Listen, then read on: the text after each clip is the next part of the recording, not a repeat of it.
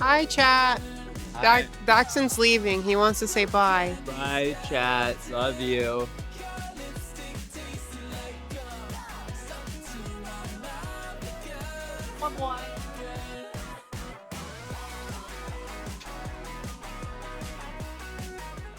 Turn down the music.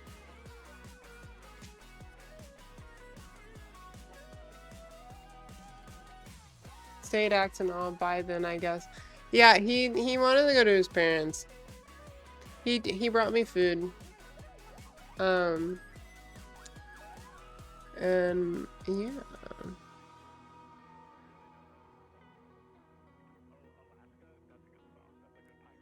Ah, sleepy. Hi, champ. How are y'all today? Hi, Nizkit. Hi, Fan Clan. Hi, Dingy Wingy. Hi, Anthony. Hi, other Anthony. Wait, what? We have Anthony JC1 and M_Anthony today. We got 2 Anthonys. More the merrier. Hello, Seer J. Hello, Orstrix. Hello, BBO. Hello to permanent username. And is that everyone? Yeah, that's everyone so far.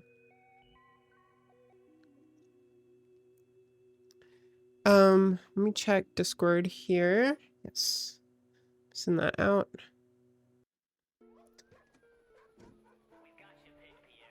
Oh, this song's a fucking bop. Slicing the blood on the floor. So do you wanna cry with a cross? No, I don't. Why am I so violent? I don't even need to try. I'll take this gun and let it fly. At all your fire. You're painting the new wing? No, I'm not painting the wing. I don't have the wing. No, I don't. Why am I so violent? I don't even need to try. I'll take this gun and let it fly. At all your fire. All right. Is the music too loud or quiet? here. Turn it on a little bit. Peachybunnn, high broke. A little eepy. But mostly because I woke up like 2 hours ago.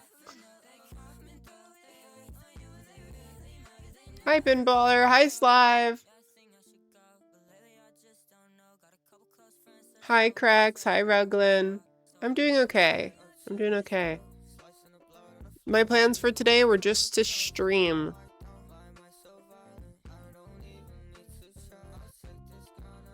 Hi, Joelface. Welcome in.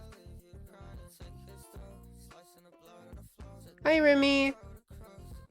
Hi, Toast. BRB, no worries, Dingy Wingy.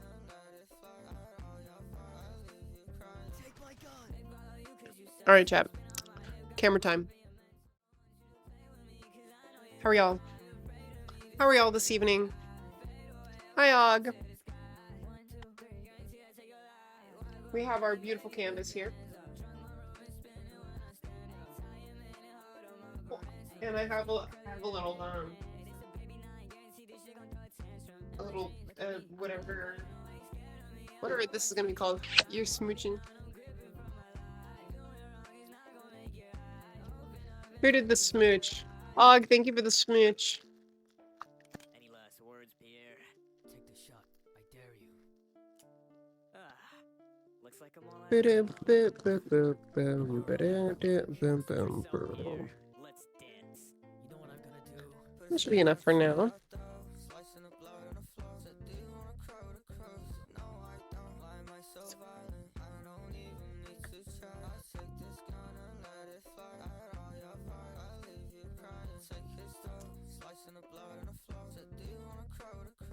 Be back in 15 minutes. No worries. No worries. All right, chat. So some of y'all may remember that around Sweet! I think First stream in Kiwi, a while. Glad to see you, Peachy. Kiwi, thank you so much for the resub. How many months is that now? 11 months. Oh my gosh. Nurse vibe going on. It's not meant to be nurse because I do have an apron, but the apron's for paint, not for like blood and stuff. But I like nurse vibes is a compliment. I take that as a compliment.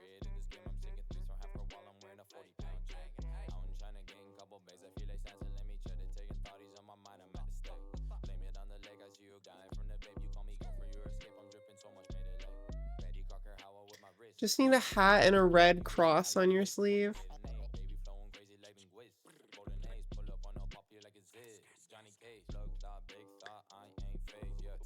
Could just paint a red cross. Can't waste the paint. But yeah, so as some of y'all may remember, about, I'd say, let me turn this down a little. I think it was like September or so of last year, I was talking about how I wanted to do a painting for a Christmas gift for Daxton, and Sweet! That it was going to be Steven Universe themed, and then I never got around to it. And you know, end of year is big cosplay time. Halloween came up, all of October I was busy, and then I was prepping stuff in November, and then December is another big busy month in terms of doing stuff. Evelyn, happy Pride, welcome in. Sweet! 18 months. Zombie, thank you for the, it says 19 months on my end. Thank you for the 19 months.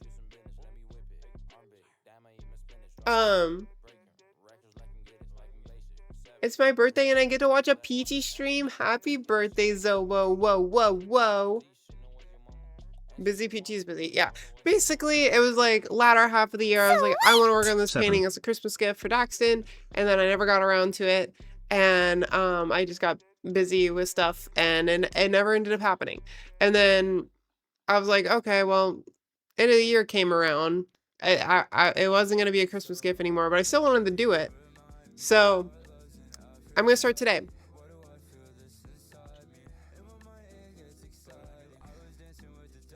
I already have a sketch done. It's he has a specific image that he wants to be recreated almost bar for bar. It's gonna be based off this layout, but without garnet. Garnet won't be there. And then he wants this color scheme. So like these pastels.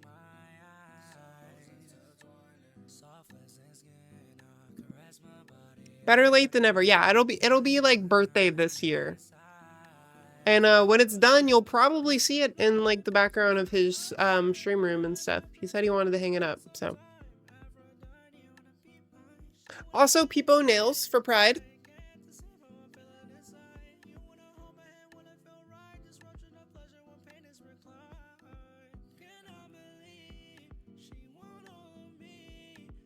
Pride nails. I got them short this time. My long ones were starting to crack, so I got them short. I'm hoping it'll make them last like significantly longer, because I can't like crack them on stuff this way.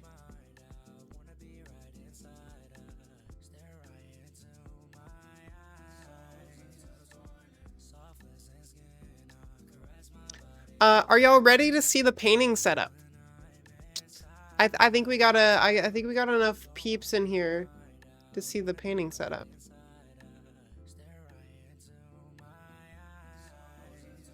Nails looking wonderful, thank you. Y'all are very sweet today.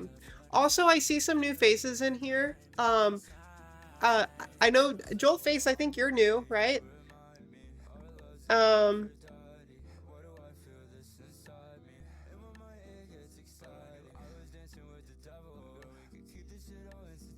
Remy was new. Brainless is new, I think. I don't recognize those names. So I want to say welcome. I found you from your YouTube guides. I really want to make more YouTube guides. I'm so lost on what I want to do with my YouTube channel. Nothing I've ever done has really worked. And I've always just put more effort into the platforms that like I get the most growth from, right? But I have some ideas to make it more feasible for me, and I want to put them into action. But I want to put a lot of things into action, and it doesn't really happen. So we'll see where it goes. But I'm glad you liked it.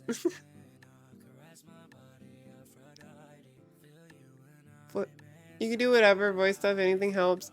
Yeah, I want to cover a lot of like, basically I want to get more into like affiliate links for various things as a way to monetize tutorial content. Like, obviously get behind products that I really stand for and that I personally use, and then make more in-depth tutorials on how to use those products and how they affect what I do, and then obviously give links to them, whether it be through like Amazon or like a commission through a specific website, and then like send traffic their way and get commission off of that as a way to like monetize the tutorial content that I normally wouldn't make money from, you know, because like I make like nothing from YouTube. So, and then it's only and then it gives a reason for the content to be good, right? Because like if the content's not good, no one's gonna want to no one's gonna feel a need to want the products that are shown, right? So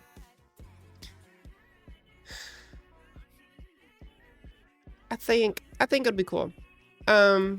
There's a lot of people that have a lot of success in the like trans tutorial space that have very low budget in terms of like their editing and what they do. They basically just like sit in front of a camera and talk, and then they just like trim down the talking segments. That's it. And it's definitely something I could do. And want to try to do. Hi Riley, welcome, welcome. Cute color claws, thank you Milky. Just got here, welcome in Tien. I didn't hear anyone say they wanted to see the painting setup. I didn't hear anyone say that.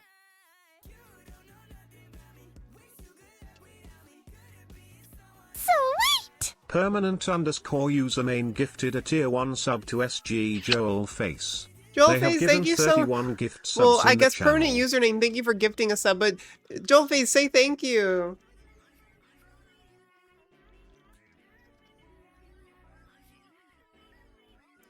Y'all are so sweet. Show us the setup. Let's see, want to see it? Okay. There's enough people, I suppose. All right, chat. Are you ready? This is the Painting with Peachy setup.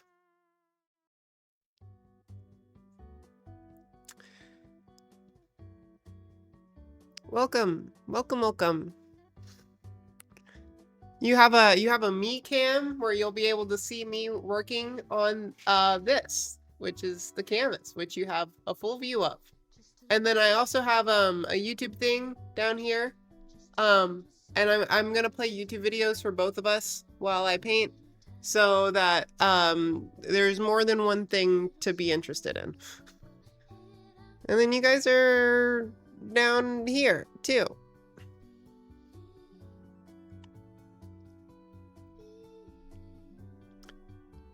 It'd be a good Halloween. Wait, what? Thought I was gonna see Nurse Peachy. Oh. I've been compared to a nurse a lot today.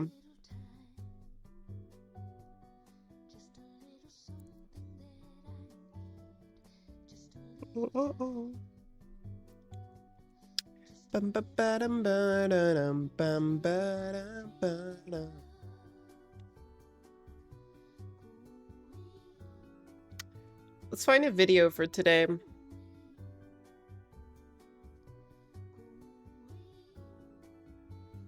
Being human. Craziest hijacking. April 7th, 19.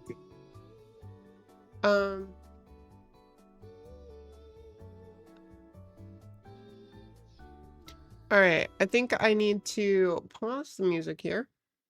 And I'm gonna go ahead and lower.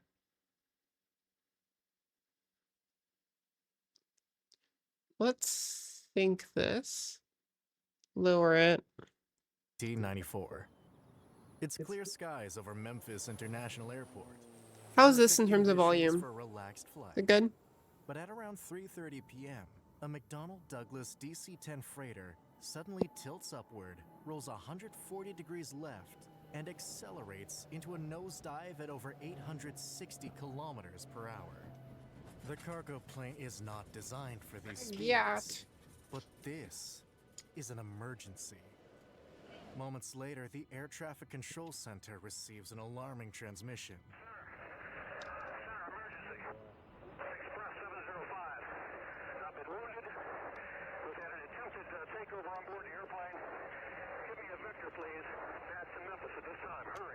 On board the plane are 4 Federal Express employees.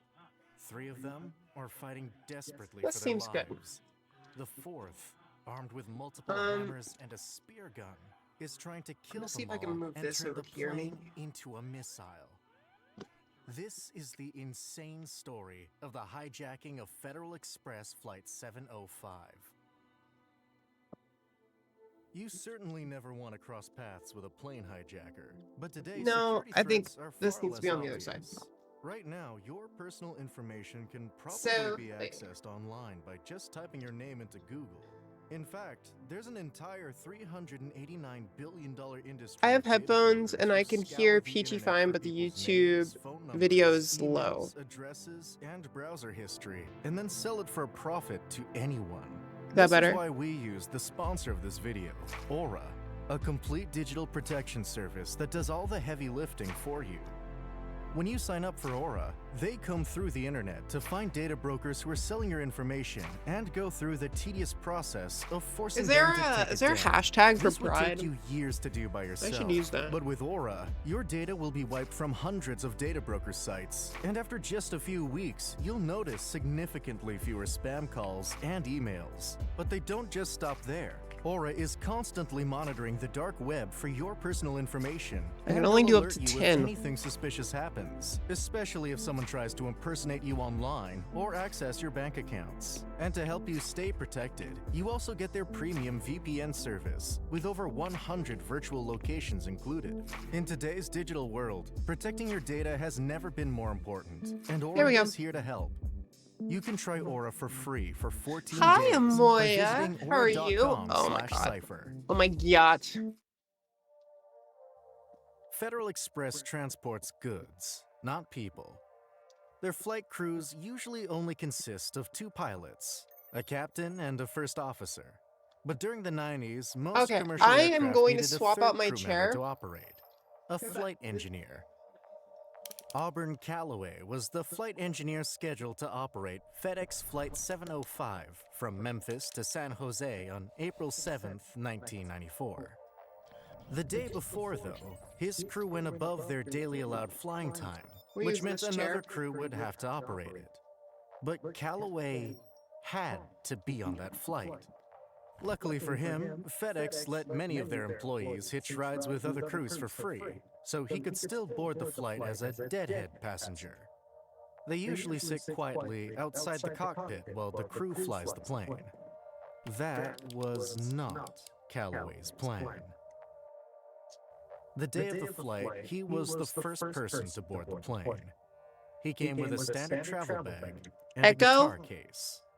Where's the echo After him from? came the replacement flight engineer, Andrew Peterson. FedEx employees jumped on flights with other crews every single I'm day. dealing with so storeroom stuff. Peterson Oh, thought it's okay. nothing I'll of be live for a Calloway. while. He did notice, oddly, that the captain's cockpit voice recorder was in the off position. Strange, but he just flipped it back on. Captain David Sanders and First Officer James Tucker arrived later.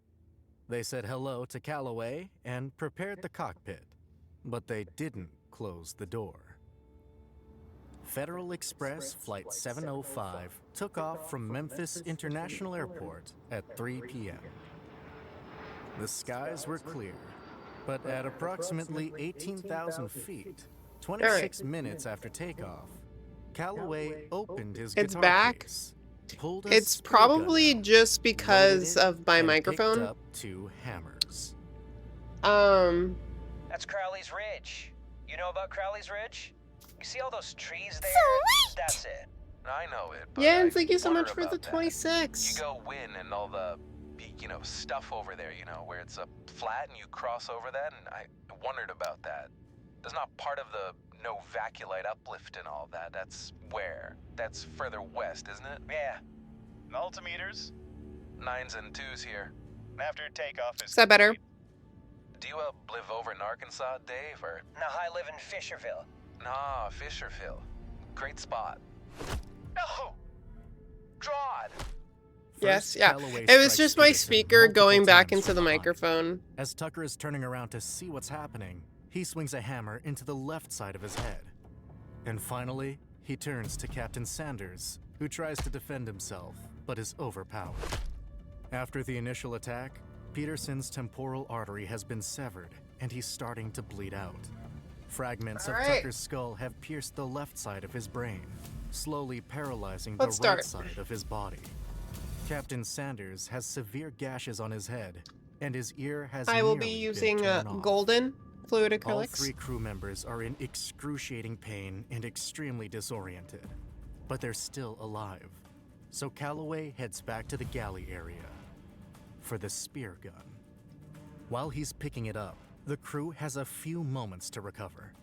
Captain Sanders undoes his seatbelt and begins slowly stumbling towards the door, while Peterson and Tucker regain consciousness.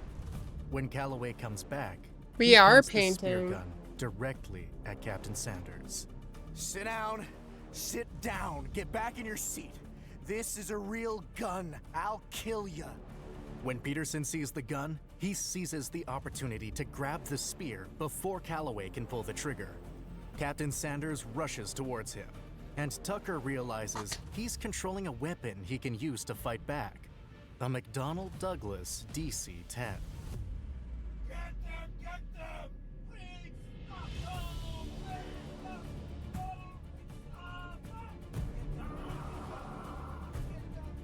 Tucker pulls back the yoke and puts the DC-10 on a 15-degree slope. This makes Calloway, Peterson, and Sanders fall through the door into the galley. They begin fighting for their lives. Tucker, who's flying the plane manually and has experience as a Navy fighter pilot, is now treating this as an active combat situation. The best way to proceed is to engage Calloway directly, because when he's on the defensive, he's predictable. While the fight rages on, Tucker rolls the DC-10 left by 140 degrees, almost completely inverting it. The fight in the galley is now happening on the ceiling. But while Tucker's maneuver was useful, it also hurt Sanders and Peterson. They're both losing blood, getting weaker. During the commotion, Calloway manages to strike Captain Sanders again. In the cockpit, Tucker's skull fracture has now paralyzed the entire right side of his body. But despite this, how big is this canvas? I think it is 24 by 36. Shaking as the speedometer tops out at 860 Spaceberry, thank you per for the hour. follow. But the plane is going much faster. No DC-10 has ever flown at this speed, and they are not designed for complex aerial maneuvers. At this point, the plane's elevator wings begin to shake uncontrollably. If Tucker doesn't slow down, or if he levels off too quickly, the plane could fall apart. Peterson and Sanders are now fighting Calloway on the galley's wall, and he is winning. At this point, they're only fighting because of adrenaline. Once again, Calloway hits Captain Sanders in the front of the head, and Peterson has lost copious amounts of blood.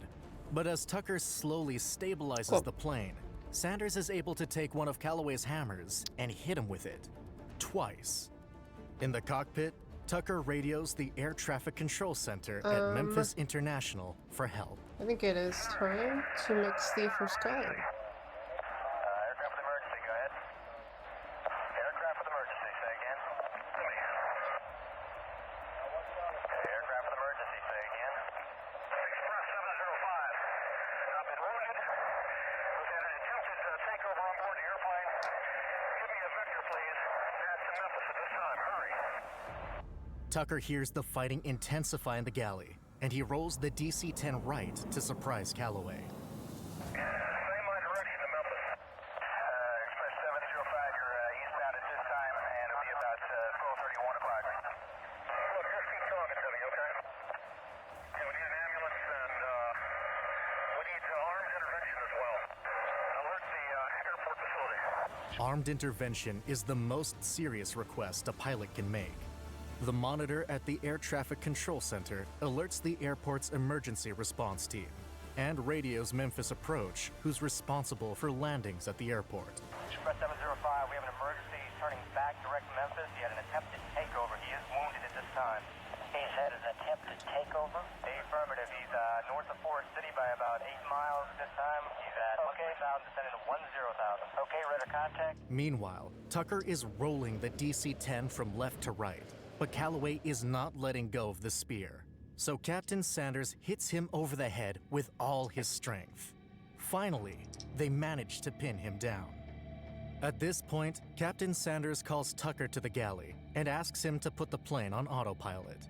He does, but the plane is flying away from Memphis Airport, and no one is answering the radio. I've been wounded. He sounds like he's in bad shape. Okay. Get us back over. I'll try to get him directed toward the airport. Did they subdue the assailants or what?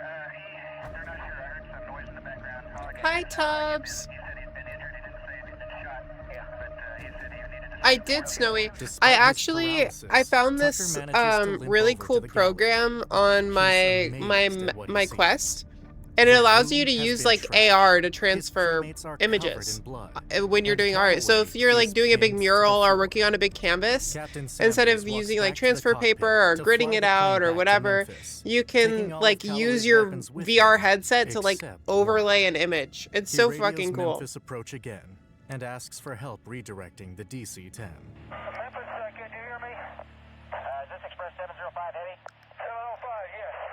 705 Heavy, Memphis, Roger. I do hear you. You can proceed direct Memphis if able. Expect runway 9er. The altimeter is 3029er. You understand we're declaring an emergency. We need security to meet the airplane. We'll stop it on the runway or we can. At the airport, We're doing watercolors. SWAT We're doing teams, firemen, and acrylics. ambulances are ready to Acrylic approach paint. the DC-10 when it lands. But that won't be simple. The airplane is over 16 tons above the recommended landing weight, most of it fuel, because it's been in the air for less than an hour.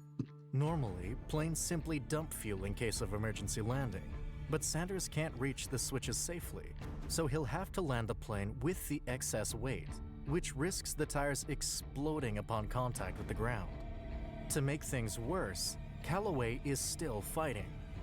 Sanders can hear the fight intensifying from the cockpit, so at around 7,000 feet, he makes a hard decision: to level the airplane, place it on autopilot, and kill Calloway.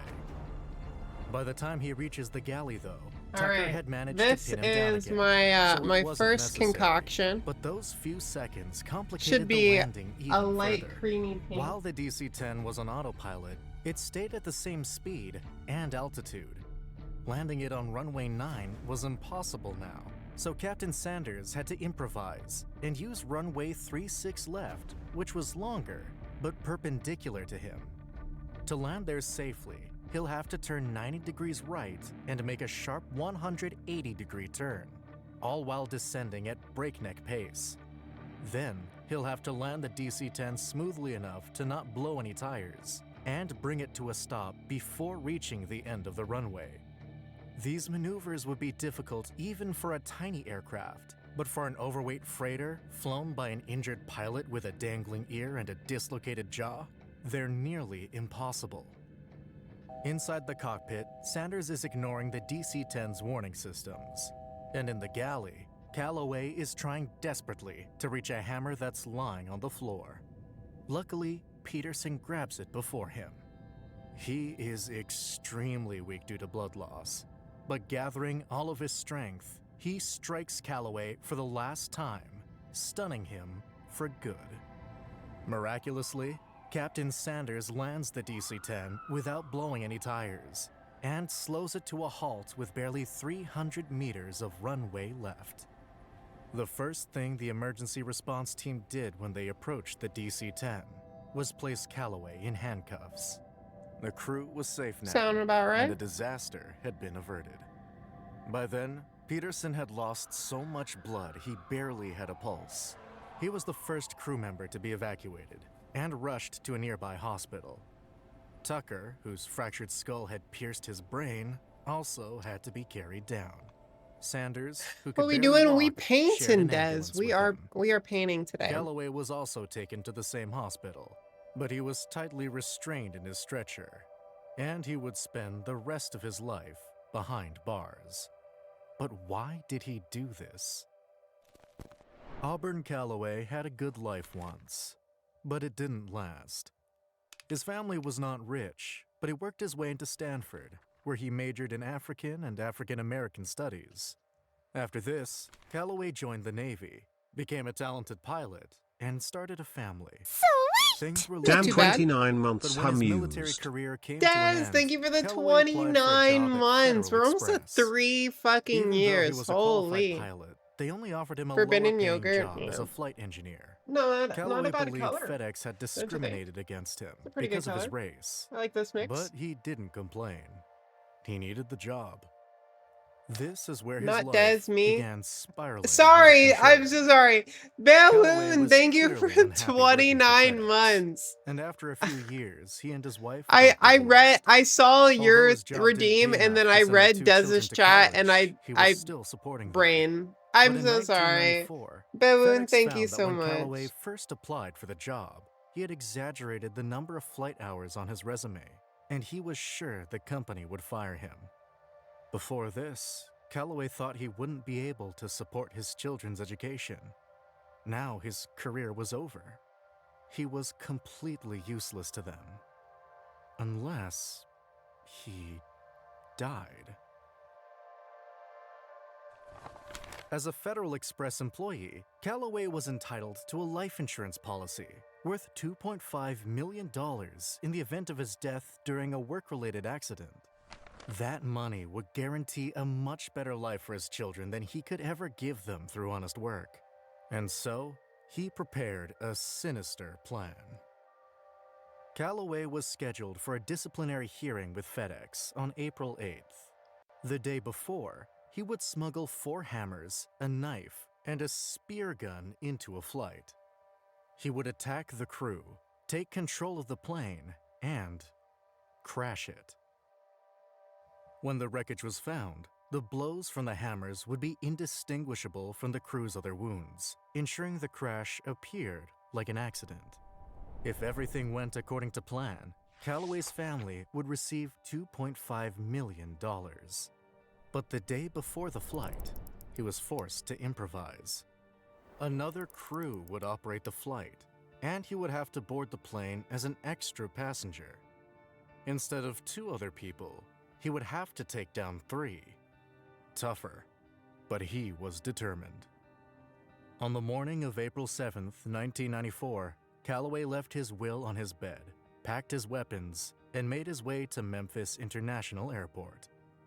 He was carrying a note for his ex-wife, which read, "I would much rather go on a date, time, place, and a method of my own choosing.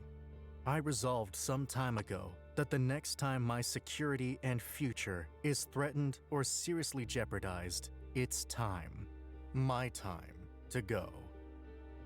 Fighting Calloway, maneuvering the aircraft, and landing it safely like Peterson, Tucker, and Sanders did was an incredible feat, especially considering their traumatic injuries. Tucker needed 3 major operations and 2.5 years of therapy to relearn how to walk and talk, and no one from the crew was ever medically fit to fly again. On the bright side, the event made them great friends, and in May of 1994, they received the Airline Pilots Association Gold Medal Award for heroism. It's the highest honor a civilian pilot can receive. Meanwhile, Calloway was charged You're doing better at with attempted multitasking than I piracy, can. for Thank which you, he Snowy. pleaded temporary I may insanity. very much get carried He was away and found like guilty forget and is to currently talk. serving 2 So, consecutive life sentences if in you a say federal something, prison you without can the feel free to chance for say it more parole. than once. Calloway's intention was to And cause an accident. I will respond when I see it. Several I promise. people, including members of the crew, believe he would have crashed the plane into the FedEx headquarters in Memphis International, doing untold damage to the company and taking countless lives with him. He was supposed to have boarded the flight that day with his usual crew, 1 other man and a woman. Considering that he was 6'2" and a black belt in martial arts, and armed, it's reasonable to assume that he would have succeeded. But this crew exceeded their 8 hours of daily allowed flight time by 1 single minute. 60 seconds. I remember you said something last year about wanting to do this Auburn painting. Calloway Yes. was on board with And Andrew I'm finally Peterson, getting around James to it. Tucker, and David Sanders. It's only thanks to their heroic deeds and this remarkable coincidence that one of the most disastrous events in aviation history was narrowly avoided.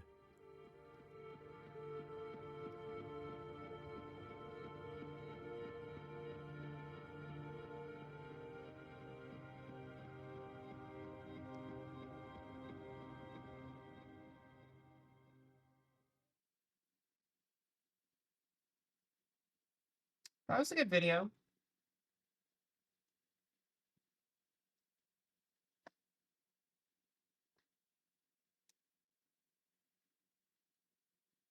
I'll start a new one here in a sec.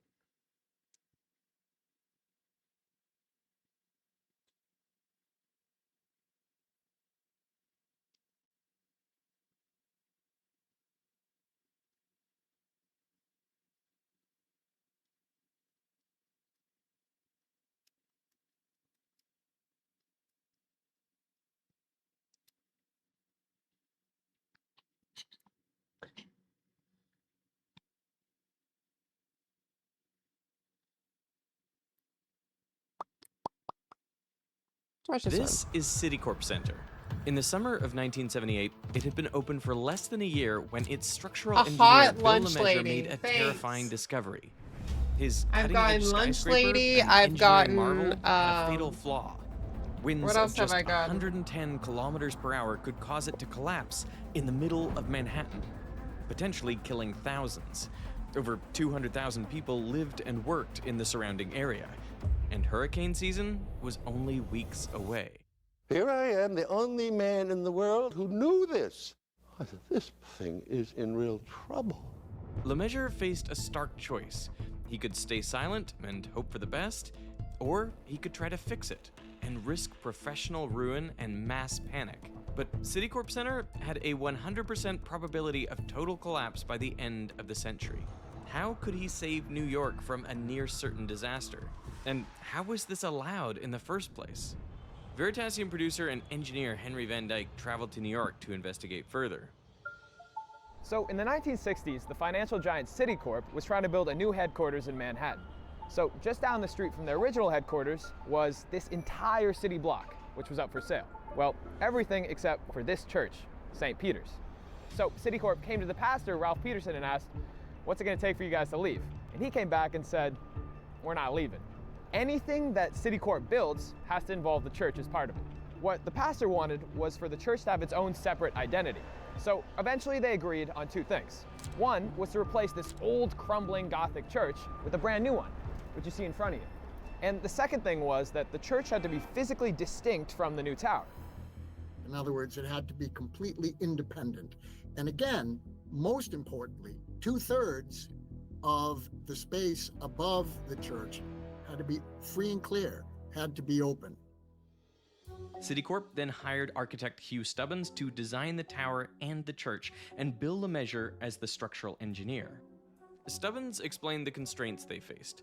The church needed to be in the exact same spot, and they needed to build the tower around it. If they were to maximize the floor area, they would have to notch out one corner of the tower for the church.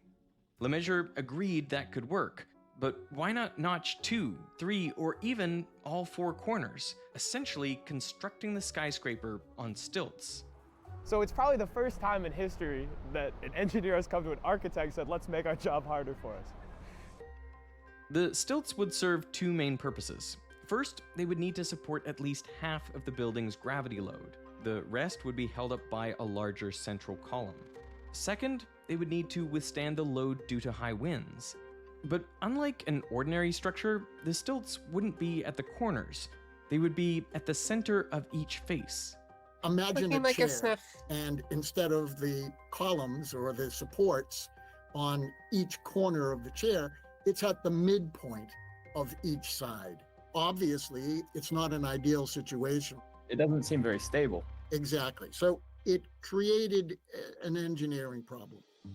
As Lemessurier considered the problem, he suddenly had a flash of inspiration. He grabbed a napkin and sketched out an idea.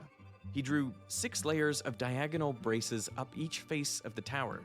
These chevrons would transfer the forces to the middle of each face and down to the stilts.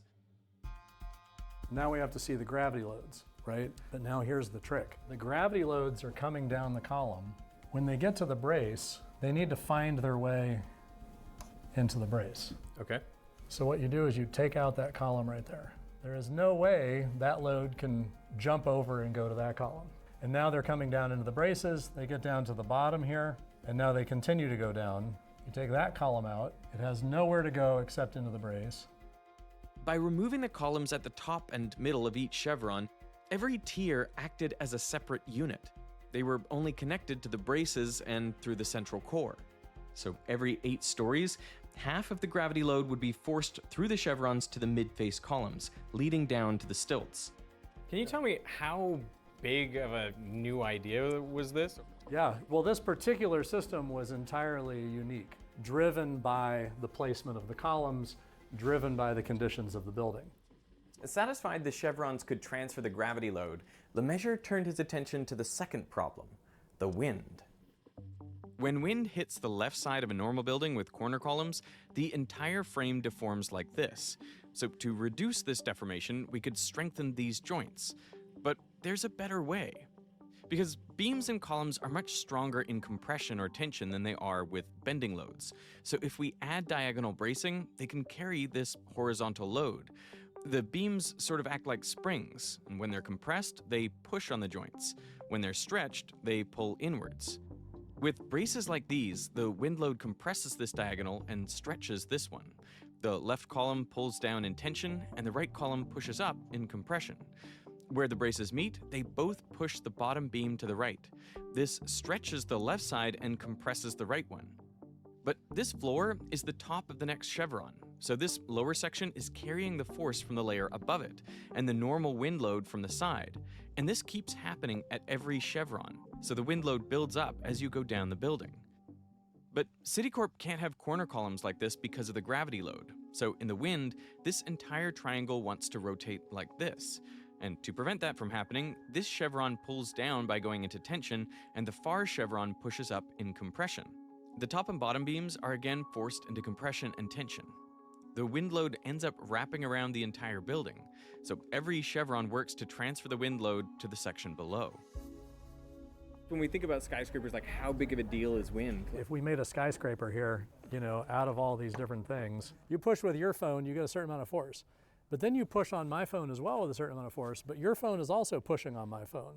And so that's the shear in the building, what we call the building shear. It increases as you go down the building. You know, at the 10th floor, you may have a smaller force than at the 60th floor, but the total force of the 10th floor is like carrying everything above it. So it's much bigger than what's going on at the 60th floor. So these chevrons were key to Lemaitre's design, but the braces were massive, almost 40 meters long end to end. So even if you could fabricate a steel brace that long, there would be no way to get it through Manhattan. You've already so seen instead, it 3 times. It was sent That's so in pieces funny. to be welded together on site. The chevron bracing solved the wind and gravity load issues, but it also created a different problem. Because of the chevron bracing system, they were able to save a lot of money and weight. It was a lighter construct than most other buildings in New York. I think it was 22 pounds a square foot, which is very light. Unfortunately, that made the building swayable. It could move in the wind. That wasn't necessarily a structural problem. It was just, it could have been uncomfortable for the patrons. The way they could solve this was just, let's add more structural steel and make it a lot stiffer. But the solution that Lemaitre came up with was far more elegant. He adopted something that had been regularly used in bridges, power lines, and ships, but never before in a building: a tuned mass damper, or TMD. So we're here at Stark Laboratories, and I'm not with Iron Man, but instead the Columbia Space Initiative, a student team here on campus who has helped us build this incredible tuned mass damper kind of system. We'll use this cart to represent a building. By pulling it back and releasing it, we can excite its resonant frequency. And then we'll put on a little pendulum, aluminum rod, and a mass at the bottom.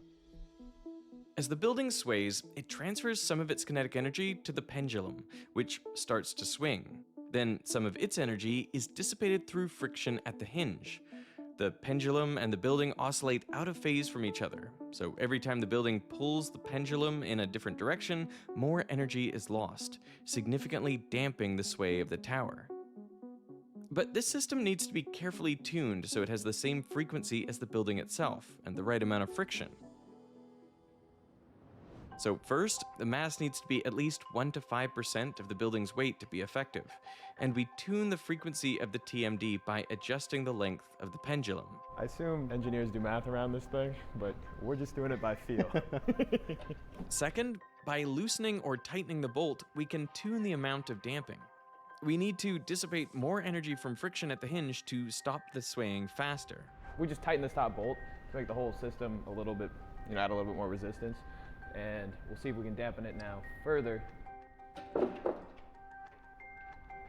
Ooh, much different, yeah. Yeah, that looked great. That was so quick. Yeah, that was. It is cool when an experiment works. Does not always happen. There are many different types of TMDs, like pendulums, liquid columns, and a large mass on springs. Lemaitre used this last one in Citicorp. What you see is a mass of concrete, which is 29 Hi, feet Boca. square and about 8 feet thick and weighs 400 He thought it was Schlatt tons. talking. Sorry, I'm very distracted today. How was your camping trip? Are you still in the one? As Citicorp sways to I one saw- side, I saw on the Twitter block you were starts to move in the same rain. direction. Some energy is dissipated through separate viscous dampers. Citicorp's oscillations are damped through those energy losses as the block oscillates out of phase to the building's motion. Lemessurier expected the damper to reduce the amplitude of swaying by roughly 50%. I'm And back he from saved camping. I around $4 million survived. I'm by glad you not needing an survived. additional 2,800 Was tons of it structural totally steel. measurable or was With it both tolerable? the chevron bracing to channel forces to the stilts and the tuned mass damper to reduce sway, Lemessurier was convinced the building was structurally sound. On Citicorp Center's opening day in 1977, it was the 11th tallest building in the world. It was described by the press as an acrobatic act of architecture. Later, the American Institute of Architects even gave it an honor award, calling it a tour de force as a stylish silhouette in the skyline, and for the pedestrian, a hovering cantilevered hulk. So then, it's This is going my first time swimmingly camping. I had a for blast, years, even right? if it was Well, it's miserable. going swimmingly. It was brutal. It for rained about about a an year. inch in 3 The first hours. hint of Oh my trouble came god. in May 1978. I used to do was camping talking as a with another kid. client about welding I hated similar it. chevron braces. I hated it The so much. architect and the steel fabricator I am not said, an outdoors "Tell me, person. how did those welded braces work out? Seems But like I'm glad overkill," you had they fun. thought. And Lemessurier says, "Yeah, they Sorry, were left-handed or fine. Let me right-handed? I'm call my confused because guys of in New American. York, I am and I'll check." right-handed. This is So my right he puts a hand. call into his office in New York, and they say, "Oh, Bill, didn't you know? We bolted those connections." The contractor had suggested saving $250,000 by using I won't bolts be to doing attach it the again, braces Lemessurier. instead of welds, and Lemeasure's firm had agreed.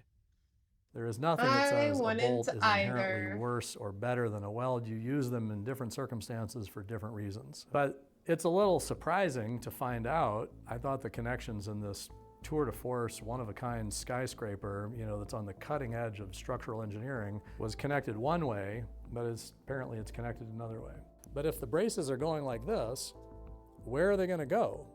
You only need the weld when the braces are going like this. Since the gravity load was always compressing the braces, some of the chevrons Happy only Pride went Month to into you tension too, under Hannah. very high winds. And even then, it wasn't a lot of tension.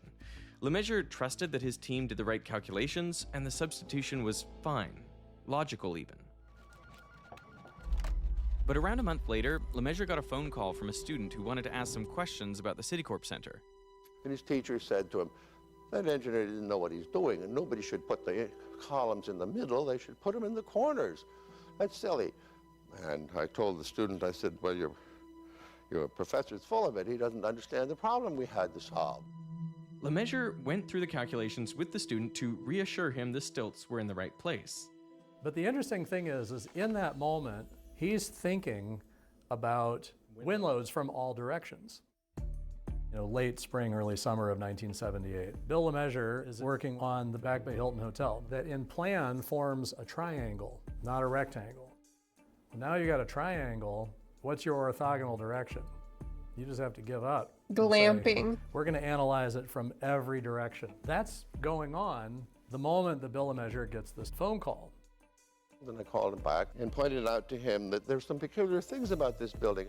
The worst loading case was not the diagonal, but it was the ordinary wind that everybody thinks about. The wind pushes straight on the building. That was the critical case. He said, you know what? I've been getting all these calls from all these people. I'm going to sit down and explain this thing. He decided to double check what happens to the building if wind is hitting a corner of the building, not straight on one of the faces. These are also known as quartering winds. So he split the wind into its perpendicular components, so the west side and north side are hit by the force divided by the square root of 2. He computed the forces for each, as we did before, and summed up the result. But then he noticed something strange. And now we look at the diagonals. The stresses in half of them vanish, and in the other half, double. Since the force on each side was F over the square root of 2, these beams get double that. Compared to Lemessurier's calculations for the perpendicular wind load, the forces here were 40% Hi, higher. Christina. How are you? So 1.4 by itself is not enough. I hope you're doing to good wreak today. havoc. Okay, it may be, but it may not be. Okay. So then the question is, well, what happens? This increase in forces wouldn't have mattered in the original design since the chevrons were fully welded together. But that wasn't the case anymore. Lemessurier remembered his earlier phone call. The welds holding the chevrons together were swapped for bolts. How did his team calculate the number of bolts per joint? Did they consider quartering winds? It would be a miracle if they ever thought that through to think about the diagonal wind. It just wasn't in the nature of anybody. So I had a bit of a worry. I didn't panic right away, but I decided to go down to New York to my office. LeMessurier requested the building diagrams and pored over all of the connections. He looked at how his firm calculated the number of bolts. There was no question they had taken the straight-on wind, not the diagonal wind. Although wind speed is highest at the top of the tower, the wind shear builds up as you go lower. Looking at this brace around halfway down the tower, the perpendicular wind load is 454 tons. Because of the skipped columns, all of these braces carry the same gravity load, just 340 tons, from the 8 stories above. Paint by number? The No, gravity this load is builds up in the center paint column, by not my in the sketch. braces, which means there are 114 tons of tension in this brace. If each bolt can withstand around 28 tons, that would require 4 bolts. The original calculations said just 4 bolts were enough, so that was all they used. But when he added quartering winds, LeMessurier's calculations showed there were some braces that needed far more bolts. At this particular part of the building, which I can show you on my calculations, is right about here. And Bill LeMessurier talked about the 30th floor. I always wondered, why was it the 30th floor? The 40% increase from quartering winds means that this brace has a wind load of 635 tons. The tension in the brace is now 295 tons, over double the original calculation. So these braces actually need around 10 bolts, not 4. But then it turned out they had done something else. LeMessurier's firm considered the braces to be minor structural elements. They didn't use the right factor of safety to calculate the number of bolts. They should have overestimated the tension in the brace by underestimating the gravity load. With only 75% of the gravity load, the tension in the beam is now 380 tons. So they really needed 14 bolts, but they used only 4. This thing is in real trouble.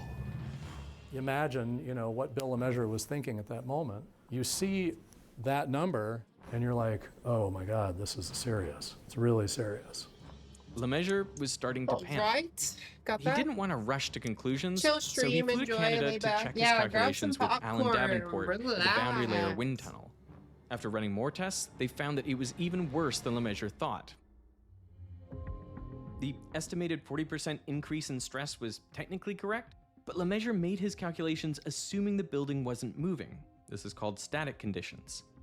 But the wind tunnel gave LeMessurier a dynamic analysis, how the forces change when the building is moving around. To LeMessurier's horror, the wind tunnel analysis showed that the stresses could increase up to 60% more than originally anticipated. LeMessurier squirreled himself away in Maine and worked through the data from the wind tunnel again, joint by joint on every floor.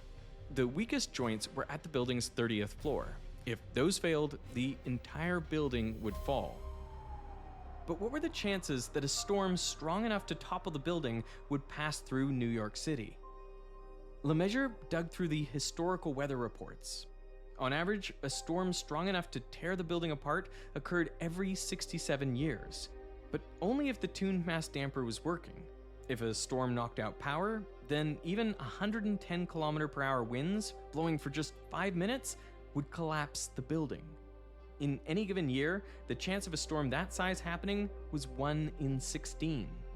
Just 1 year before Citicorp was completed, wind gusts of 110 km/h roared through New York City as Hurricane Belle passed through. What do you think this moment was like for LeMessurier when he ran these calculations?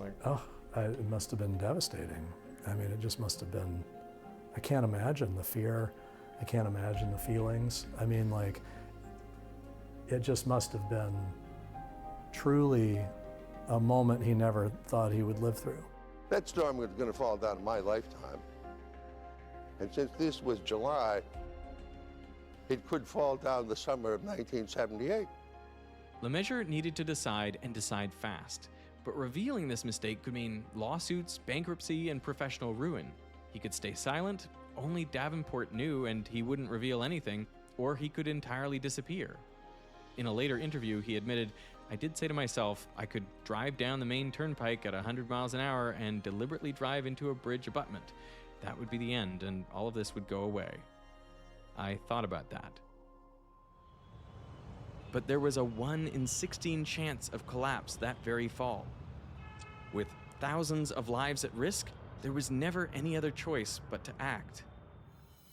After speaking to a few lawyers and other engineering experts, LeMessurier told the architect Stubbins, and together they informed Citicorp's chairman, Walter Wriston. Within hours of that meeting, LeMessurier acquired emergency generators for the tuned mass damper.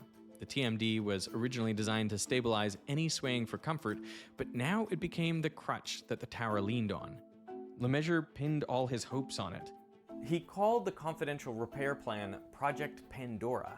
But that sounded ominous, so he came up with the Special Engineering Review of Events Nobody Envisioned, or Project Serene for short. Each night, welders would enter the building after everyone left, rip off the sheetrock around the chevron beams, and then weld 2 5-centimeter thick, 2-meter long steel plates on each joint. Like Band-Aids, literally Band-Aids on both sides of these joints. After, they'd replace the wall and clean everything up before the office workers came back the next morning. They needed to weld over 200 joints, and LeMessurier ranked them by importance, starting with the ones on the 30th floor. But the repairs wouldn't be completed before hurricane season, so Citicorp worked with the Red Cross to develop a 10-block evacuation plan. Like, how many people were at risk in the building, and if it fell, would it affect other buildings? Like, were there chances of it leading to something more disastrous? Absolutely. This would have toppled, and it would have toppled into another building, which would have toppled into another building, which would have continued a horrific process. So it was untold what the ultimate effects could have been. I mean, like, just the evacuation plans were how many people? Thousands. The building itself housed thousands. And then the residents and the businesses surrounding the building, it was into the thousands. Despite the risk, they decided not to tell the public, or even the office workers in the building. No one wanted a mass panic. Instead, they fitted strain gauges on important structural members. The gauges monitored the skyscraper's every bend and twist from a comm center 8 blocks away. At least that would give them a little bit of warning. But this plan required new telephone lines, and the phone company wouldn't get around to doing this for months. So Citicorp's chairman immediately called AT&T's president, and the lines were installed the next morning. Now, you might not be able to install emergency telephone lines at a whim, but you can still stay connected no matter what. It's probably not that important. Henry, can you hear me? Hello? Team Veritasium travels all over the globe for our videos. We traveled here to New York to visit the Citicorp Center, and there's one really annoying problem. It's hard to stay connected with the rest of the team while we're on site. We either have to pay ridiculous roaming charges, find a local SIM card and hope it actually works, or search around for public Wi-Fi that might not be the most secure. That's not something we want to be dealing with while making a video. So Saley makes it incredibly easy and affordable to stay connected while abroad. Download it once and use it in over 180 countries. You choose how much data you want and for how long. It's much cheaper than roaming and super quick to set up. I just select the country and plan, then activate the eSIM before I take off, and I'm done. Then when I land, I'll automatically connect to a local network with no hidden charges. And be able to do the important things like access maps, book a car, or call your boss. So if you've got travel plans coming up, scan this QR code to download the app. Choose a plan in the country you're going to, and here's the important thing. Use our code Veritasium at checkout to get an exclusive 15% off your first purchase. Again, check out with code Veritasium. Drink water. Get connected no matter where you are. Thank you, Saley, for sponsoring this video, and now back to Project Serene. I mean, I should probably take this. But even though LeMessurier tried to keep Project Serene under wraps, people started asking questions. On August 8th, Citicorp released a statement about the repairs.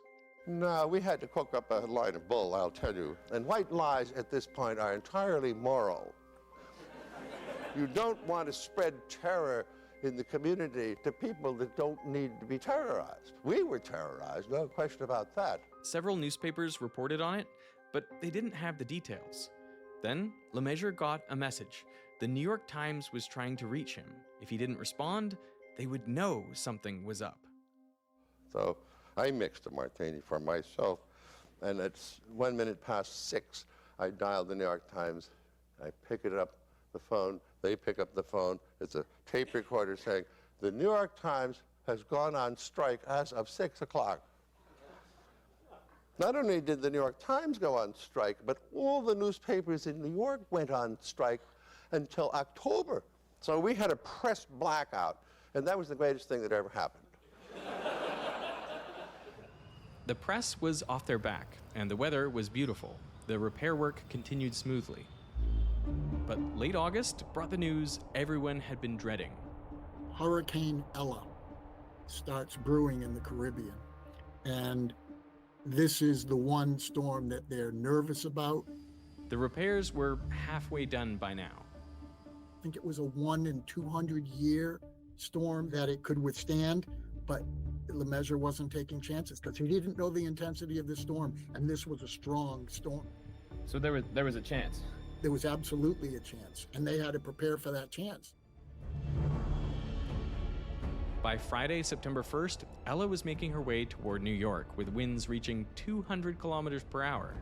City officials braced to start the evacuation.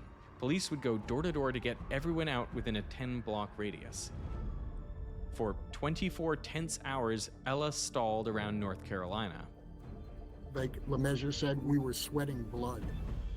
But sometime in the night, Hurricane Ella veered off into the sea at the last minute. It intensified and hit Canada with peak winds of 225 kilometers per hour. But Citicorp was safe. LeMessurier described that next morning in New York as the most beautiful day that the world's ever seen. They completed the repairs in October, just 6 weeks after LeMessurier told Citicorp. Now, the building, according to LeMessurier, can withstand a 1 in 1,000 storm. The repairs cost between $4 and $5 million, but LeMessurier argued that Citicorp approved an earlier building design that cost $5 to $6 million more, so they were willing to spend that much on the skyscraper anyway.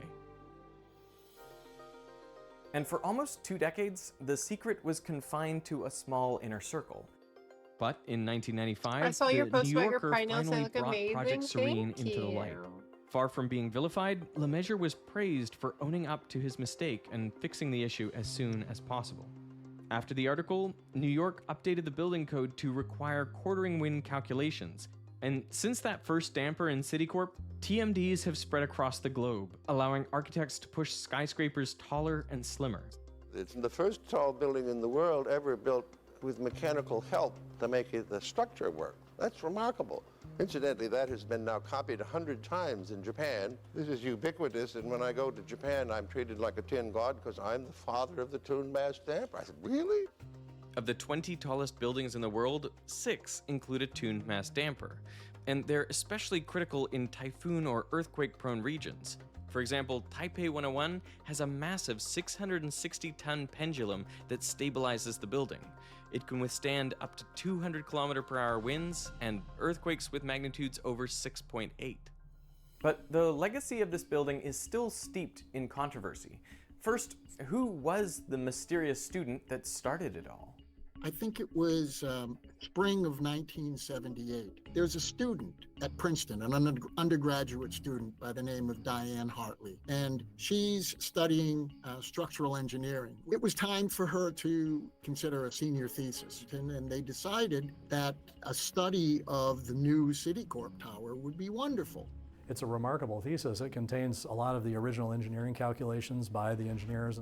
She's looking through the documentation, where did they consider quartering winds?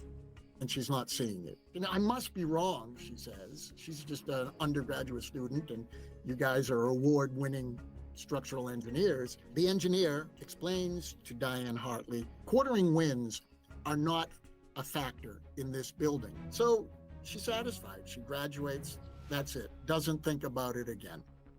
But a year after the New Yorker article, the BBC released a documentary on the crisis. And so she was holding her baby, and she turned on the television, and lo and behold, she heard them reference a conversation with a student, an engineering student from New Jersey, reaching out to LeMessurier.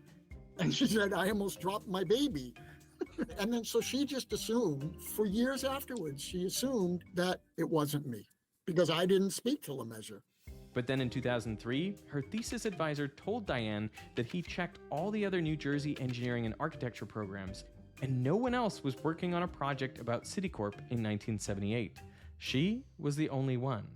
She never spoke to Lemessurier personally. She never claimed to speak to Lemessurier personally. The assumption was that either Lemessurier was mistaken and that it was Diane Hartley who made the call, it was a female, or more likely that Lemessurier was basically tipped off by his New York engineers. Then, in 2011, a man named Lee DeCarolis came forward. And the phone call, as we understand it, came from a student at the New Jersey Institute of Technology. His name is Lee DeCarolis. He's not asking for money. He's not asking for fame or glory. He's just saying, this is interesting, and I'm the guy who made this call. And he said, yeah, I had a conversation with Bill Lemessurier, and he pretty much lined up with what Lemessurier himself said. Sadly, Lemessurier passed away in 2007 before he could confirm the student's identity. Believe it or not, 40 years later, I learned a lot of raw feeling still on this. People aren't anxious to talk about this, especially people that were involved in it. Even people that weren't involved in it, but were tangentially involved in it. We reached out to Lemessurier Associates, and they refused to respond to our request. You think that they would, the namesake for their company stood up and did the right thing, but I don't think they want to be associated with mistakes. Their project description for Citicorp doesn't even mention the repairs. The building was sold to Boston Properties in 2001, who renamed it 601 Lexington. They also didn't respond to our request for comment and refused to let us film inside the building. Further questions arose in 2021 with a new study from the National Institute of Standards and Technology. They wanted to see if quartering winds were more demanding for a building like Citicorp. Although they did conclude that the pressure from perpendicular winds was greater, their analysis didn't include any internal structure specific to Citicorp. As for Lemessurier, the engineering field still regards his actions as upstanding, and the Citicorp case is taught all over the world as a case of good engineering ethics. In fact, in my own engineering ethics course, I learned about the Citicorp building. And every structural engineer experiences this. When you actually feel the weight of the responsibility, you're saying, based on my engineering, that building is going to stand up. Nobody else worries about it. And so if you think about the emotional pressure that Bill Lemessurier was under, and then needing to come back and do something about it and to mobilize and to hold that during this entire process, it's truly a remarkable story. I mean, I can't imagine it. I can't imagine it. I said, look, if you got a license from the state and a certification from University First, and now you're going to use that license to hold yourself out as a professional, you have a responsibility beyond yourself. If you see something that is a social risk, good heavens, this thing would kill thousands. You must do something. You must do something.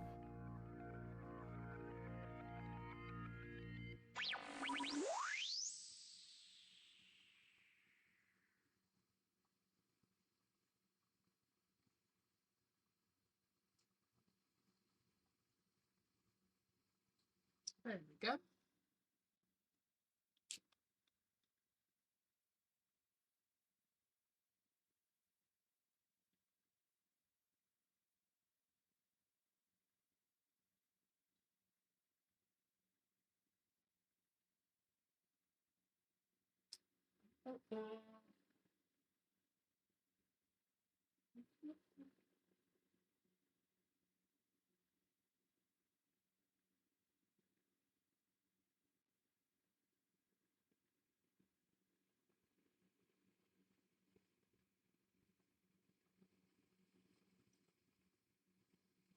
Keep, beep, steady, weird.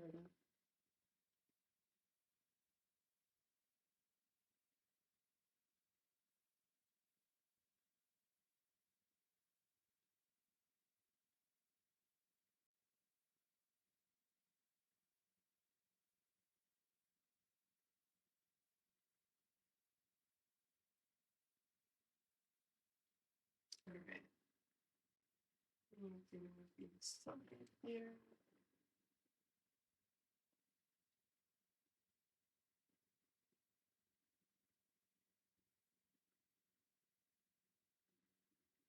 I love these paints so much. I used to work with acrylic a lot, and I'd have to do so many passes. This is nice.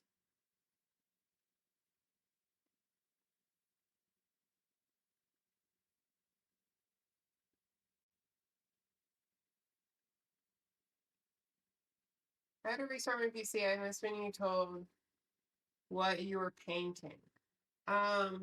This is a painting that is for Daxton.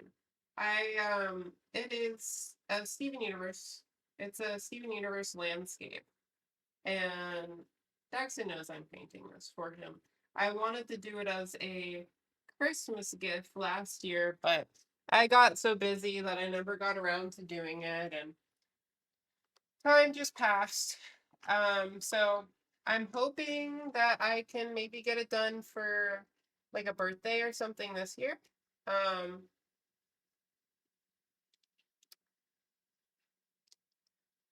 Yeah.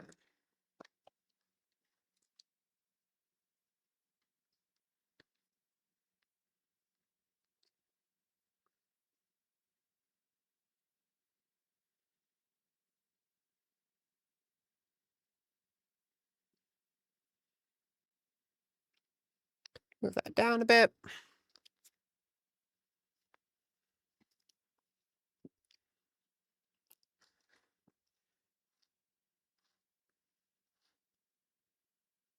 My hair is still wet.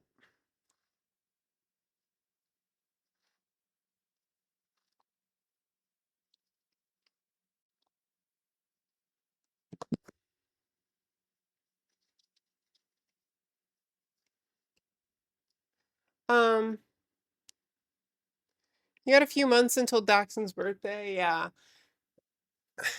I got a few months to work on it before it has to be done. And I think that'll be enough time with me, like, also working. If I was doing it nonstop or whatever, I could probably get it done in like a month. Probably less. Why did the Mars helicopter disappear? I want to find some true crime stuff.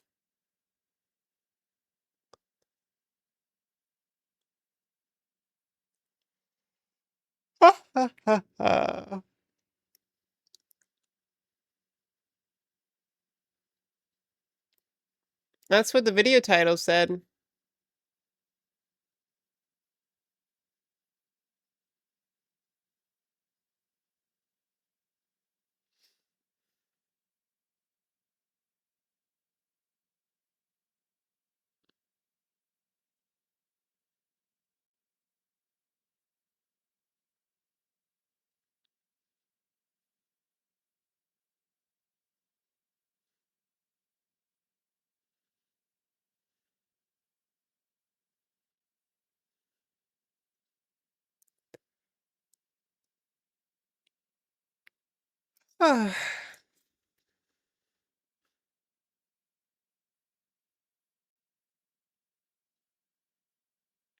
How Disney is tracking you. Hidden throughout Walt Disney World is a network of sensors, and those sensors have one job: to track you. Because while we think of Disney as an entertainment company, Disney is actually also a massive technology company. And for the last decade, they've been using cutting-edge technology to track and aggregate millions of guest movements and actions. Meaning, yes, when you're visiting their parks, they are tracking you: what you do, how you do it, and when you do it. So today, we are diving into the history and current status of Disney's proprietary I love true guest crime. tracking I love it system. too, but I didn't see Last week, anything my on my sister did an feed Auslets Monday on a with civil it, so. engineering feat at Walt Disney World about how they're able to keep mosquitoes out. So today, I figured that I would do something related to my full-time job, which is being a director of product management at a global media company, aka working in tech.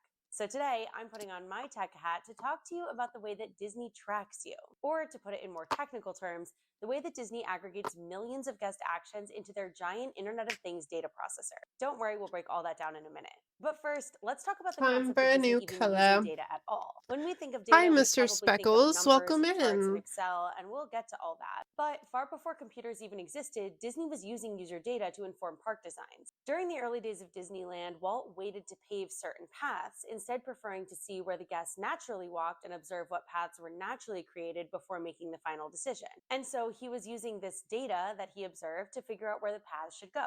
And this showcases that data has always been critical to Disney's success. Because even for something as simple as understanding how many tickets they can sell for a certain day or Where how are you much those from? tickets Yes, should I am cost, from Disney needs Texas. data to be able to operate their parks efficiently and effectively. But the way that Disney has captured data has changed over the years. And so let's rewind to the year 2008.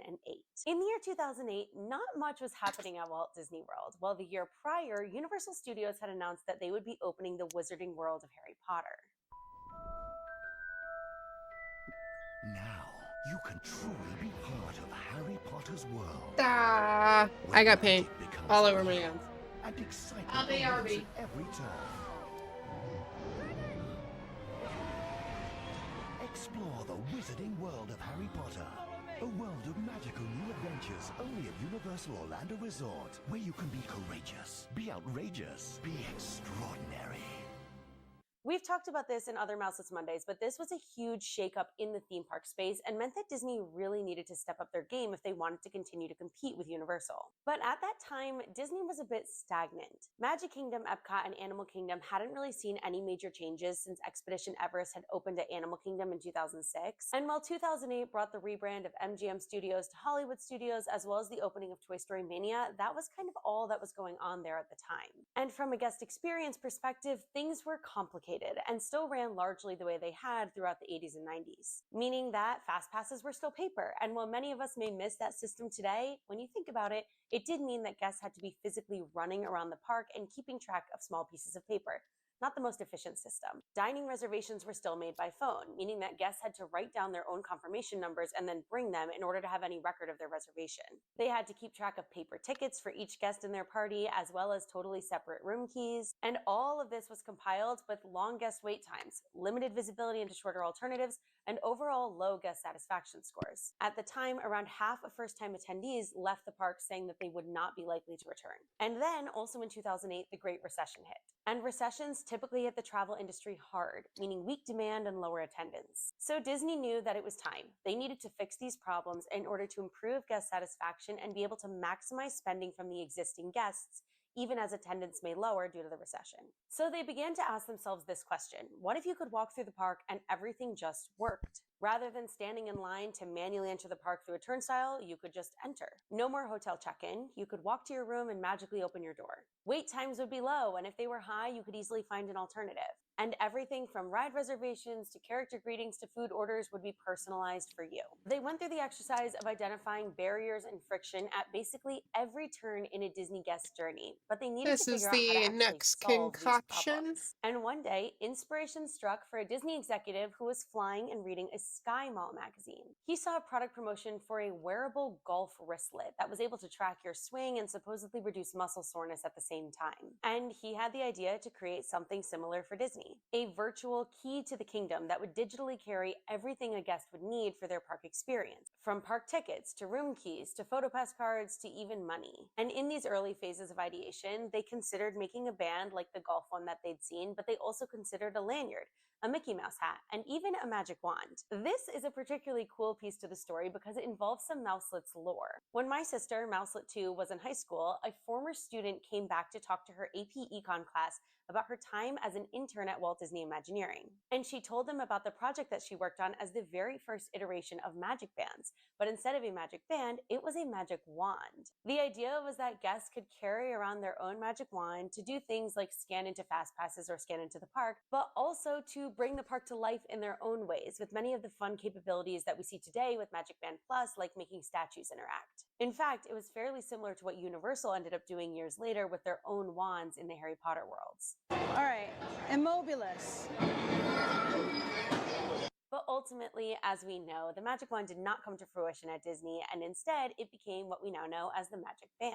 And so Magic Bands became the cornerstone for this new technology initiative, meaning that of course Magic Bands are technology enabled, specifically with a technology called RFID. Inside of each Magic Band is an RFID tag, and this tag emits radio waves. Those radio waves can then be read by various sensors, such as this one seen here from a Disney patent filing. When it comes to Magic Bands at Disney, there are two different types of sensors, This and the is first the is a color. short-range sensor.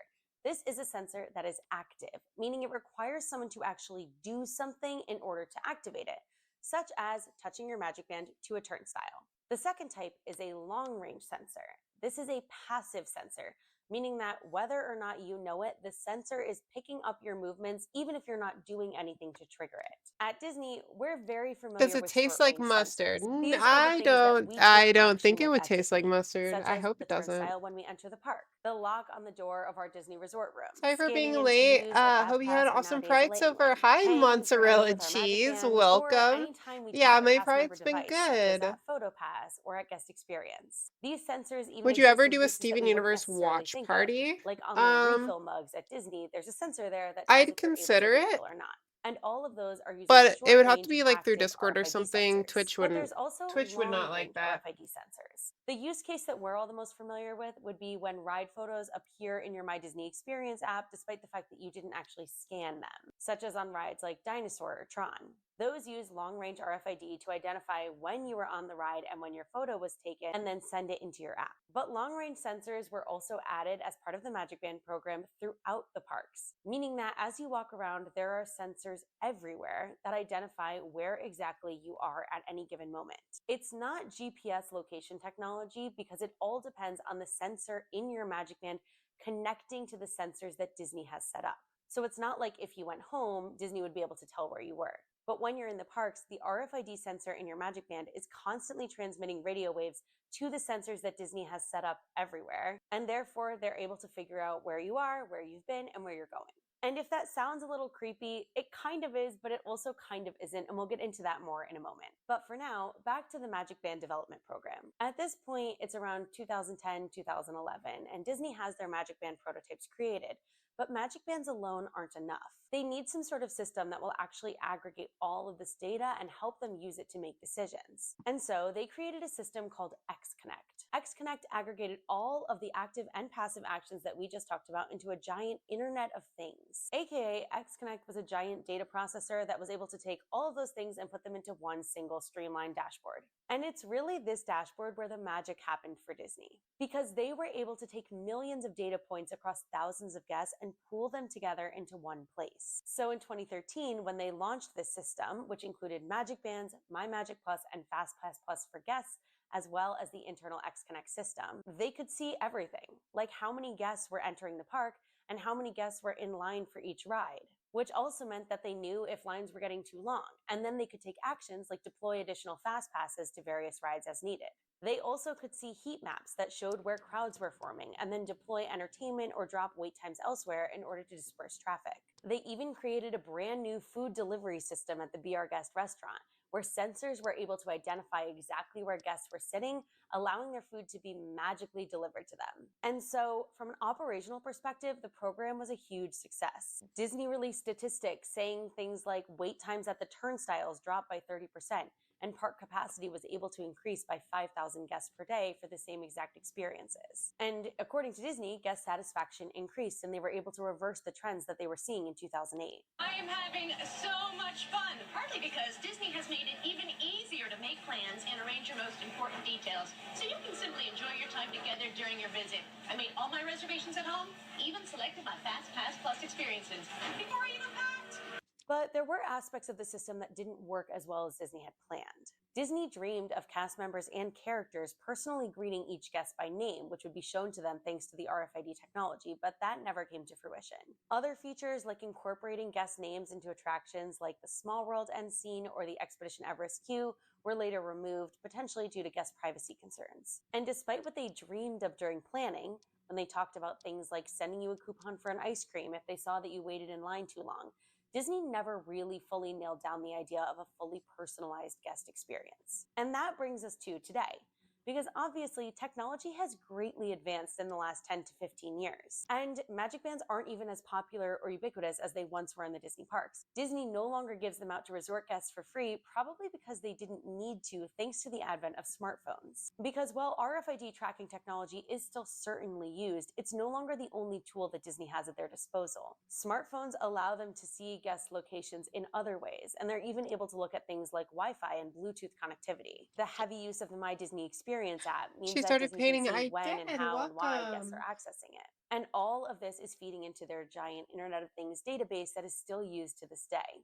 And so Disney certainly is to this day tracking you. But to be honest, they care less about you than they do about just getting your data. Because again, Disney really hasn't reached the point of having a fully personalized experience for every individual guest. Instead, they're using your data and putting it in with everyone else's data so that they can look at overall trends and operate their parks as efficiently as possible. Their goal with tracking is mainly to improve overall guest experiences rather than figure out what you as an individual are doing. And the moments where Disney does care about you personally are primarily for things like safety rather than personalization. For example, if you ever go to Disney World on a rainy day, you'll notice that you can't walk through the turnstile with your umbrella up. This is because Disney has cameras that are doing facial recognition when you enter the park, and having an umbrella up would block those cameras. There are people online who will say that this isn't true, but it is. And no, it's not CIA level facial recognition or anything of the sort, but it is enough to allow Disney to have a record of people entering and exiting their park at any time in case they need it for legal or safety reasons. The same goes for your fingerprint. When you enter the park, the fingerprint scanner that you're using is not a police-grade fingerprint scanner. There's actually about a 1 in 1,000 chance that someone else's fingerprint would work with your ticket. But they're enough to prevent ticket fraud, and that's Disney's main intention. So yes, Disney is tracking you, and as AI advances, tracking technology will as well, and rest assured, Disney will continue to use it. But for those concerned about privacy, know that Disney is using everything at an aggregate level. They're really not worried about what you are How doing much to as an sneak in individual. Easter And this eggs has to actually been Cal's something that Disney painting? has struggled with for years. What How to balance exactly are a you personalized thinking? experience without being creepy. Back in the day, they toyed with the idea of showing your face in movie posters around Hollywood studios. And while that may be fun the first or second time that you see it, it might also get old, and it might also feel a little bit too invasive. So they never implemented it. And Disney has had many ideas in this same vein. But for the most part, they've shied away from making experiences feel overly personalized because they know that it could cause adverse guest reactions. So that is a summary of where tracking at Disney is today. If you like learning about little pieces of Disney lore like this, or you're interested in Disney history, Disney facts, and Disney secrets, we have lots more Mouselets Monday videos available on our channel. But for now, thanks for watching, and we'll see you next time. Hi, Preston. Welcome. Someone pointed out that Disney had a cute mouse as a mascot. People would have realized long ago that it's even more like Microsoft.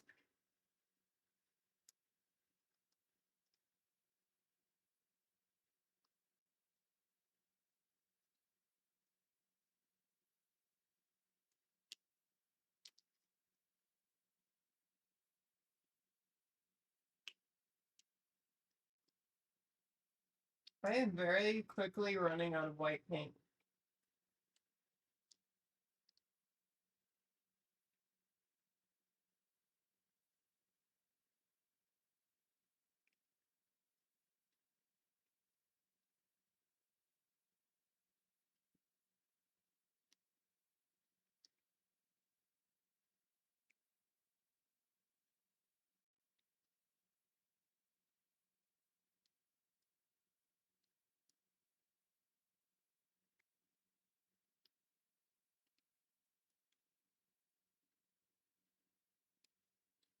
There we go. I need a bit of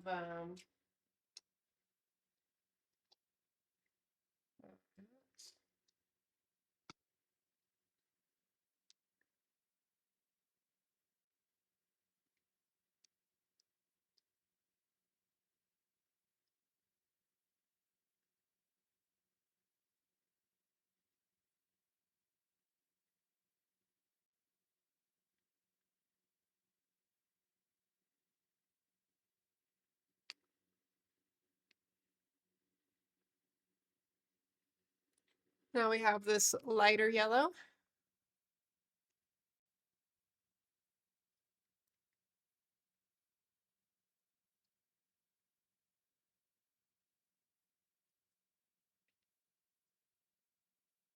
Just gonna start to overlap. Good afternoon. Welcome, welcome. Let's see if we can actually find Fliptingo's Peachy's intrusive thoughts. Wait, what?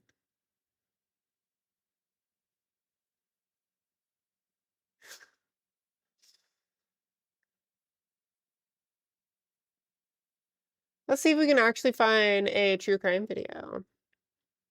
Detective realizes the victim is actually the killer. I got him. Okay.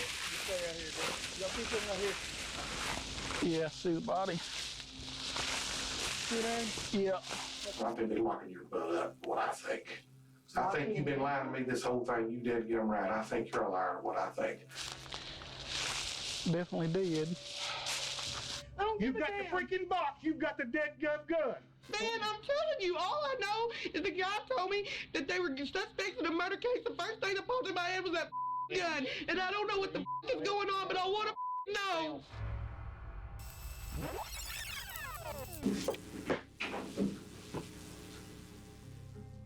This is Samantha Wolford, a young mother, a wife, and an aspiring YouTuber turned ruthless killer. Hey guys, I was asked to do a Sup, video oh, of what 15 you weird learn? things about me. She has arrived at the sheriff's office for routine questioning after her husband was kidnapped during an alleged home invasion. It was an unthinkably sadistic plot. The abduction of a young father and a futile race against the clock to find him before it was too late. Rewind approximately 6 years. Samantha, a single mother of 10-month-old twin girls, was just 19 years old when she met 23-year-old Ernie Ibarra Jr., who was known to friends as Dagan. The two began a relationship which soon turned to marriage, and eventually the couple had 3 children together. Although they were doing their best to get by in the small town of Mount Pleasant, located in Titus County, Texas, the relationship was already starting to crumble. It was no secret that the couple had their problems. However, it ended up escalating to a point of no return, and no one had anticipated things would end in such a shockingly tragic way. Titus County 911, what's your emergency? I have a home invasion. My niece is tied up. I am at the verge of untying my niece at this particular moment. Okay, she's tied up. She is tied up and gagged. And gagged? Is that what you said? Yes, ma'am. Is there anybody else there? Where are the kids? We have 5 small infants asleep. 5 small infants asleep? Yes, ranging from 7 to 1. 7 to 1 years old? Yes, ma'am. Does she know, Samantha, did you know who the suspects are? Can I talk to her? Is she able to speak? Yes, ma'am. Hello. Hi, Samantha. I know you're upset, but I'm going to ask you a couple questions. Do you need EMS? No, they didn't do anything to me. They hit me once. She's advising no, they only hit her once. Okay. I just asked my aunt if it was bruising or anything, and she said no, they hit me in the face. Okay, they hit you in the face? Yeah, they had me tied up, and they dragged me down the stairs to face my husband, and when my husband went in to face me, they hit me in the face, like, backhand slapped me, and so he looked at me then, and they said, I thought that would get your attention, and I want you to stare at this woman. Do you want us to kill her? And he said, no. And they said, then tell us the truth. And he said, I don't know anything. When someone gives way too many details on a 911 call, this can be a warning sign that they may not be telling the truth. The purpose of a 911 call is to get help immediately. As Samantha is not currently in danger anymore, her primary focus should be on getting help finding her husband. Instead of requesting that officers be sent right away to search for him, she's telling an elaborate story about what supposedly happened. There's no sense of urgency in getting her husband found. If someone is lying on a call to emergency services, they may feel the need to offer up all these additional details because they want to support their lie. Samantha's love for acting isn't a secret after all. I've always wanted to be an actress. I think it is so much fun. I've been extras in movies. I've had small parts in like short films, and I've done plays. I think it is so much fun, and it is so beautiful. It is one of the most amazing forms of art ever, to be able to express yourself that way. I think it's amazing. Eleanor Neal? Members of the Titus County Sheriff's Is it Office on respond YouTube? to the crime scene shortly after 2 a.m. Immediately, an investigation into the violent home invasion and kidnapping of Ernie Ibarra Jr. is launched. The following footage is raw body cam footage, recorded by Corporal Chris Durant and Deputy Ed Godoy, just minutes after the twisted crime took place. Sheriff's Office. I'm upstairs. I'm sorry, sir. Sorry. Are you still talking with Sheriff? He told me that I have to stay. She tell her you're here. I did. She still put you on She said hotline? she still has a few questions for me before I can get off the phone. Let me have it and I'll take care of it, and you talk to them. So walk me through what happened. I don't honestly know what happened. I was in bed asleep, and we heard a noise, and the second I was able to open my eyes, somebody grabbed me and jerked me out of the bed and slammed me down on the ground and started tying me up and put a knife to my throat and told me don't move. Okay. They were punching him over and over and over, and just he was fighting back, and I was just letting him do it. And What's your husband's name? Ernest Ibarra. Ernest Ibarra. Okay. The officer is conducting a typical investigatory field interview at this point. However, these statements can be admissible in legal proceedings. The body camera footage can be reviewed by investigators and inconsistencies discovered between initial contact and later interrogation. One of them did say the name Luke, but that's it. That was all. That's only in identifying anything I've got. One of them said, "Hey, Luke," and the guy turned, but that's the only identifying anything I've got. Samantha changing her voice to imitate the alleged intruder may be an attempt to dramatize the attack in order to make it appear more believable. Although her voice is emotional, she doesn't actually express much concern about Dagan, and instead seems focused on telling the story about everything that happened to her. It's discovered that Dagan's phone was also taken by the assailants. They took his phone, but they didn't take mine. I had mine hidden, so I was able to. So he's got his phone? No, they have his phone. Okay, that's what I'm talking about. What's his phone number? Huh? Well, I need that number. Get that number from him. They cut my shirt off, and then after they made me stand there naked in front of him, threatening to do things to me. The guy said, You were outside or here inside? I was in the living room. The living room? When they took me to the living room, he said, "Get you a shirt and get it quick, because I'm not this type of person." So I started rummaging through my closet. He said, "I said get it quick," and pushed the knife against my throat. So I just grabbed whatever shirt Okay. and put it on. Okay. But he grabbed my shirt and he started cutting it and cut it down the collar, and then he said, What's your name? "Samantha Samantha Wolford. Wolford. Where's that shirt at? Is it downstairs? What color is it? It's gray sweater. Gray sweater? Okay. That's what I was sleeping in." Okay. Yeah, I've got the front door's been kicked in. As he dictates details of the crime scene to dispatch, Samantha handles her own urgent business. She sends out a text message that reads as follows. Hey, all right, this is what we need to do. I need to do an emergency phone ping on, yeah, and I've got the cell phone number. The phone service company is immediately contacted in hopes that the position of Dagan's phone can be traced and lead law enforcement to his location before it's too late. Was the spray paint already on the walls? Yeah, somebody broke in over Christmas time, or over Halloween time, and did that. And he's already been out here once over this. Okay. They cut his hair off. I don't know why. Is that his hair? That's his hair? That's his hair. Okay. And he said, And you said those are the pants he had on?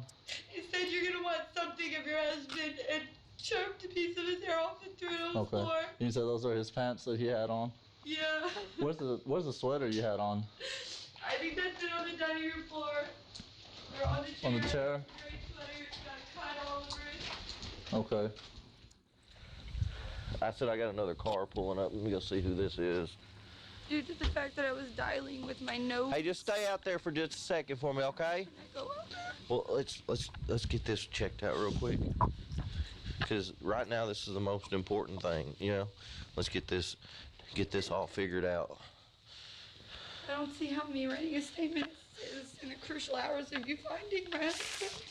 It is, because I mean, this may help you trigger something to help us, you know.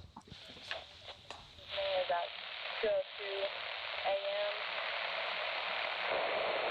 His cell phone pinging. 0.86 miles from a resident in Pittsburgh. You know anybody in Pittsburgh? Contact Pittsburgh. Samantha does, in fact, know someone in Pittsburgh, as it just so happens. As the deputy continues to gather information from Samantha, the corporal speaks with Samantha's mother, Rosie, and Samantha's Aunt Ginger. Sir. How you doing? Just fine. You're the one that found her? Yes, she's the one that found her. I'm the one she called. Okay. So she called you first? She called me. Okay. Bound and gagged, and then she called me. We live in Winfield. Do we have any idea where her husband is? That's what we're trying to figure out. I'm assuming it has something to do with people that would be part of Circle. That's the only thing I could possibly put together, is that it had something to do with people that knew. Samantha says that the intruders named someone she knows as the reason for the attack on her husband. For this person's privacy, as they were never proven to be involved in the case, we have redacted their name throughout.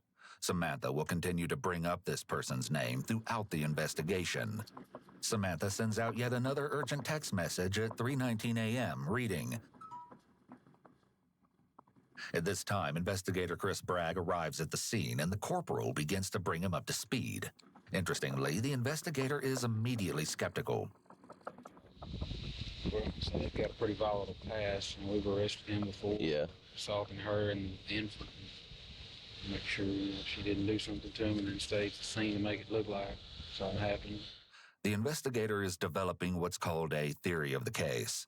This is the same theory of the case work that a prosecutor will do in order to paint a picture of the criminal activity, linking physical evidence, statements, and circumstantial evidence to prove guilt beyond a reasonable doubt.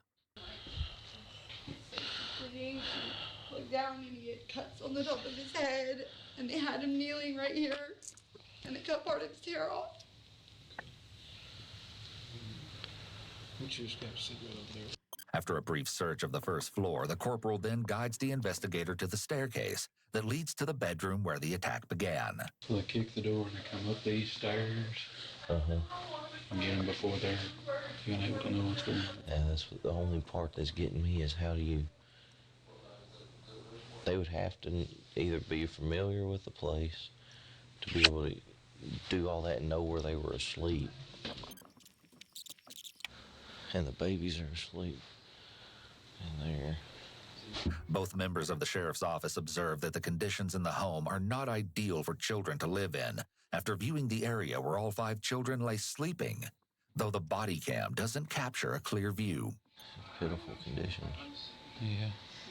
I'm not really seeing a whole lot of blood, though, for somebody that was pistol whipped. The investigator proposes they have Samantha come upstairs to provide more specifics. I haven't seen it or anything.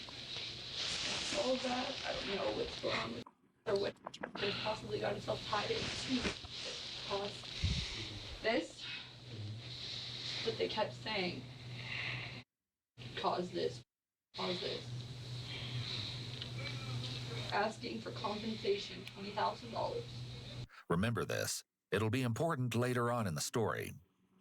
If you would just hold tight with her, so I'm gonna go get some evidence bags. I'll be right back. I'm gonna grab my camera. I'll be right back. Are you guys trying to accuse me of something? No. Her story immediately falls apart here, though Samantha's reaction is typical of someone caught in a lie. However, this is why all subjects under questioning should request counsel and refuse to answer questions. Police motives are not frequently known, though it's common to start with a large pool of suspects and eliminate them, rather than start with an empty pool and try to add likely suspects. This means you're immediately classified as a suspect or material witness until proven otherwise during the investigation phase. What kind of gun is that? The Glock. Standard issued or?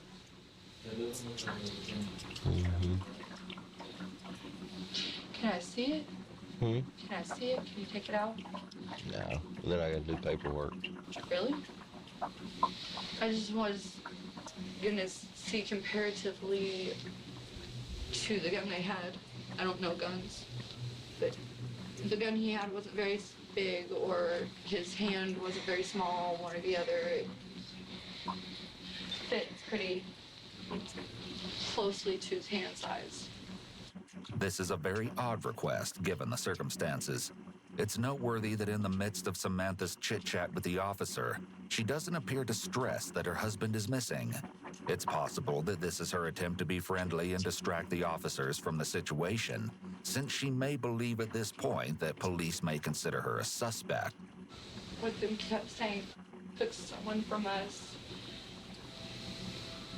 The only thing I can figure is they're saying like narked on someone. They said something about now he's behind bars. Time y'all go to bed last night?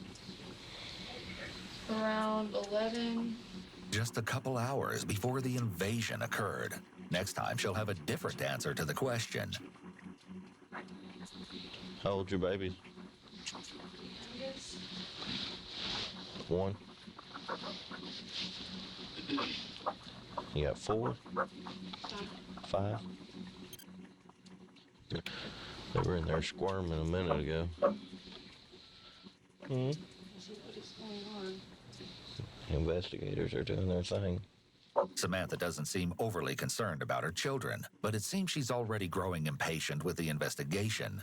Little does she know, this is just the very tip of the iceberg.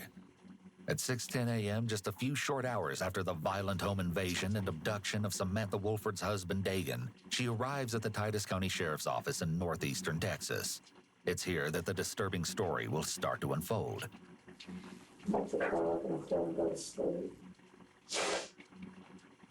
Samantha places a call to her mother, but displays almost no emotion during the course of the conversation. She appears very self-centered, and her behavior is quite strange for a woman whose husband is missing.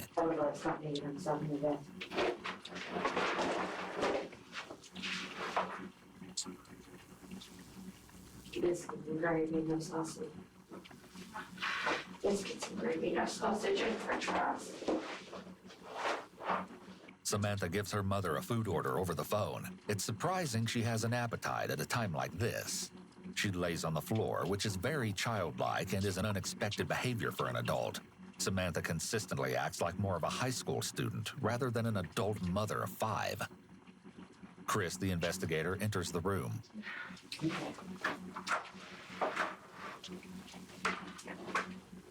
Have you heard anything? Still working on it. Each one. I feel like there's something he hasn't been telling me, but I don't know what. What's your gut feeling today? I think it's something to do with. What do you think would be going on? I hate, and I'm usually right, and I hate that, but I have a problem with getting involved in things that you don't need to be getting involved with. Samantha seems to be setting up a potential motive as to why the attack and kidnapping may have occurred. She continually brings up the same person in her speculations about what may have happened. See if they're using any drugs? No. What about you? No. And I can take a test right now. This is a convincing statement, which can be a red flag for possible deception.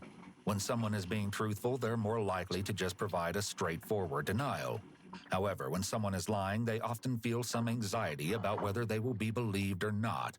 So they may add on these types of convincing statements to support their lie. So have you had in the past used any drugs? Me? No. Never been involved? It's interesting that Samantha states she's never been a drug user. However, David Smith, a former friend of both Dagan and Samantha, alleges otherwise. Because there was one that come out there that drove a little silver Jeep Liberty. He was supposed to be some kin to her, supposedly. But I found out later from Jeremy Rule that he was her pill dealer. Needless to say, Samantha's credibility is becoming increasingly questionable. You know about what time it was when you went to bed? I looked up at the clock and it was like 12:01, and I was like, yeah, you've got to get to bed because you have to be up in 5.5 hours. Sure. Samantha says she and Dagan went to bed at midnight, contrary to the 11 o'clock time she gave a responding officer at the scene of the crime, as you may recall. Already, her story is beginning to change. What's your first memory of what's going on? What's happening? Well, I took an Ambien, so it makes it a little harder for me to wake up. And I have a prescription with me if you want to see that. But when I can't sleep, it's supposed to shut your brain down so you can go to sleep, but also make it to where you can wake up fairly easy. Samantha gives two more inconsistent statements back to back. When someone gives inconsistent statements, it can be a red flag that someone is lying. After telling one lie, there are likely additional lies that must be told to support They're the not original lunch lie. lady or It can be doctor difficult to keep gloves. track of everything I they've got already said, a bunch so of paint liars may on get my tripped up on nails, details and and give I don't want conflicting my nails to information. get messed It's up from the possible that paint. after she made the first statement about having a hard time waking up, she may have been worried about how that made her look, especially being a parent to 5 young children. She may be trying to backtrack because she wants to be viewed in a good light, so that her story about Dagan is believed. Of course. I remember at some point it was a little after 1, I saw the clock. Maybe on my phone. So it's still pretty foggy because it's fairly early to wake up after taking a sleeping pill. Nothing adds up, considering she'd taken a prescription sleeping pill and was woken up suddenly. She shows little emotion and talks as if she's reading from a script. Individuals who've been traumatized rarely remember details in this way. Of course, this could be explained as Samantha trying to give the investigator as much information as possible in an attempt to find her kidnapped husband.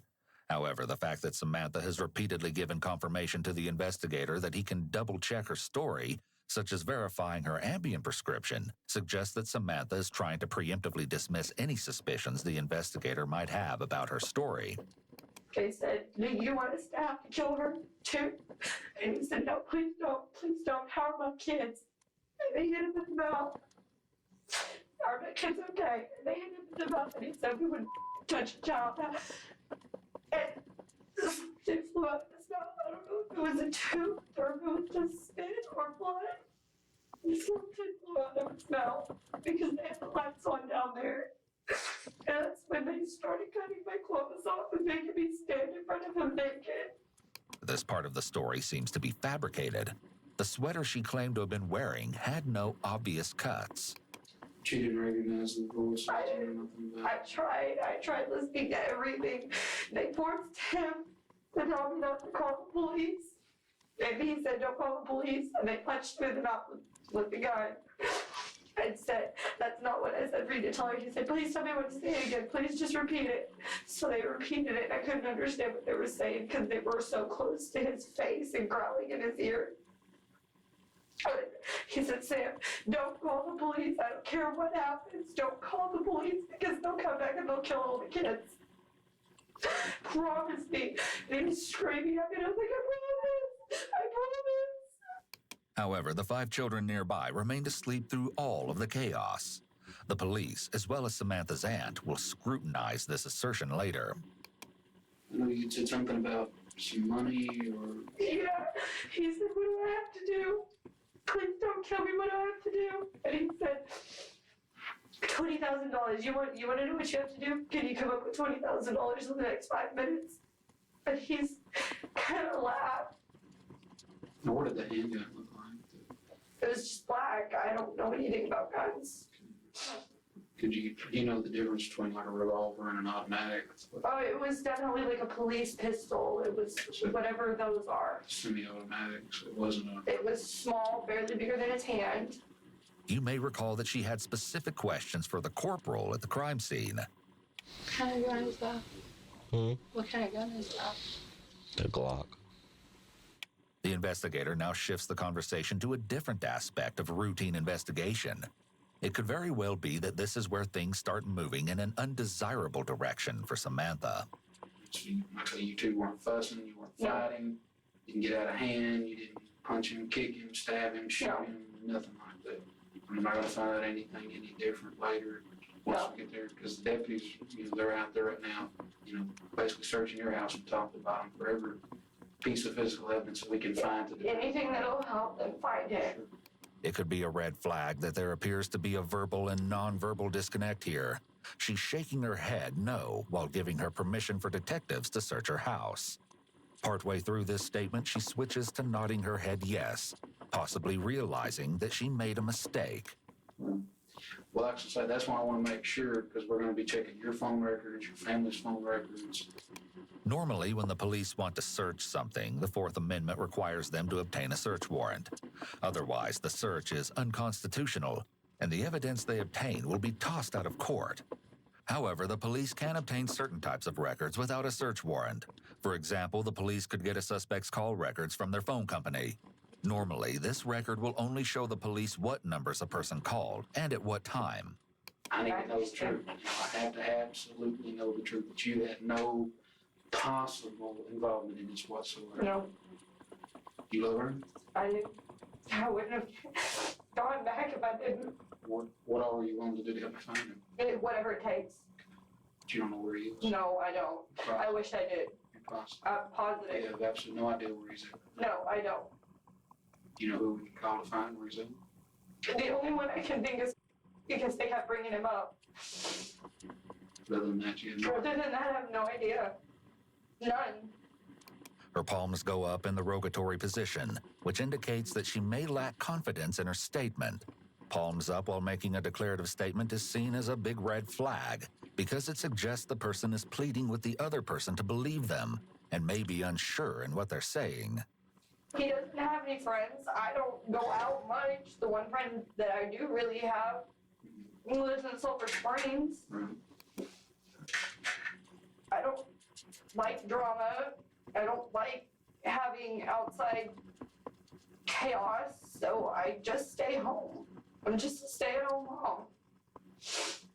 Samantha continues to attempt to steer the investigation towards the same person she named. She portrays herself simply as a stay-at-home mom. However, her homemaking skills seem to be lacking based on the condition of her house. As the police observe, the environment in the home is obviously not fit for children. In a report later drafted by investigator Chris Bragg, who is currently questioning Samantha, vivid details of the terrible conditions in the Ibarra household are laid out. The rooms are unclean and unsanitary, with trash, urine, feces, clothes, and dirty diapers scattered on the floor. I'm obsessed with making sure an animal is being taken care of the way it deserves to be taken care of. They're like children. They can't take care of themselves. Chris describes the children as dressed in dirty clothes and appearing not to have been bathed recently. We pick back up as Chris continues to press Samantha. When I'm watching this guy punch him in the face with a gun over and over. How'd that make you feel? Horrible. I was hysterically bawling. So it didn't make you feel glad or No. torture him? No. Because you told me that you felt good about, wanting to stab him, kill him. At some point in time, everybody loses their temper, but have I ever acted out and hurt anybody? No. And you can look at my record on that. When she says you can look at my record, this is what is known as a convincing statement. When someone is lying, they may make statements such as this that sound compelling in order to convince the other person. However, someone who's telling the truth is less likely to use convincing statements because the facts are on their side. I have one count of criminal mischief, and that was because I tossed my keys to somebody and let them use my car. And they didn't have a license.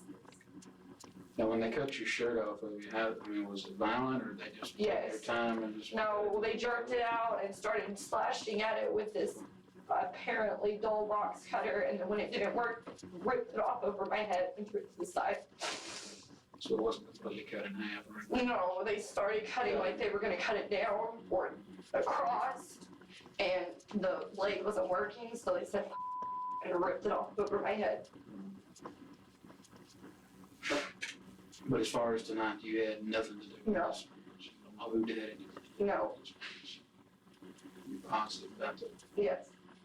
Well, what I need you to do for me is make me a list of everybody, friends, family, contact numbers, his boss, where he works at Little Caesars, his boss where he worked at the Talco Woodcraft. The investigator exits the room and leaves Samantha to her list.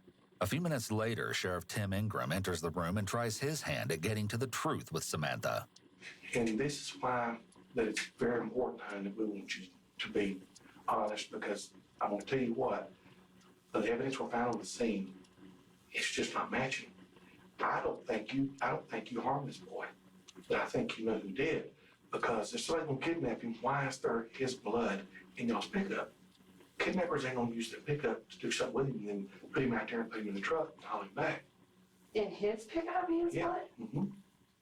Yeah, somebody, it's apparent to me that somebody used his truck. When someone is feeling especially anxious, their mouth and throat may become drier, which can lead to increased throat clearing, swallowing, or coughing. If any of these behaviors start or increase suddenly, it can be a sign to detectives that they're on the right track and need to question the suspect further. Samantha's cough here could be related to this. She may be panicked about the news that blood was found in his truck, and the cough is an attempt to reduce the discomfort and dryness she feels in her throat. To take him somewhere after he was assaulted at y'all's house. I told him that they got into his truck because they wanted his ID. Because they said they needed to verify 100% they had the right person, is what they said. I don't know if they were one of the people that hit him or not. They sent somebody out to the truck to get his wallet to check his ID. Came back in and said, yes, he is who he says he is. Okay, but that still don't explain why his blood is in that truck. They hit him in the face like 100 times. Well, no, but you said they went out and did it and got it. He was never supposed to be in that truck. If they had blood on their hands and got in the truck. No, it's drip blood. It's not. It's drip blood? Yes, he was in that truck. And this is what's gonna look so bad is from your story, and this is why you don't have to be a suspect, and I still don't think you did it. I don't think you're strong enough to do it, but I personally, I think you're scared. I don't know if you had a boyfriend that he found out about. The investigator is attempting to establish the existence of accomplices, and from there, the existence of one or more conspiracies. I didn't have a boyfriend. Okay.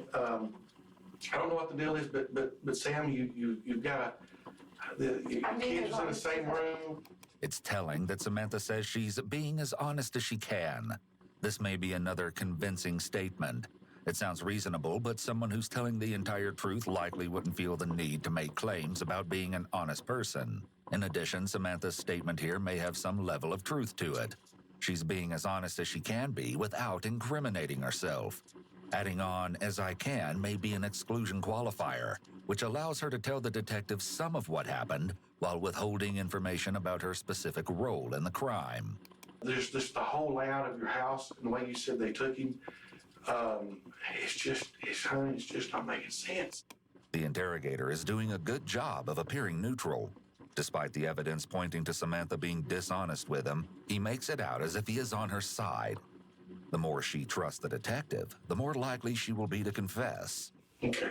All right. Finish writing your statement. We'll go back with you, okay?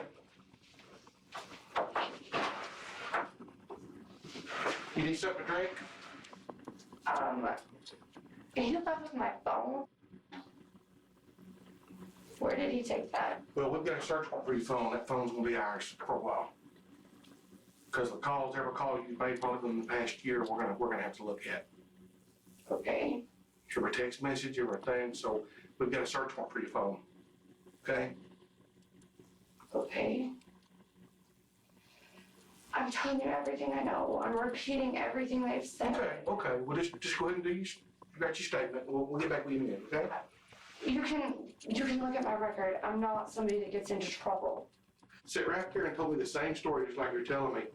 And they tried to convince me. And in the end, when the evidence come in, they sat there and we knew all along they were lying. We knew all along the story was made up. Detectives want suspects to think they know more than they actually do, or that they're about to find some crucial piece of evidence, leaving suspects panicking about how much police actually know. Investigators want suspects to feel the time pressure to confess, implying that it's in the suspect's best interest to do so before it's too late. I will be the first person to come forward because I want it out. So let me ask you something. How did you call for help if you was tied up? I used my nose. So they didn't take your phone in. They left your phone there. They asked me if I had a phone, and I told them no. And they asked him So if I how'd you told get them to no. it? How'd you get to it? I wiggled on my side. Where was it? The room. Where was I was on this side of the upstairs, and it was shoved up underneath the edge of the bed on this side of the upstairs. Who did you call? My mother was the first number on my call list. I just used my face. And So instead of calling 911 for help, you called your mother? how do you press 911 with your face? Well, how did you dial your mother with your face? I didn't dial my mother. I just pushed the first thing that was on there. It had just happened to be my mom. Although Samantha may believe this is a reasonable explanation, you'll encounter another witness who will tell the sheriff's office that they observed Samantha with her phone simply laying on her lap in the aftermath of the attack. Next, the sheriff wants to hear about what's been going on in Samantha's personal life. Well, now see, here's something else I don't understand. Maybe you can help explain to me. You talk about how much you love Ernie, right? Mm-hmm. But though you're talking to Brian, you're talking to Alan. I'm not allowed to have friends because I'm married. Oh, no. No, not that kind of friend. When people like you, No, do you think that's normal for married people to In have the friends world like that? nowadays, in general, I think more people our age. I wish I could marry somebody like my dad. He's great to my mother. There's nobody else ever that could turn his eyes from her. He's the perfect husband. Okay. God knows I didn't marry one. He cheated on me more than once, and I think every once in a while to hear that I'm beautiful and to hear that I am an attractive person and that I am not the most horrible person in the world, it's nice. This could be an attempt to not only justify her actions in talking to other guys, but it could also be a deliberate attempt to portray her husband in a negative light. She's hinting toward verbal abuse by claiming that he would tell her how horrible she is. This seems especially unusual given the fact that her husband is still missing. Most people would avoid speaking ill of a loved one who's missing or recently deceased. She may be setting up a possible defense if it's later proven that she was involved in his disappearance. Did Ernie ever look at your phone? Yes, all the time. Did he see those messages where you've been talking to them guys? Yeah. What'd he say? Nothing. He didn't particularly like it, but after what he put me through, he told me as long as I didn't bring anything home or do anything at the house, then he didn't want to hear about it. He didn't want to know about it. And I told him, I'm not cheating on you. Yeah, Yeah. these guys tell me I'm beautiful, and they tell Right, me Christina? that, you know. It doesn't and I go make up to my mom's sense. house, and I go to the bar, and I go dancing. Earlier, Samantha claimed that she didn't go out much and was just a stay-at-home mom. Now that detectives are questioning her about the guy she was talking to, she suddenly changes her story. She may have given the first statement because it supported the narrative she was trying to weave, about how she was a homebody who didn't know anyone who could be involved in her husband's disappearance. However, now that detectives have evidence of her text with other guys, she needs to support this new narrative. And yeah, I may have a little too much to drink, and someone says, hey, can I have your number? And I may give it to them, but that's as far as it goes. Samantha seems preoccupied with others recognizing her as beautiful, given her repeated use of the word to describe herself.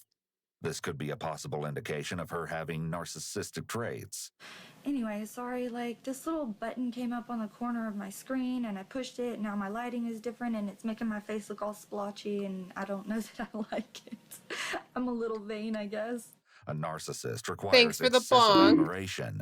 She may have felt like she didn't get the recognition from her husband that she felt entitled to, so she sought out that attention from other men. Hey, in your statement, you might want to just go ahead and write in there after you talk about what happened tonight. You might just want to talk about and put in there that you have been friends with. Because who's to say that one of these guys didn't set it up to try to get you where you're single and I can come in and get you and just use that as a ploy? See, and that's what I'm saying. I may know something without even realizing I know something.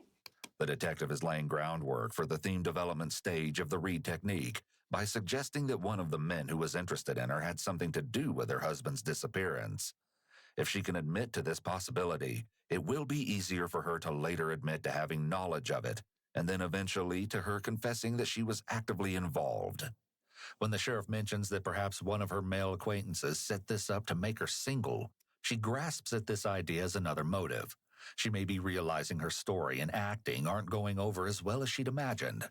Once again, she's the victim. It seems she'll do anything to deflect attention from herself. In October, things blew up. He laid his hands on me. I put criminal trespass on him, not on his sister, because she was acting crazy and harassing me. My friend David Smith had talked to me earlier, said he might come by later that night. I told him it was probably not the best idea. Why? Ernie gonna be there? Who's this David Smith? he called in and reported that he was there. Then when he realized that I intended on giving him the chance to be the better person he says he's going to be, and to go through the criminal trespass or the anger management courses and go through and do what he says he's going to do, and I'm going to give him that chance out of home on his own without having a judge to force him to do it. So already he's got a lot of anger issues. Yes, Is he jealous? severe. Yes. Is he very severe. jealous of you? This is different than what she said earlier about how Ernie told her she could do whatever with whomever, as long as it wasn't at their house. Samantha appears to enjoy being in the role of the damsel in distress, and having David Smith and these other men come and save her from her allegedly abusive husband. This is another example of Samantha's need for attention, which is common among individuals with narcissistic personality disorder. Yes. David Smith hit him up because me and him had been hanging out. I hadn't intended on ever hearing from Dagon again, Ernie. I had never intended on speaking to him again. He cheated on me and he laid his hands on me. I was done. Well, his sister talked his way back in, and he said he loves you, blah, blah, blah. He wants to be with you. Well, I was on a Skype conversation with him, and David was at the house, and he heard it. What did he do? He got freaking furious and started freaking out on me and treating me like crap and threatening me. David, this guy that was a friend and only a friend, wanted to be with me. And when he realized that I had intended on going back to my husband, he freaked out. I need to find out where David lives. If you say he lives close to you, I need to find out where he lives at.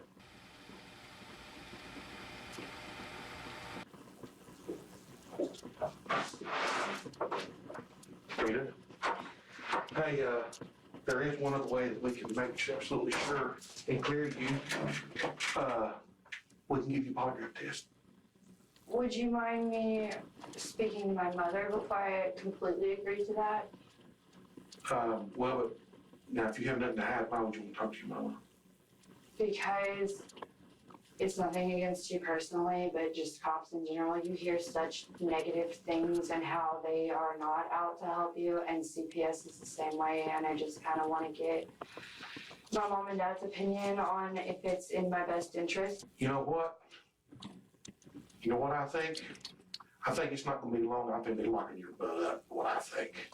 I think you've been lying to me this whole thing. You did get them right. I think you're a liar, what I think. I think you know exactly who did this, and I don't buy your freaking story for a minute. That's what I think. So I tell you what, let's do. Let's just get on with it. It seems that the interrogator's anger is an intended tactic here. It evokes the desired reaction from Samantha, but it can also be a setback to the overall interrogation's progress. Any trust created is now gone. This is a change-up used only when there is overwhelming evidence against the suspect. Hearing this, Samantha may be experiencing the freeze response here. Her body is completely still, with her mouth hanging open. When someone senses danger, such as Samantha realizing here that police don't buy her story one bit, they may cease all movement. This is an instinctual response to danger. Movement invites attention, so freezing may make someone momentarily feel like they can lower the spotlight on them. That's why I say I've tried to really be honest with you. And that's why I feel that you have done nothing but sitting here this whole time. If I'm gonna tell you right now, DPS is dang good to them. If you ain't got nothing to hide, and what bothers me is you even hesitate to take that knowing it would positively clear you or to positively show that you're hiding something. But what's going to make you guilty is when we prove that you lied to us in here. The sheriff indicates that lying will essentially make her guilty. This is somewhat misleading. Though, as stated previously, the police are legally allowed to mislead suspects so long as they do not coerce them into a confession. Nevertheless, the inconsistencies between Samantha's statements and the evidence could be used to suggest that she is aware of her own guilt and is using lies to cover it up.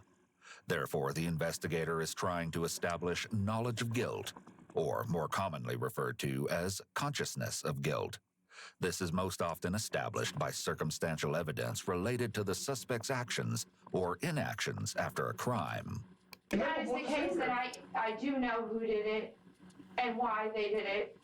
Okay. Doesn't that make me like an accomplice? Nope, you sure don't. No, that makes you a scared mother with children. Interestingly, Samantha asked the sheriff about being an accomplice. The law usually treats accomplices just as it would principals, meaning that accomplices can face exactly the same legal penalties. Most states hold a person criminally liable if they aid or abet another in the commission of a crime. The classic example of this is a getaway driver for a bank robbery.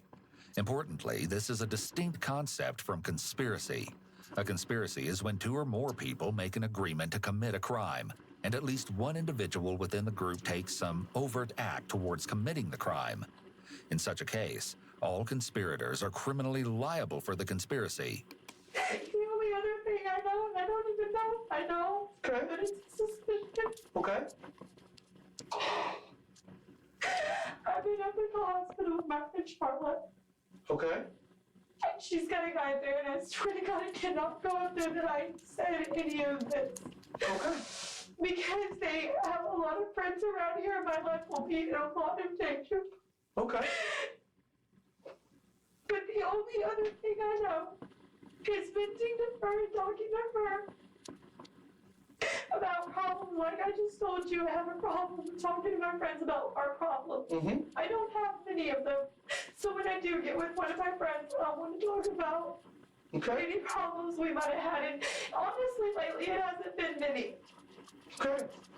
We have had problems in the past, and I haven't seen Charlotte in a long time. Okay, come on with it. And she's got this guy in the room with her, and he gets to talking about how a man shouldn't treat a woman that way, and how you don't do those things to a person, and he's going to deal with the situation. I didn't take him seriously. Okay, you see, Sam, you know who did this, but that does not make But I you don't guilty. have any proof that he did. I just have what he said. Okay, who is this guy? His name's John. John who? His Facebook is Rebel, John Rebel. It's John, I don't truly know his last name, but his Facebook says John Rebel. At this point, it seems Samantha's crying could be attributed to the fact that her story isn't yielding the results she'd hoped for, rather than because Dagan is missing. This behavior is consistent with her narcissistic tendencies. At this time, Samantha first mentions an acquaintance known as John Rebel. Herein begins a turning point in this complex story, as a new persona begins to evolve. He's got a brother named Greg. He's got a really bad history as far as... Who's Greg? I was told he's an informant. I don't know Greg's last name Where does either. John live? I don't know. I know that he's been staying with Charlotte. So if he did this, who do you think he'd bring with him? I don't know any of his friends. But yesterday at the hospital, he had a guy that I do know from town with him. His name is Tay. Who? Tay Rhymes. Samantha is beginning to let all of the cats out of the bag. In just a few short minutes, she's implicated John Rebel, who will soon be identified as John Sanford, and Tay, whom investigators will learn is a man by the name of Octavius Rhymes. The pace of the investigation is beginning to accelerate and will continue to pick up speed as the disturbing details begin to surface. Did they do something to let you know that there was them inside that house? Not 1,000% particular, but I'm pretty sure it was him. The height and the weight and the way he was talking, all gangster. You pull yourself together and get to writing, and we need to arrest these folks and keep them off the street where they can't hurt you and your children. There was a third person with them. Okay, who do you think it was? He's got people that stayed with him. Who, John Rebel?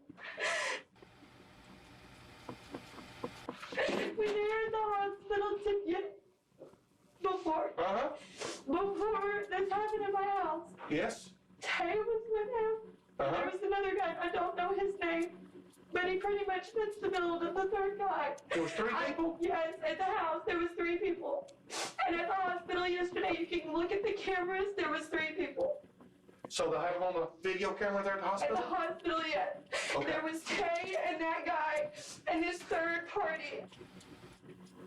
The one that I said was basically like the ringleader that was bossing everybody around. The other two really didn't talk much other than a word here and there. But it was the big guy, the third party that was at the hospital. She claims not to have known the third man at the hospital, but she's prepared to shift all of the blame in his direction. The only thing I know about the heavyset dude is they called him JoJo, but they told me that wasn't his name. They said I believe they said it was Jose. Samantha reveals quite a bit about this third person. Samantha gives a detailed story about where JoJo lives and knows that everybody calls him JoJo, despite saying just moments ago that she just met these individuals. Also, another significant item to note. Do you recall when the corporal at the scene learned of a ping on Dagan's phone from dispatch? There's something seeing 0.86 miles from a residence in Pittsburgh. He asked Samantha if she knew anyone in Pittsburgh, and she had no reply. Well, it turns out she did. Tay and JoJo were both residing in Pittsburgh. She heads out for a smoke break as members of the sheriff's office prepare to head to the local hospital, determined to intercept two suspects that have been frequenting Charla's room for days. Both John and JoJo were apprehended at the hospital at 9:39 a.m. As you'll see, each interrogation will be damning, to say the least. The clock now reads 10:10 a.m. The other party that was picked up at the hospital by the sheriff's office, a man by the name of John Sanford, a.k.a. John Rebel, is seated in the interrogation room. He's dressed in black pants and a black long-sleeve shirt.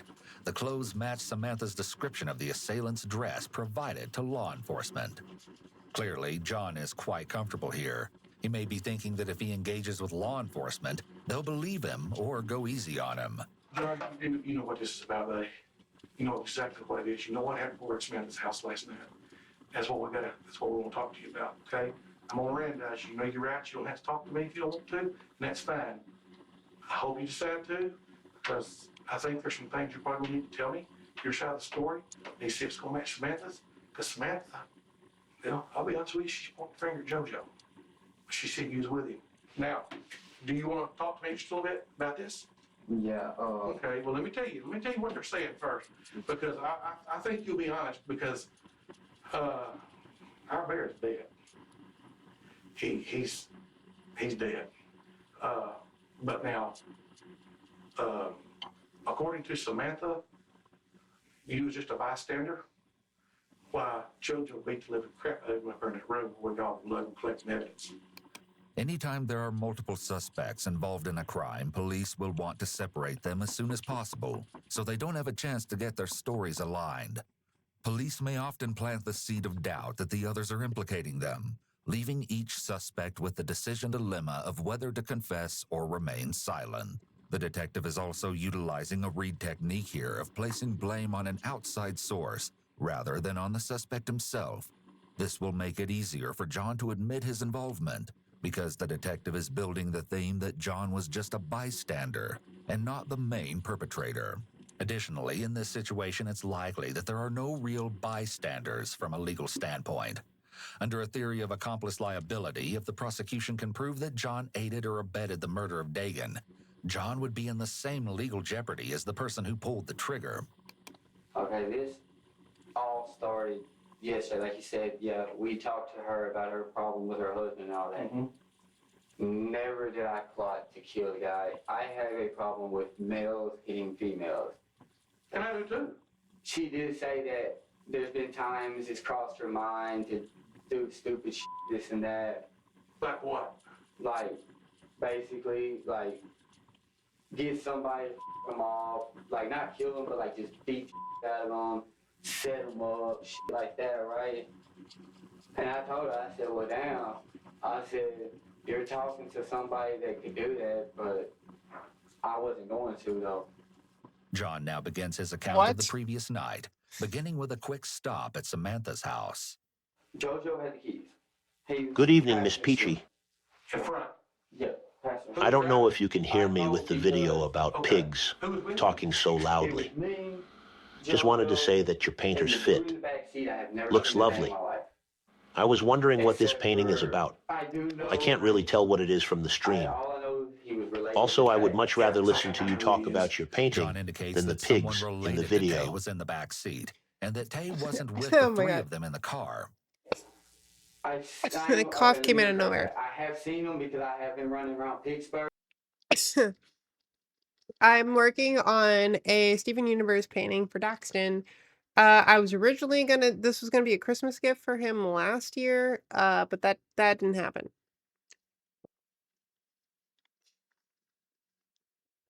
I got too busy. So I'm working on it now Good for evening, hopefully a birthday gorgeous. present. Hi, Cuddle Bear. Thank you for the 11 months. I got him something different for Christmas. So this is just this is a different year now, right?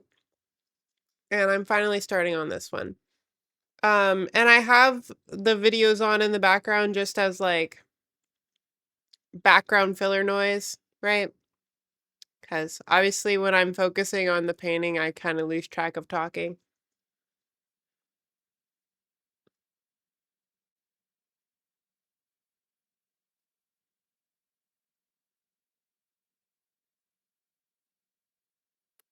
Ba, ba, ba, ba, ba, ba, ba, ba, ba, ba. Yeah, Steven Universe. This is it's like a landscape You know, I of know a guy down at the docks that can set in motion your artist career. Just give me this art piece, and we will buy it for millions at auction. And don't worry about it. It is not money laundering. Also, we never had this conversation. Hi, Friendzone Guy, thanking his kid.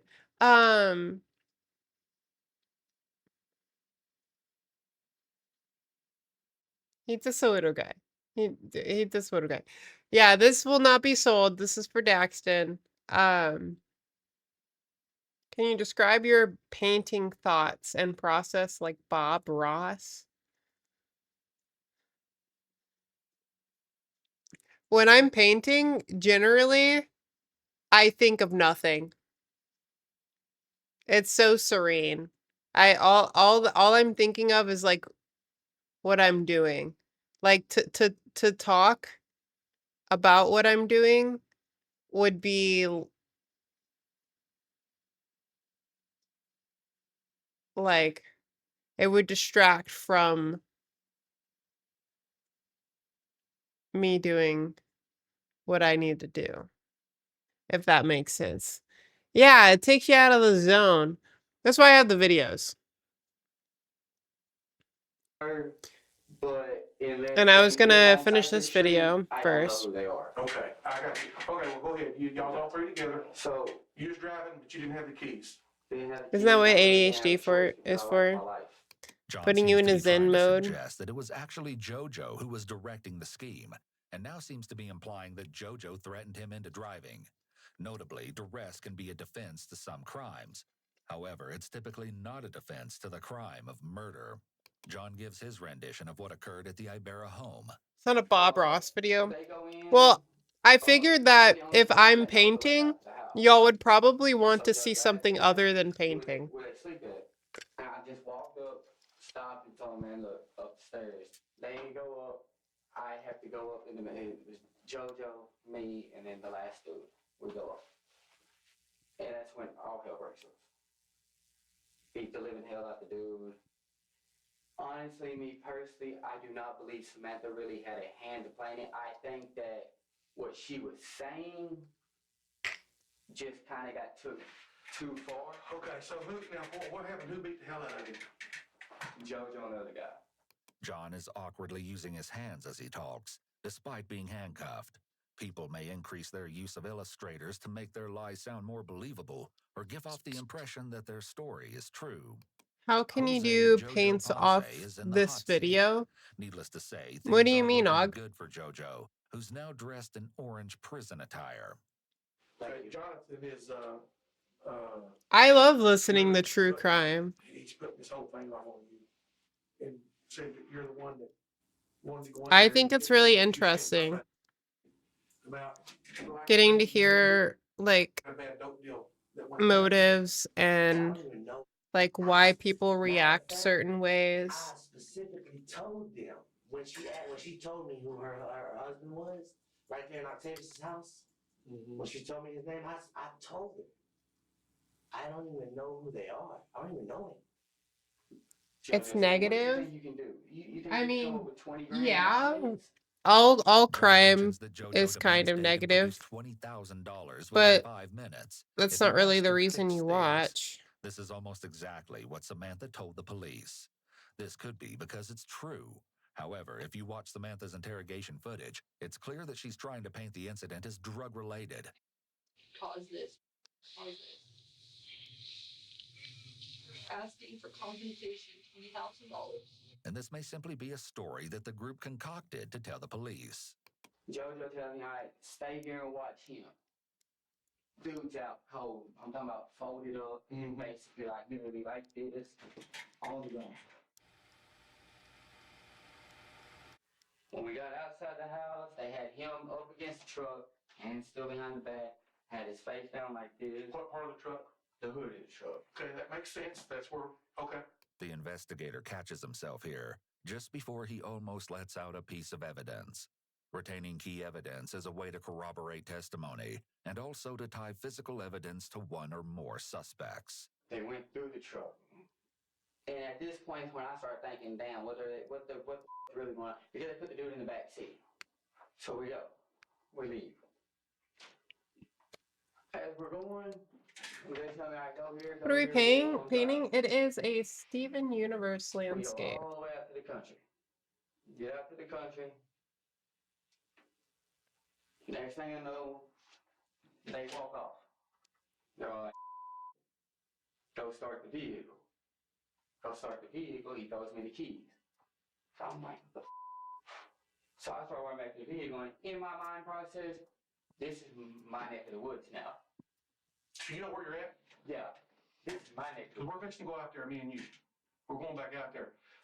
Because everything you're saying so far is matching 100%. Before I make the vehicle, all I hear is pop. Who's got the gun? JoJo does. Note that John is named JoJo as the trigger man. As you'll see, there won't be a consensus when it comes to this brutal aspect of the crimes. Hey, listen, man, everybody's done pointed the finger at you as being the one that pulled the trigger. That's what I'm saying, dude, and I didn't. Who pulled the trigger then? Jonathan. Despite claiming that John pulled the trigger, there are still at least 2 ways in which JoJo could still be criminally liable for the murder. First, under a theory of accomplice liability, if the prosecution can prove that JoJo aided or abetted or had the requisite intent for John's murder of Dagan. Second, if Wait a second, hold the phone. Hold it in your hands, Peachy. Do you mean to tell me you get your willies from watching my business partners go down in flames? I am not sure I am too happy to hear about that, Miss Peachy. I am going to have to keep an eye on you. And by the looks of it, you certainly have the looks to stare at for hours on end. Sheriff Tim Ingram and investigator Aaron Listen, Baxter, along with okay. the helpful suspect John Sanford, depart the sheriff's office as Chief Deputy John Livingston follows closely behind in Aaron's vehicle. These aren't organized crime. Okay, it's things are about to take a drastic turn for the worse as these members of the people Titus County Sheriff's Office begin ain't to your uncover the shit. true Okay, horrors that occurred earlier that very morning. Well, you think old Cuz went to bed after all this? You think he's home in bed? I honestly don't know. Who will know who Cuz is other than in case the crib will talk to me? Who's going to know this guy's going to get him quick before he tries to do anything?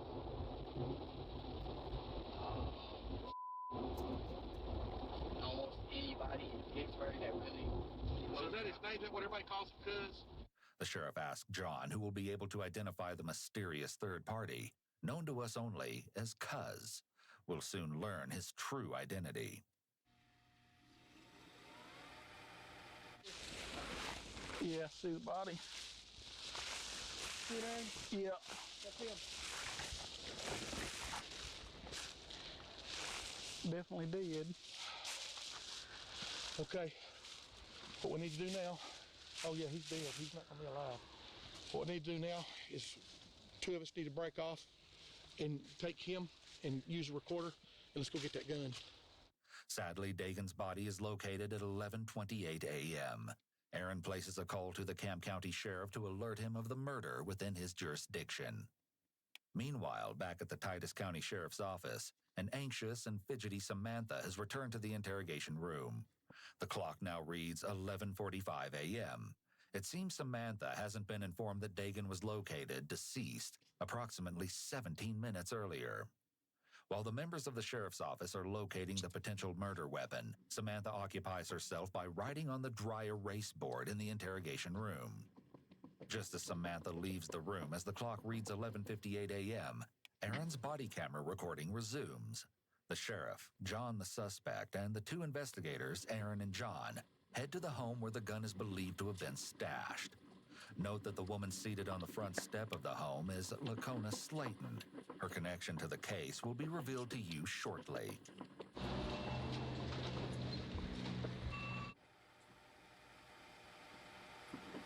Okay, Hey, thank you. I appreciate you, man. Won't take it for a minute. We'll be done. Hey, John. Where's that gun at? It was out here, but it's apparently not out here. Who got it? I don't know. Y'all arrested me. Gremlin crime, yeah. No, I swear to God, I don't know. got the box, and the box is in a locked box. So you already knew the gun was involved. No, she has no I didn't clue. know about She has no clue about nothing. I'm telling y'all that now. So I haven't. She has no clue about nothing. here's the deal, all right? We need the gun. You could be charged with the same thing. She was. I know what the. You could be an accomplice to murder, capital murder. That's the death penalty. So if you know where the gun's at, She knows where the gun's at. you She need got to the box. you need to go I ahead and don't tell know where us. the gun's at. I just told you that. Okay, I'm gonna give you one more opportunity. Dude, you can handcuff me. I don't know where the goddamn gun's at. That's probably about to happen because I think you're a liar. I don't You've give a got the damn. freaking box. You've got the dead gun. Where'd the gun go then? I don't know. So why'd you get the box? I don't care, man. I didn't do That you must be about as low life as that husband of yours. He ain't f***ing husband. Well, you with him. About the same thing. Whatever. The sheriff and Lacona are referring to JoJo here. Oh yeah, you remember enough to come home and get that box, that gun in it, don't you? No, I remember to come home and check the f***ing box. So the gun's not in the tent? I don't know. Go check the tent. I don't know. Is it okay if I check the Yes, tent? it is okay. Okay. And where's it at? Right behind the house. After a dramatically heated exchange with Lacona, the sheriff and Aaron head to the tent, which currently serves as Lacona's home, to attempt to locate the gun. A search in this case does not require a warrant. When someone with a controlling interest gives permission to search a premises, including a tent, it's an exception to the warrant requirement. Back at the sheriff's office, Samantha is again writing on the dry erase board. As a couple of written questions are directed at the sheriff's office, she continues to put on a show. These behaviors are once again very childlike and immature. Oftentimes, individuals with personality disorders will display immature behaviors. In high-stress situations in particular, they often regress, and these behaviors become much more evident.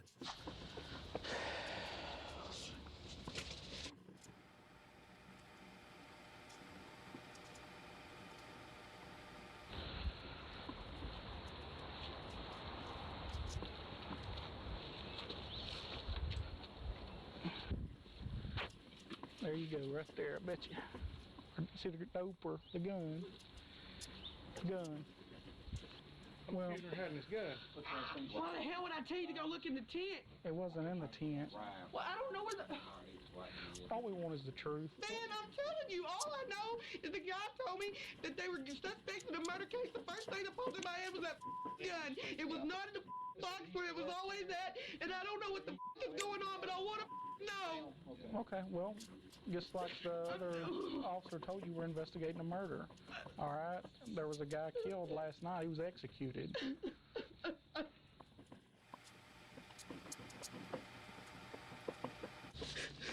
He wasn't supposed to have it, was he?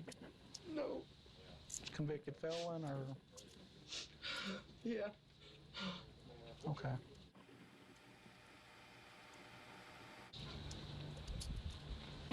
Obviously, you know, that guy's got a family, and they're going to want to know what happened to their son and father. I mean, the guy's got kids, young kids. And so we just we're just trying to gather the facts up and get justice for this guy's family. Is there anything that you can tell me at this point that would help us with our investigation? Other than that, if I think he would have did something like that, yeah, because he's pulled it on me before. He's pulled the gun out on you before? Yeah. All right. I know I prayed, but damn, I didn't think I was gonna split up with him like this. This important piece of information, which was uncovered due to the officer's catch-all question, may explain why Lacona didn't reveal the gun's location. It's possible that if she did know where it was, she kept the location secret for a much different reason than avoiding trouble herself or protecting someone else. Instead, she may have been fearful of retaliation from JoJo if she talked. We've yet to hear JoJo's side of the story, but it's going to be hard to dig himself out of the hole that seems to be getting deeper by the minute. The members of the sheriff's office depart with the recovered weapon that was believed to have been used to execute Dagan. Investigator Aaron Peachy lives in sits down Texas. with I do live Lacona in on February Texas. 24th, just 4 days after Dagan was killed.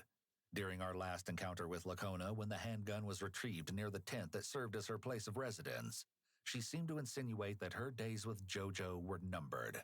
However, she initially referred to JoJo as her fiancé at this meeting. It may be that she had a change of heart and decided against ending the volatile relationship after all. As a result, she may be less forthcoming in her interview than the sheriff's office would have hoped. You know, the other day when we were over there with the gun, what made you think that that gun was used to just, you just had a gut feeling? I just had that feeling. It was a feeling, because I don't know, it's just a feeling. And you said that Jose had pointed it at you before? Yeah, in the past, but he would never, when it comes to other people, he's not mean. He's a coward. When it came to me, it was different. Other folks, he was a coward. He always backed down for fights and stuff. And I just don't understand. I don't see.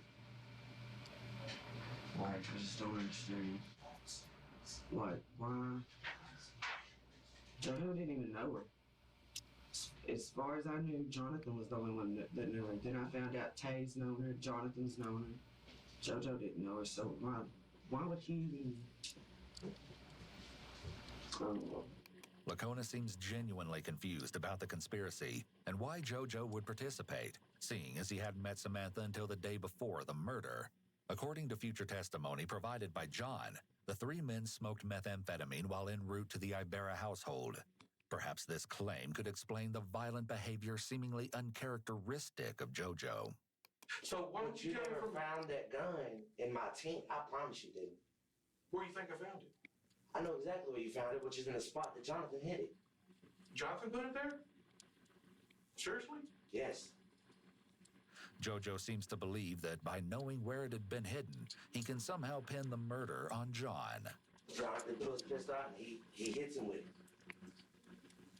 Where'd Jonathan have the pistol at? In his waistband. Whose pistol is it? Jonathan's. Where'd he get it? Beats me. Clearly, JoJo's story is not agreeing with John's version of events. Most significantly, JoJo claims the gun that was allegedly used to murder Dagan belongs to John, though JoJo is unsure where or how John obtained it. All right, and the gun that we got out from under the house, that's the gun that, I guess it belonged to Jose. It was mine. It was a gift to me from him. It was mine. Okay. Most importantly, perhaps, Lacona confirms that the handgun that was recovered near the tent belongs to her and JoJo, not John. What I need to do, I've got Samantha's version. Samantha is the ringleader. I never met her until yesterday. So you just up there with Charlotte and them, that's when you met. That's when right yesterday, I met Samantha. And I met her 5 kids. We all left. We get to Walmart. We're at Walmart for a little bit. All of a sudden, Octavius Rhymes walks up to me. He said, "Man, I gotta go." I said, "Why?" He's like, "My mom just called me and cussing me out, telling me I better get the damn car home." So let me go find Jonathan real quick. Let me ask Jonathan if he can give us me and my wife right home back to your house. When Jonathan took me home that afternoon, though, Octavius was home. Octavius ended up leaving with Jonathan. They left together. Me and my wife stayed home. All of a sudden, around after 7 or 8 at last time, they showed back up. This time they showed up. What happened to my monitor? Octavius, Jonathan, Samantha, and her kids. Jonathan pulls me to the side. Take her, I need to talk to you. I don't know what's up. He's like, look, old girl, talking about Samantha. He said, Samantha wants us to, do something. And he wouldn't tell me full details until we went to the place. All of a sudden, he tells me, he said, look, I just need you to stand guard. Jojo describes what is called a criminal conspiracy between himself and John to commit the crime of kidnapping. Another important revelation is Jojo's claim that Tay was a willing participant in the conspiracy, despite Samantha's and John's initial reluctance to implicate him. It turns out that old Cuz was actually Tay all along. Let's hear it straight from the source. Meet Octavius Tay Rhymes, whose identity Samantha and John attempted to conceal initially. Tay had requested a meeting with the Titus County Sheriff's Office with the intention of getting a deal in the works. However, Tay was informed that he'd need his lawyer to handle the negotiating with the DA's office. While seated with investigator Wayne Minor, Tay went ahead and pleaded his case. I should have spoke to y'all without a lawyer, but I admitted to y'all, that I was in the vicinity when they took the dude from his home. I didn't realize this, that they were planning on doing. So like I said, I know y'all ran my criminal background history already. I don't have no violent background, I don't have no felonies, no misdemeanors. No, I've never been in no serious trouble like this ever. So I'm trying to work with y'all, but I can't really give y'all no more information if there ain't no deal on the table. Striking a deal is quite common in criminal cases, especially those with multiple defendants. Often, the prosecution will offer a more lenient sentence to the accused in exchange for the accused providing information to the police or agreeing to testify against one of the other defendants. However, it's important to note that a criminal Thanks for defendant the cannot make a deal with the smooch. police. Only the prosecutors are authorized to make deals with defendants. Therefore, any sort of deal that the police make with Tay wouldn't have any legal effect, unless, of course, such a deal was approved by the prosecutor's office. I stayed downstairs the entire time. But she whistled. So that means she was downstairs. Because like I said, me, Octavius, and How'd she whistle? Was it like that or? Yeah, like that. That's what I'm saying. She was downstairs. She had to be. But you didn't see her? No. And so who went back in when she did it? Jonathan did. And all of a sudden, Jonathan comes back out and says, come here, cuz I talk to you. We walk over here. He's like, her mom just called, say she's she's sending a friend over to see her or whatever, something like that. He's like, so she said, we got to go. We need to go now. Jojo claims that Samantha told them to move quickly. Records indicate that she called her mother to alert her of the attack. Because her mother's home was an hour's drive from Samantha's, she assumed that would give the men ample time to leave the premises with Dagan. What Samantha didn't anticipate was that her mother would send a nearby aunt to her rescue. There's no way Jojo could have known this bit of information if Samantha wasn't in on the ruse. And so we left. They arrive at a secluded area that serves as their destination. Tay's looking at me, I'm looking at him. Jonathan looks back at us. Jonathan pulls it out, he's holding it. All of a sudden, I tell him, man, dude, you're too close, dude. You shouldn't take the man's life, but you're too close to the road. Tay's looking, Tay's like, yeah, you really are. He said, it's gonna be loud. This moment is key, as with this statement, Jojo may have just admitted to being an accomplice to Dagan's murder. By admitting to the sheriff that he told John to move further from the road before killing Dagan, prosecutors could argue that Jojo attempted to aid John in his murder of Dagan, leaving Jojo equally culpable for it. All right, hold on just a second. Drink your Coke, and I'll be right back. While JoJo waits for the sheriff to return, he's well aware that the camera is still rolling. The gradient's coming along. I think it looks okay. I don't like how that looks. It looks okay in person. So you know what time that they took Samantha home? To be honest, I believe it was before midnight, but I couldn't really tell you the time. I don't remember the times. I think it was before midnight though, because she was talking about how the kids were getting sleepy and she needed to get to the house. Something about her man was asleep or something, and she didn't want him waking up and getting mad at her. No question about it, Samantha has been caught in a lie. Cell tower records give us the real story. Despite Samantha's attempts to deceive law enforcement, her phone wasn't near her home until approximately 10:30 p.m. on February 19th, just a few hours before the invasion. A major development in the case occurs just 3 days after the murder of Dagan, though it would be a stretch to say it came as a shock. Samantha is arrested and charged with aggravated kidnapping and murder. In the end, the failed conspiracy resulted in lengthy prison terms for all involved. John and JoJo pleaded guilty the following year, in April of 2016. They received 50-year sentences for their roles in Dagan's kidnapping and murder. Months later, in December of 2016, Tay went on trial. It didn't go as he'd hoped, however. He was found guilty of murder and aggravated kidnapping and was sentenced to a total of 93 years. Last but not least came the mastermind behind the whole terribly designed plot. Samantha went on trial for Dagan's murder in September of 2017. Not surprisingly, she was found guilty. She was sentenced to 99 years. In addition, she received another 50 years for the kidnapping to be served consecutively with her murder sentence. To this day, it is still unknown who pulled the trigger and killed Dagan.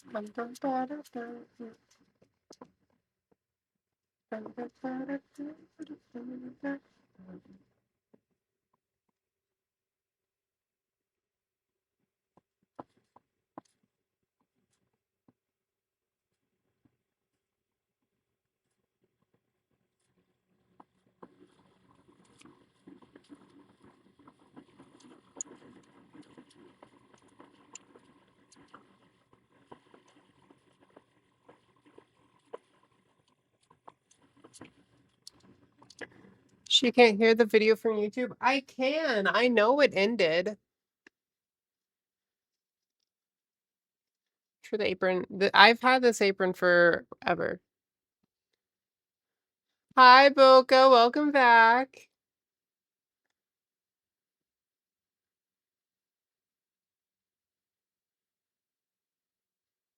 Let's see. New video time.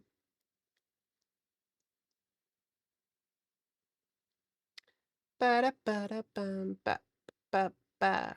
Professional streamer. Look, I could have just spent my day today painting and listening to YouTube on my own time, or I could spend it with y'all. So, I don't know. I think it's a good compromise. Took a nap. That's so real. I hope you had a good nap.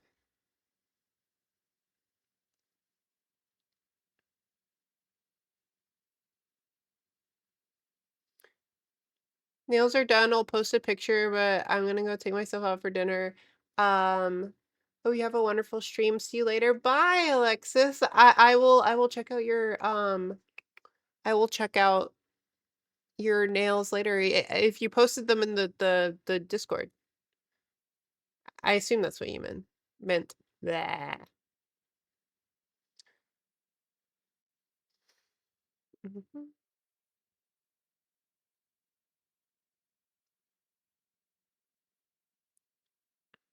What to watch? What to watch?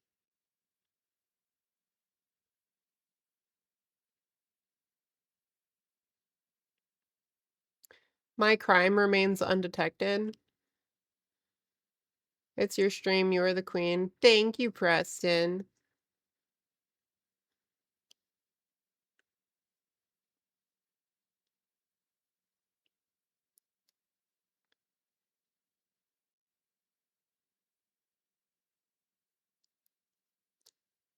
You guys want to watch someone binge food? I used to watch this guy all the time.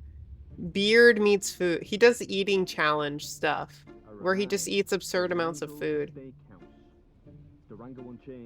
Kit Boga's new video has a familiar face. Who is Kit Boga?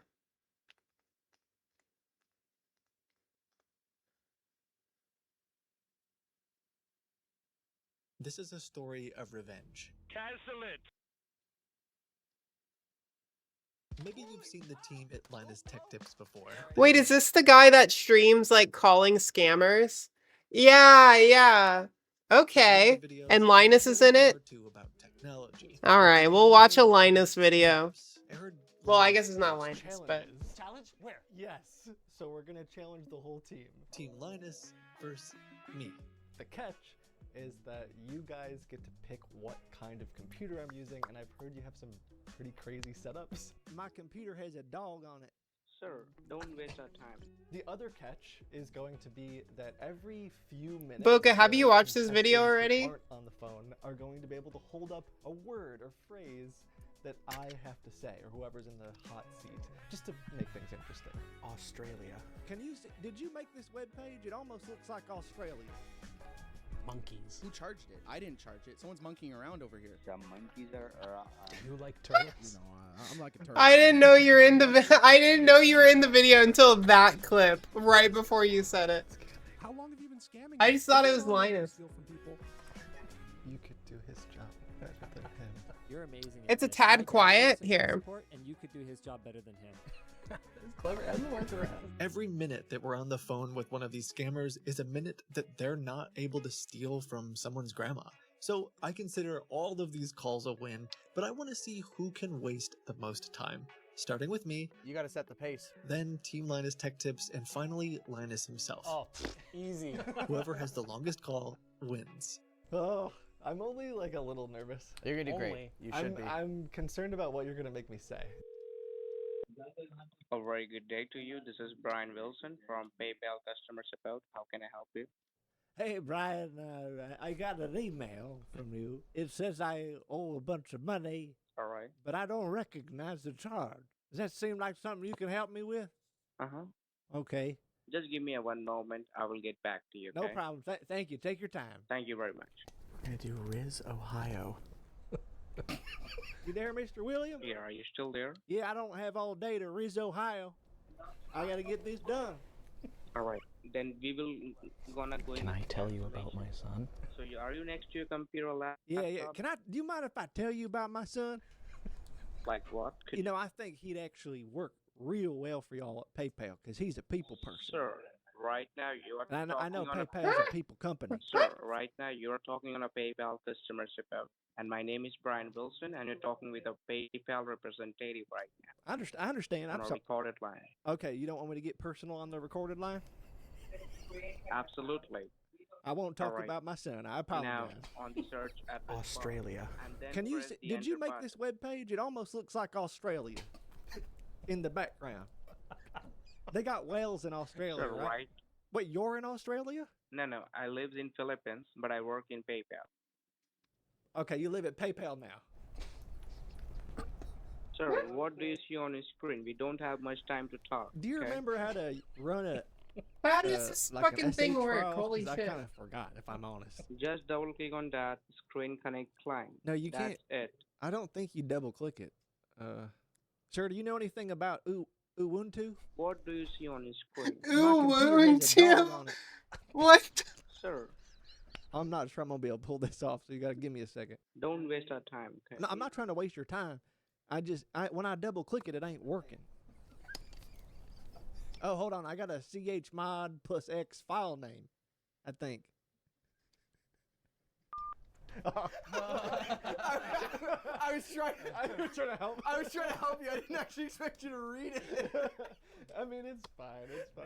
Still How fine. long was that? Like 12 minutes? Oh, only that long? Oh, no. dude. I'm crying, dude.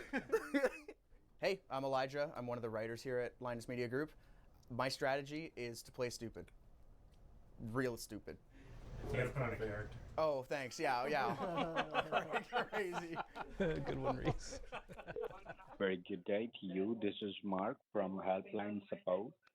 And how may I assist you? Hey Mark, I got a weird email saying that I was charged on PayPal. You want to stop that transaction? He lives at PayPal. I need to stop. That's crazy. Like what? Who charged it? I didn't charge it. Someone's monkeying around over here. Okay. Some monkeys are around. Sir, do you ever use a public network, hotel, Pineapple pizza, or anywhere? Well, I mean, yeah, I did. I went on vacation last week to a conference, and I wanted pineapple pizza. I ordered it, and they made me sign into the hotel Wi-Fi. So did the hotel do this? No. They could be an imposter or a hacker. Do An that. imposter? My brother is a priest. I need you to give a double click on Microsoft Edge. Double click on it. Oh, okay, finally. Oh my God. Speaking of God, I'm gonna need to go see my brother after this. He's a priest. Maybe he can help me get my money back. Or you. I am the imposter. Oh no! I thought that was fine. I thought that was gonna work. I thought that was the only way. I was like, oh, there's no way. I thought that was He's great. like, I can't do it. He's a man of the cloth.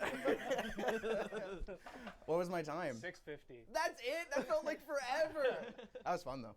Yeah, you did great. I'm Adam. I'm a writer here, and my strategy is that I want to become this guy's best friend. That's pretty good, actually. Are we calling the same guy? Same number, but it might not be the same guy. I hope it's the same guy. It'd be fun. Yeah. A very good day to you. This is Brian Wilson from PayPal Customer Support. Yay, thank you for the dollar. I just had Hey, I got a spare dollar and wanted to use it to say thank you for helping me come out. You've been a massive support to me, helping me through really hard times. Oh, yeah. That's very sweet. Sorry, what was that? Thank you so much for the dollar. It means a lot. Thank you so much. He's calling you not nice names. I hope you have a good transition. And that things are going smooth. Well, Have to like hold I this up. noticed that I had a charge on my account that I don't recognize, and I was wondering if I could get assistance. What the hell? What is it? Is it me? I think we gotta try a new place. I just want to get a hold of someone at PayPal. Dude, who knew my 6 minutes was gonna be the longest time? Hello? Thank you for calling technical support. This is Alex. How may I help you? Hi, I just got a notification on my computer. Yeah, Felix that Q, says thank you, threats Thunder. discovered, and it says there's 20 of them. All right, and could you tell me what is the make and model of your device? Yeah, it's like some sort of it's a compact. And it's your laptop or it's your computer? It's like a desktop, you know, like it's about the height of like one of those orange guys from Willy Wonka. You know. Okay. All right, so just stay online for a couple of seconds. They do this just to make it seem like they're doing something, by the way. Oh, really? Nothing of value is transpiring. It's just like, oh, I'm looking it up. All right, thank you so much for holding the line. Are you there? Can I say a quick prayer? Yeah, hello. Okay, so sir, I think this will get it to hang up right away.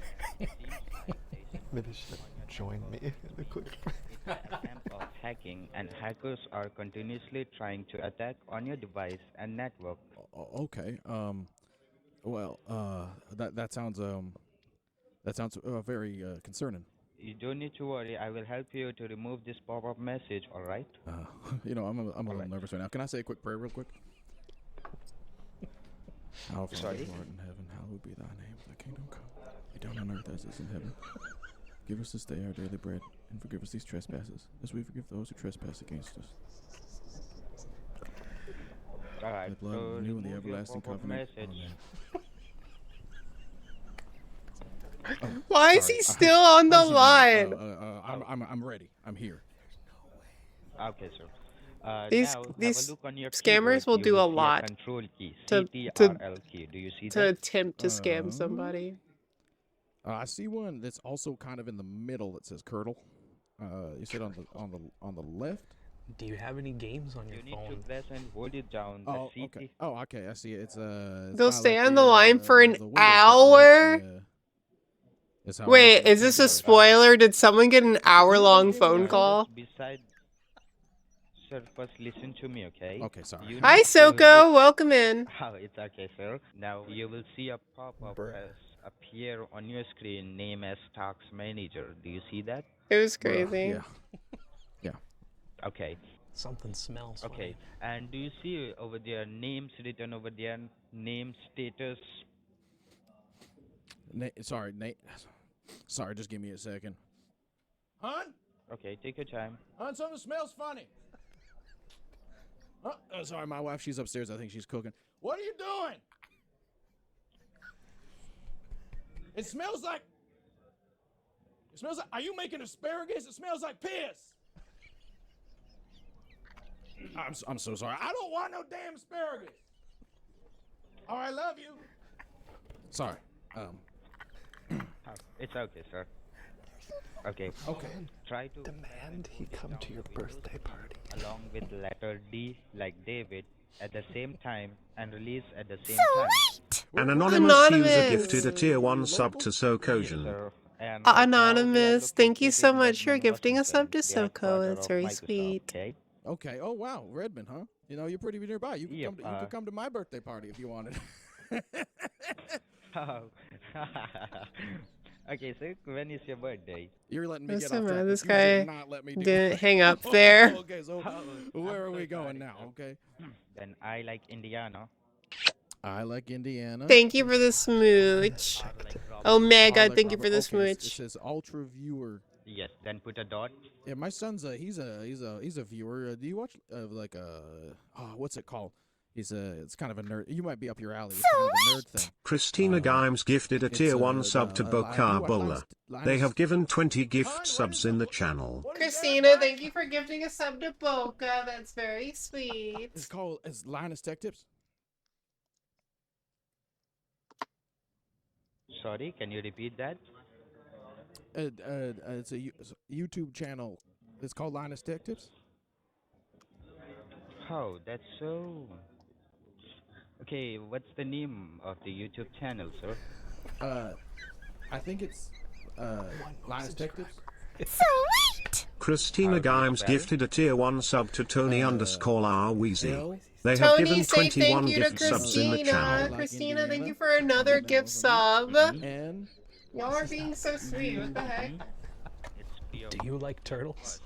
Oh, great! And I just want to say I appreciate your patience. You know, I not the best at these computer stuff, so I really appreciate your. You know, I'm like a turtle. You know, do you like turtles?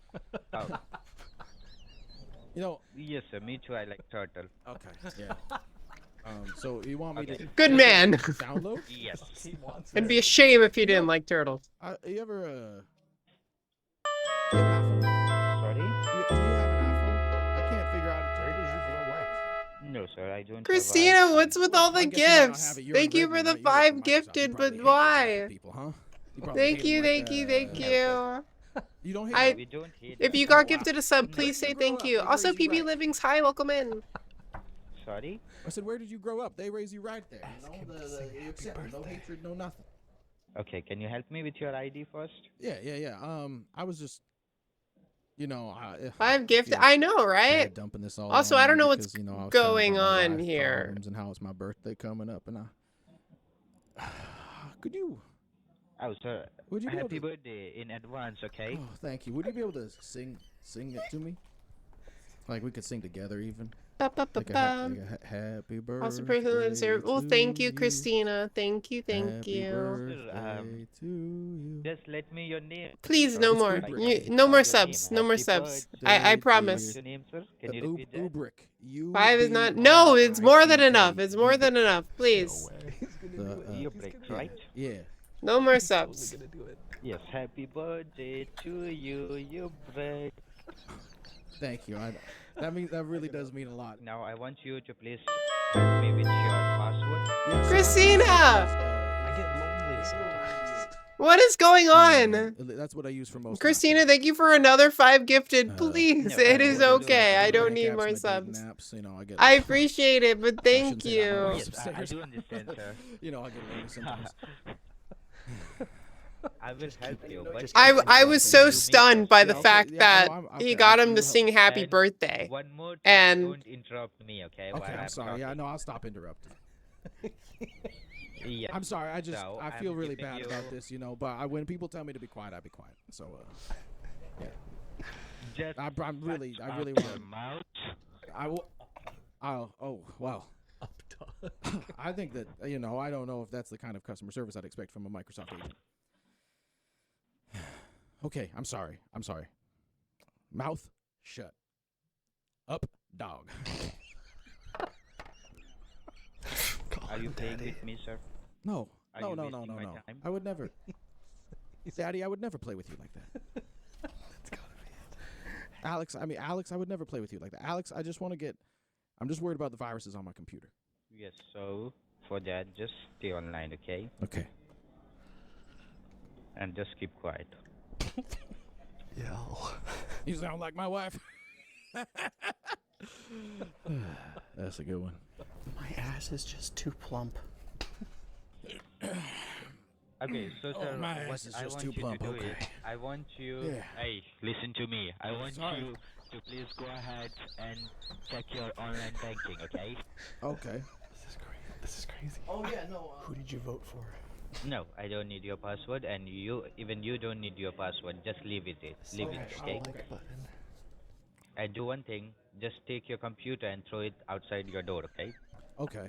Why? Is that like? Are you one of them There's liberals? no Who use of did your you vote computer. for? Hey, could you smash the like button for me? Hold on one sec, chat. Oh, thank you so much. I feel it. He's Felt got it right in my loins. Oh, you feel it? I will do subscribe also. Oh, thank you, please. I appreciate that. Are you a fan? Yes, I'm your big fan. Oh, cool. You're gonna be online as Tech Tips. Aren't you excited? If you're gonna help me with your YouTube channel name. Yeah, then I okay. will I'll go give you the ahead and login do information subscribe for you. that. Yeah. So Linus Tech. No, I don't need the login information. I just need your name. That's it. My name? My name's Ubrick. Ubrick. Okay, thank you so much. Bye bye. I love you. Oh my god! Holy shit, that guy went forever. 40, almost 43 minutes. I don't think he was listening to you half the time, but you did amazing. That should have been done 25 minutes ago. Adam, I don't know how I'm gonna get anywhere close. You can do it. Hi, I'm Nick Plouffe, and I'm going to just try to act normal, but a little bubbly and airheaded. Not too much, just a bit. Thank you for calling technical support. This is David. How may I assist you? Hi, David. This is Greg. I've got this pop-up on my computer. It says Windows Defender Security has disabled it or something. It's all like locked up. Yes, sir. I will surely help you with your concern. How it's an are attempt baby of computers? hacking which I'm has back. been taken place. Okay. Are you aware of this hacking? No, I don't even know how like baby computers are made. Okay. Apart from you, is there anyone else using your device? Sometimes my son. My son says he goons on it. Sometimes my son You said can he says he's like goons on the computer. I don't really know what he means, but I can see the screen. Okay, you can use your mouse. Your Yes. cursor is like moving here. I think sometimes they don't even care. It moves. Can I open up Candy Help Crush? me with I'm your first name fiending. and last. Oh, sure. First name and last. First name is Greg. Okay, and what's the last name, Greg? Pankey, P-A-N, D as in D's. I got it. Yep. Did you get the D as in D's? Isn't these nuts? Okay. Demand he sings happy birthday to you. Do anything, sir. Hey, you know, I know this is hold on. I know this is kind of embarrassing. I didn't click on I minimize. wasn't able to invite anyone to my birthday party this year, and I'm wondering if you could do me a really big favor here and help me kind of sing happy birthday to myself. I know it's a little sad. Yes, sir. Hell yeah. Okay. I Okay, appreciate no it, man. problem. I really do. It's tomorrow, but if we could do it. Okay, so Greg, right? Okay, so happy birthday. Okay, Greg. I will help you. To you. Happy Greg? birthday. Yeah, are you gonna help? Are you gonna sing? Start playing Candy Crush. I thought you were gonna help me sing. Yeah, I will help you, Okay. but you have to listen me. You have to cooperate with me, okay? Okay. So I want you to focus on your New keyboard. concoction. I'm focused on it. All right. I pulled up. I'm trying to I don't know. I got ADD. I'm trying to play Candy Crush while I focus on the keyboard. What's up? So what I want to everyone watching. I just want you to open. Hello, everyone watching. Can you say hello to me and my friends and everyone watching? That's gotta be it. Yes. Is the goal of everyone else to like get him to say things to hang I up want you to like open your quicker? camera. Oh, I don't have one.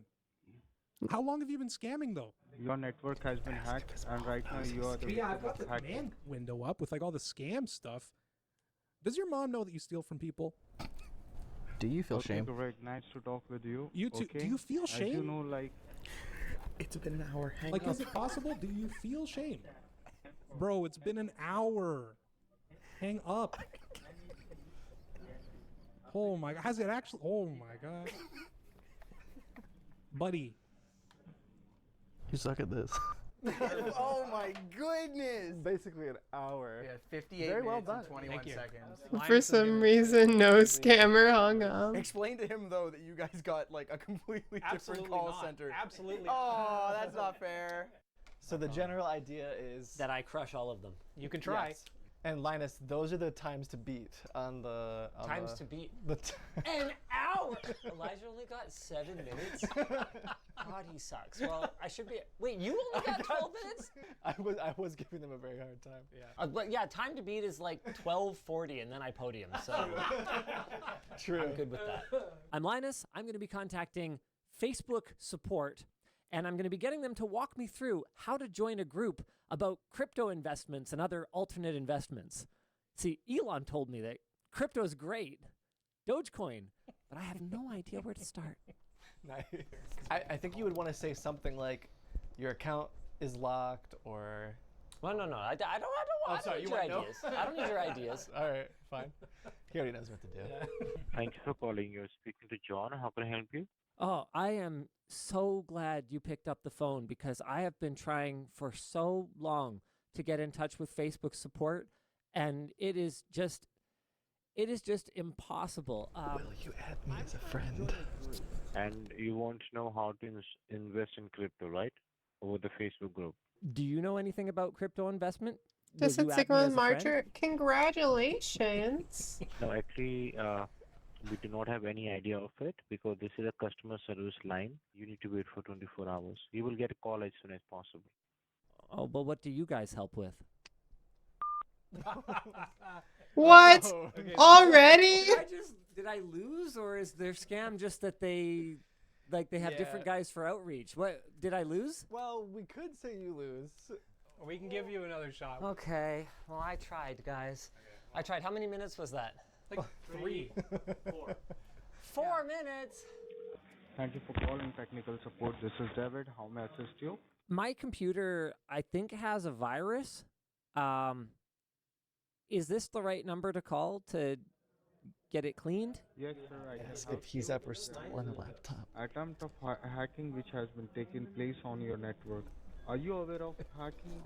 Do you think it's because I stole it from work? Okay, you have been stolen this laptop from your work. Have you ever stolen a laptop from work? Like, did this could this be because of that? No. Oh, okay. What I don't color know, sir, shirt about are you this wearing? thing, but Okay. So, sir, I want you to follow some simple steps. How do I know for sure that you're support? Like, do you guys have like a uniform? Like, what color is it? Yes, sir. I am the senior technician. up, yeah. So, sir, I want you to focus on your keyboard. Okay, yeah. And look over there. You must think I'm really stupid. Can you focus on your keyboard, sir? Logo on it, a Windows logo on it. Okay. Okay, I clicked it. So I want you to don't click over there. Oh, don't click it. Now download that. Just Demand click on he sing download. happy birthday to Just you. click on the file, like open that file, install that file. Just click on Ultra Viewer. They had to do it. Click on Ultra. Please Viewer. install a virus it's taking for a little us. while to install. No one came to my birthday. Can you sing happy birthday to me? What's with the birthday shit? Birthday or what? Why is It was that? actually last Friday. So why you are remembering last Friday? Today's Friday. Could you sing just part of the song? I'm really lonely. Don't feel lonely, sir. The pity Okay, laugh. Just Okay. yeah, Does he click on watch finish. Linus Tech Tips on YouTube? Now, what you can see on the screen, sir? How did you learn all this? Do you watch Linus Tech Tips on YouTube? Let's get you. That's No, good. sir. we are You could do his job better than him. That's my job. You're amazing at this. My dad works in tech support, and you could do his job better than him. That's clever as a worker as. Even And your dad was in equals- tech support. Yeah, but he doesn't want to help me anymore. Now hit enter. Play Candy Crush Saga. I have 2 enter keys. Just hit on enter key. Is this going to take a long time? Can I play Candy Crush while I wait? No, sir. Sir, I want you to close this window. Okay. Sir, your network. Who is your daddy and what does he do? Your phone lines I wish are my being dad would have hacked. helped me with this. Did your dad teach you about tech? Like, who's your daddy and what does he do? This is not your job to ask me about this thing. Okay, I'm sorry. because- I'm sorry. Now just hit on enter. Oh my god. What happened? Is this all hacking? Yes. Oh my god, I need my inhaler. I need my inhaler. 1 second. Hello. What do I do now? What do I do? Okay, sir. Are you there? I'm all for all the. Yeah, I'm still here. What do I do? 1, 2, 3, 4, 5, All 6, the 7, 8, all quick, of so the quick. credit and debit cards. Do Wait, you oh, have hold on. Hold on. any What of them? is it? Just credit and debit cards, or is like my library card count? That one's 1, 2, 3, 4, 5, 6, 7, 8, 9. No. It's a credit card or debit card. Oh, I need to go get it. 1 second. Okay, check it out. I'll be right back. I think I've got a minute. I think he'll wait a Yeah, minute. you crushed it. Dude, I'm having so much fun. This is great. Hold on. I'm gonna go get a real document. I just need some inspiration. All right, sure. Oh, he hung up. He hung up on you, Linus. He hung up on you. What did I reach? It was like 38:58 or something like that. I stopped it. a few Let's seconds go! That was so much fun. All Like right, a well, library card. looks like Team Linus won.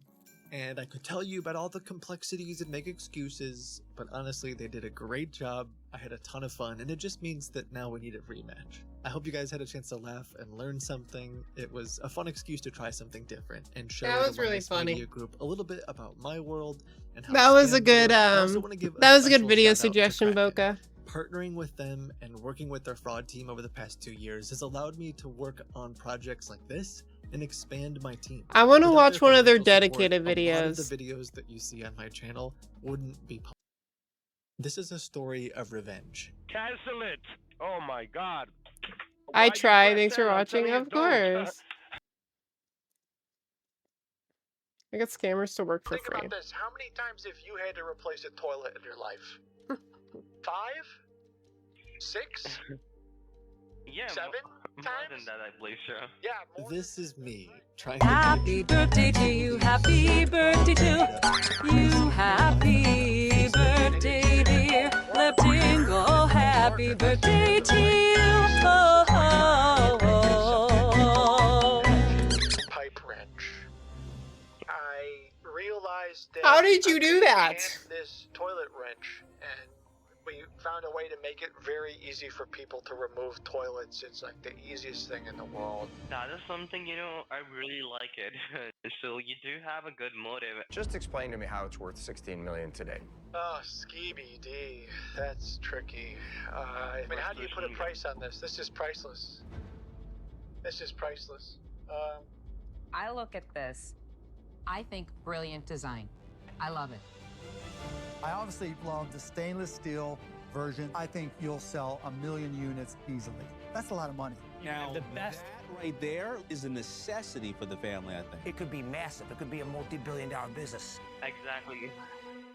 And I'm really impressed, so... Some sources say 1 in 3 ads on social media are scams. We know starting a business is risky, but it's even riskier if you're hiring scammers, like me. So you're saying for $300, if they type in toilet on Google, I'll be the number one slot? Yeah, so for that we That's have incredible. research on the keywords That as is well. incredible value. Yeah, so... Wow. Now, every successful business needs a plan, and as CEO of Magical Enchanted Toilet Wrench Limited, my job is to count the money. So the scammers that I found on Facebook will have to do the rest.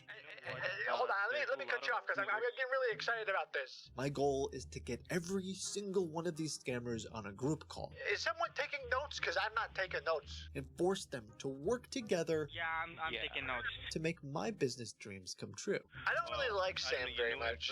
Because there's no I in business. He's just a web guy. He's a little too salesy for me. What we do is we can provide you the SEO optimized content, okay, and we can provide you Kenji needs to be like stopped. more than like 25 to 35 keywords, Getting too okay, based smart. on your business niche. So your website will be ranked I'm on sorry, Google you're on starting top to pages, okay? You're kind of starting to make me fall asleep here. The main thing I'm worried about is I want to know. Someone goes on Google, someone goes on Bing, someone goes on Yahoo. I type in toilet. Or maybe my bathroom is flooding. How do I fix my toilet? My toilet's broken. What do I do? My toilet's overflowing with feces. Anything like that. My toilet smells bad. My toilet has a crack in it. I need to put a new toilet in there, or maybe just toilet. Anything like that. I want us to be number one. Yeah. I appreciate you answering the questions. You sound like a real trustworthy guy. I would love to move forward with this. Awesome, man. I really appreciate it.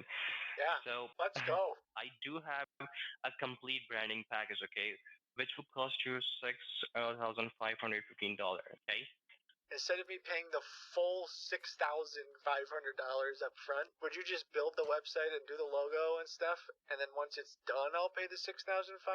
What we can do is, okay, I can provide you the payment plans. How What does if we that just sound? start with a small project, like you design me a logo, and then if I like the logo, I'll pay the full $6,500. Logo for sure. Well, we can do that for you. What about the color preference? Like, do you have any of that? Water. I'm sorry?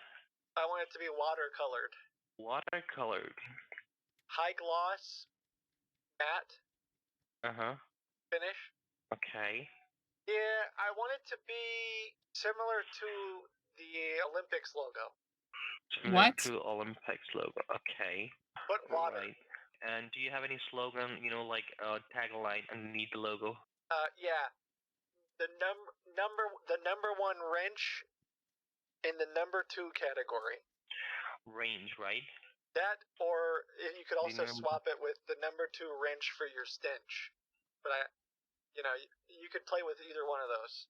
Oh, I believe so. Number 1 range in the number 2 category will be perfect tagline for the logo. Yeah, I agree. Right. Awesome. Okay. While Sam's working on a logo, and believe me, the results are wonderful, I move on to catch some bigger fish. All right, next, our marketing specialist. There's a group that says they do tons of like Wikipedia marketing, and they lie, is the short answer I have for you. So I'm going to give them a call. We'll see if they answer. Yeah, basically, I think there needs to be a page for toilets, toilet wrenches. And I want to be number 1. Hello? Yes, hello? Yeah, hi. This is Ellie Brown from Wikimastery. How are you? Ellie, how are you? Nice to meet you. I'm great. How about yourself? Didn't ask. So, is it true that marketing on Wikipedia can be good? Yes. Well, Wikipedia is considered to be the most credible source of information. They don't go on the website. They don't go on That's not different what my articles. teacher All they said. believe is what's written on Wikipedia page. My business is, I have a toilet wrench that makes Okay. it really easy for people to replace their toilets. Mm-hmm. So I want people to be able to look up toilet wrench Mm-hmm. And right now, the first thing that shows up is the Home Depot, but I want to show up, you know, the Wikipedia page for Magic Toilet Wrench. Absolutely, absolutely. Yeah, talk to me about, can we get toilet wrench? If we're doing specifically a toilet wrench, can we get that to show up?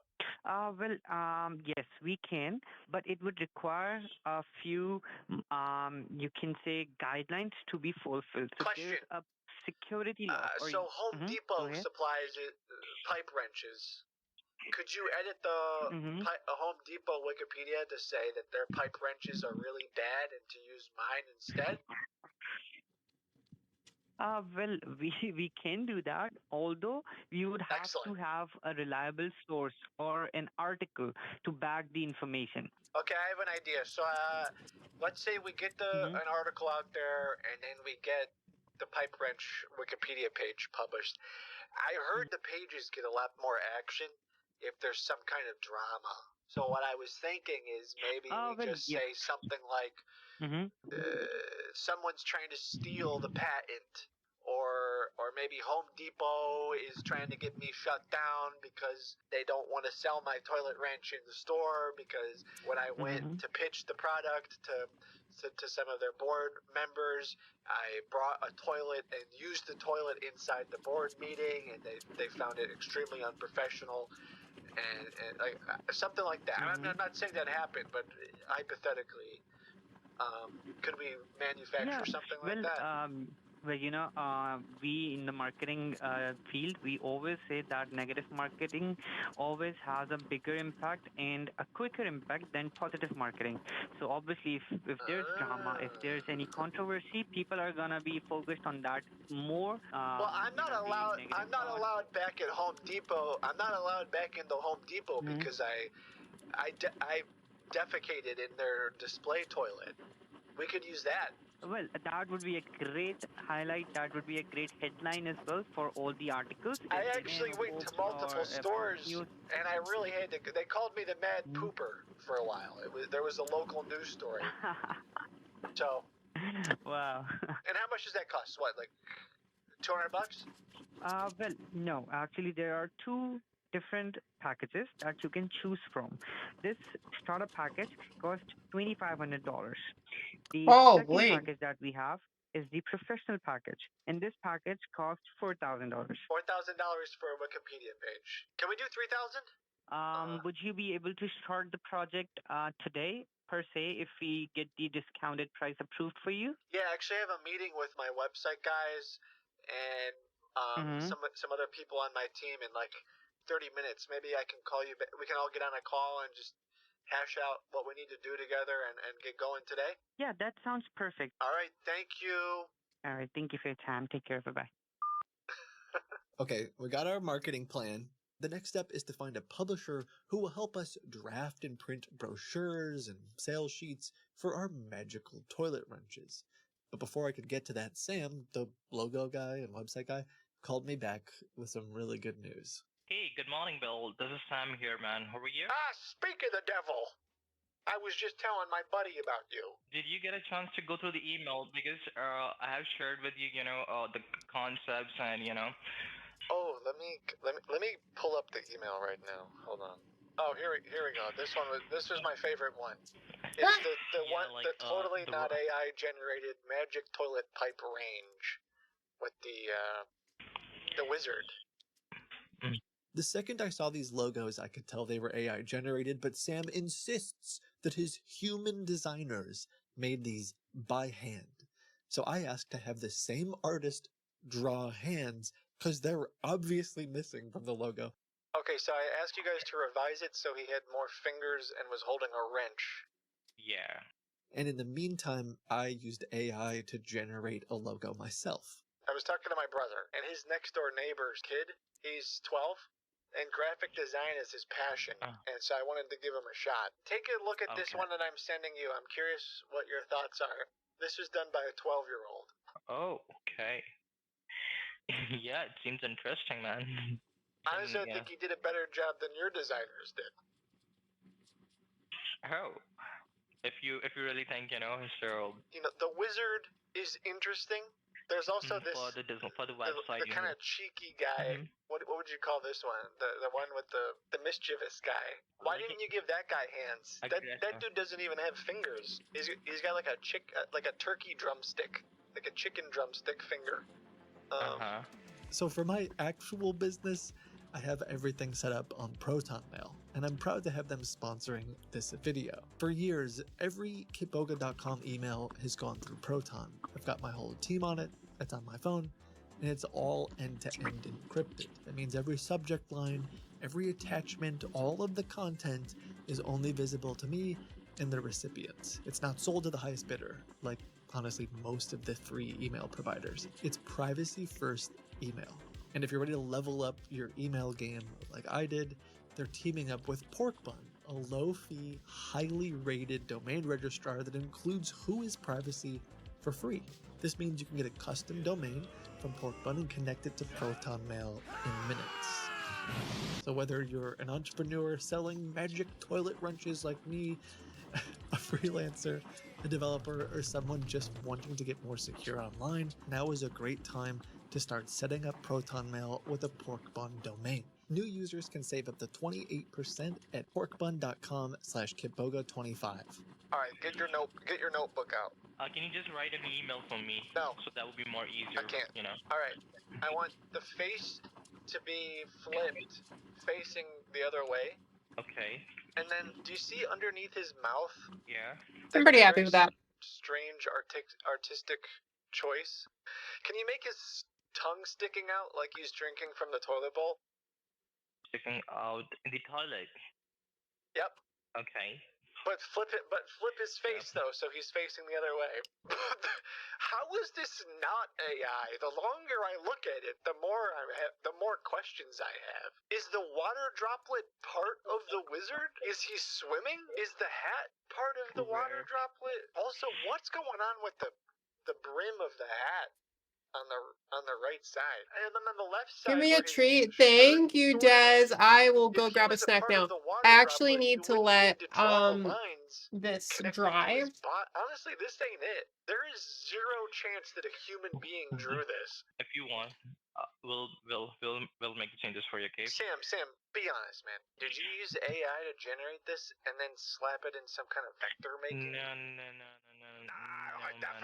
There's no way that happened. The hands look like a completely different person drew them. What changes are you looking right now? Look at him, Sam. Are you looking at the hands? Right? Yes, I can see here, man. I want the hands to be the same style, the same kind of grungy, completely disheveled look of the original logo. And then on the right side of the image, his pinky finger shouldn't be hidden behind the wrench. That's weird. No one holds a wrench like that. Like more detailing. You can see the gradient better this way. That's what you're saying? No, I don't want it to be 3D style. I want it to be correct. Like, look at it. It's just weird. Honestly, it is just weird. Is that a toilet or a funnel? It's a toilet, man. It's a toilet. Can you make the toilet look a little less like a colander and a little bit more toilet shaped? Sure. Can you have an ear on him instead of a...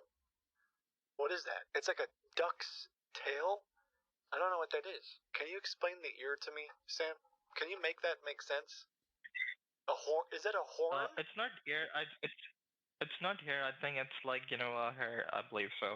It's hair. That's his hair. You see on the left side of his cheek, there's a spike coming out of it. Oh yeah. I can see that. What is that? Okay. It seems like hair. I think so. Do you have hair growing out of your cheek? Like that? No. No. Has anybody in the history of mankind ever had hair? No, okay, I got you, man. I got you. I'll do that.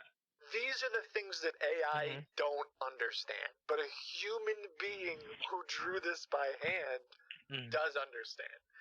So when you talk to the human being who designed this logo, remind them that they intended on the water droplet being a part of the body, not an arm coming out of his cheek.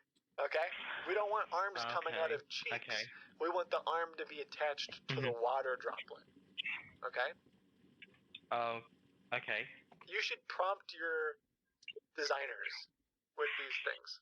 I have a question.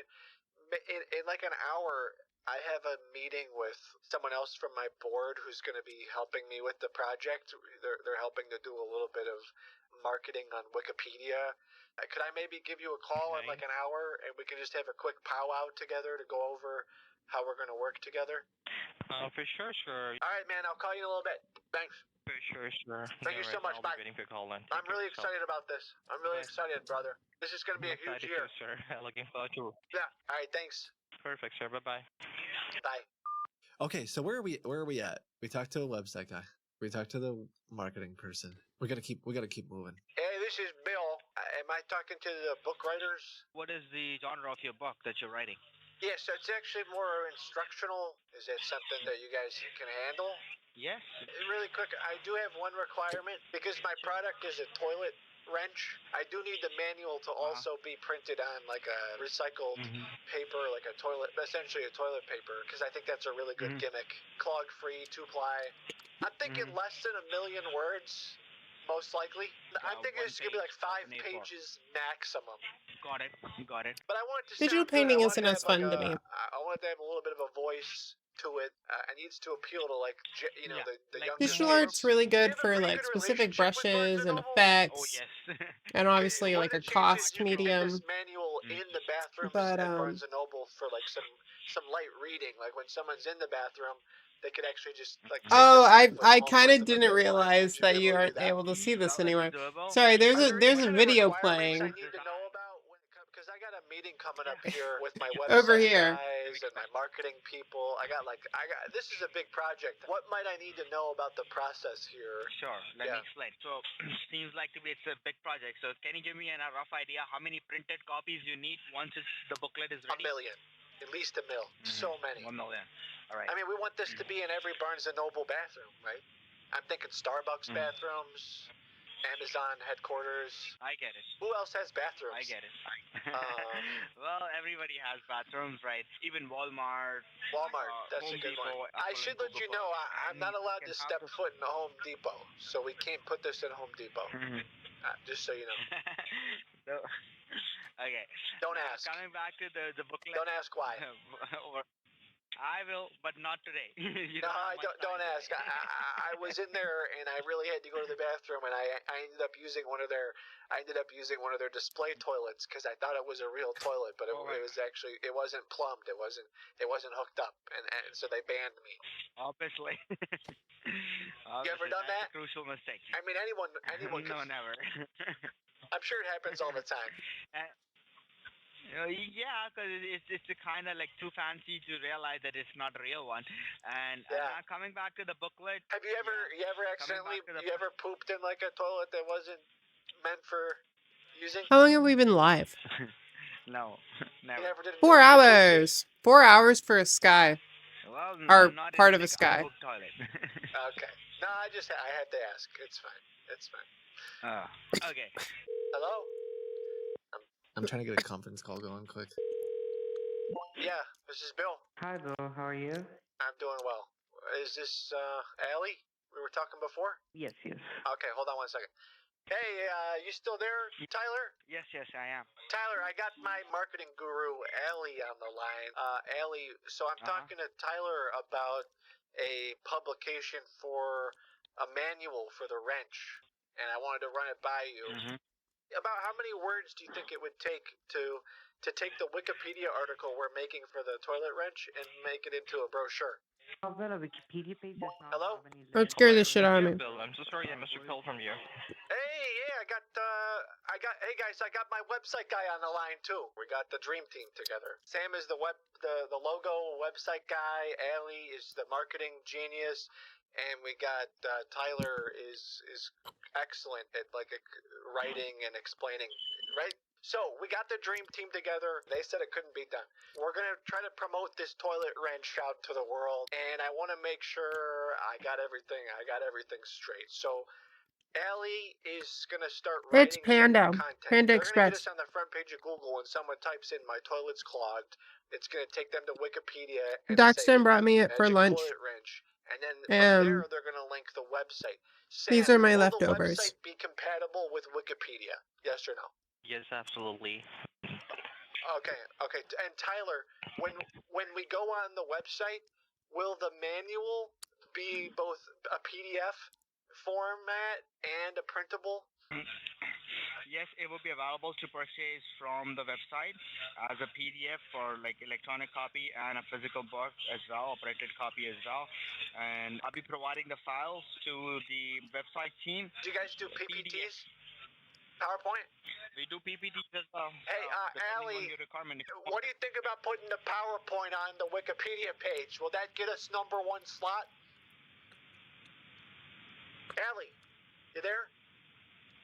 We will get that content and have it written in the article. Tyler, is that something that we can do? Are you guys talking about the, like the services that you would like to, Let me explain.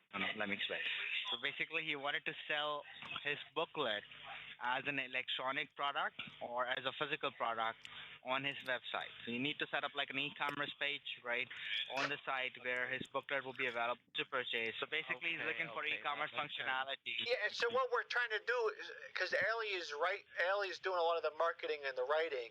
And then He also hasn't paid any of these people anything. taking notes? We're gonna. Yeah, I'm taking notes.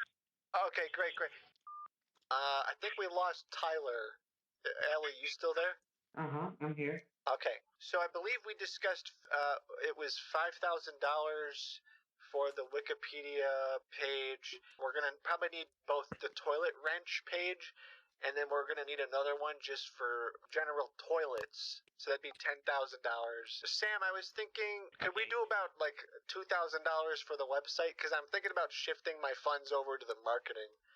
Could I do like $2,000 for the website since I gotta pay $10,000 for the writing and the marketing? So you didn't want to go with the marketing part, like for the social media and SEO, along with the Well, website? I think Allie, if I'm not mistaken, you know how to do that, right? Yeah. No, I believe I already told you, right, about the marketing part as Yeah, but well. I can provide you the website. Allie's like a Google certified. Hello? Thank you for calling. How can I help? Is this Tyler? Yep. No, it's not. Tyler is basically on another call with a client. Shoot. Is there anything I can help you out with? Yeah, I got my marketing guru and my website developer. Tyler was going to be doing the publishing, and we were just going over the plan. Can any of you do I need to wrap my van. Can any of you guys do that? Thank you, Ethan. Unfortunately, we don't provide that service. Okay, Sam? Yes, I'm here, sir. Do you do the car wrapping, or Tyler's boss? Do you do that? Do you do that? No. No? Okay, that's fine. So Tyler's boss, you guys are going to be doing the publishing of our pamphlet. How much does it cost again? Let me check that out with Tyler. So Allie, will you tell Sam really quick about your experience with marketing? Because I don't know if Sam understands that you're an expert. Guys, can I interrupt? I'm so sorry. No worries. Is this Kevin? Well, this is Kevin. Yeah, I just wanted to confirm one thing: that why are we on a conference call, and how are we just? Oh, I guess that there's going to be 3 people helping you out, correct? No, yeah, because I got a whole business going, and I just felt it was easier to get everybody together because you're going to be doing the publishing that Allie is going to be helping to write. It's a team effort, I'm paying each of you to do. Okay, and it's a whole marketing plan. Okay. It's a global. Planning to start that. I'm ready to get started today. I mean, I'm already got some of you guys paid, and we're trying to get this thing going. So. Okay. So for a 3-page pamphlet printed on biodegradable paper, what are we thinking? How much is that going to run? Like $50? Well, if you're doing the publishing for not really. $50 is something that's like very much low.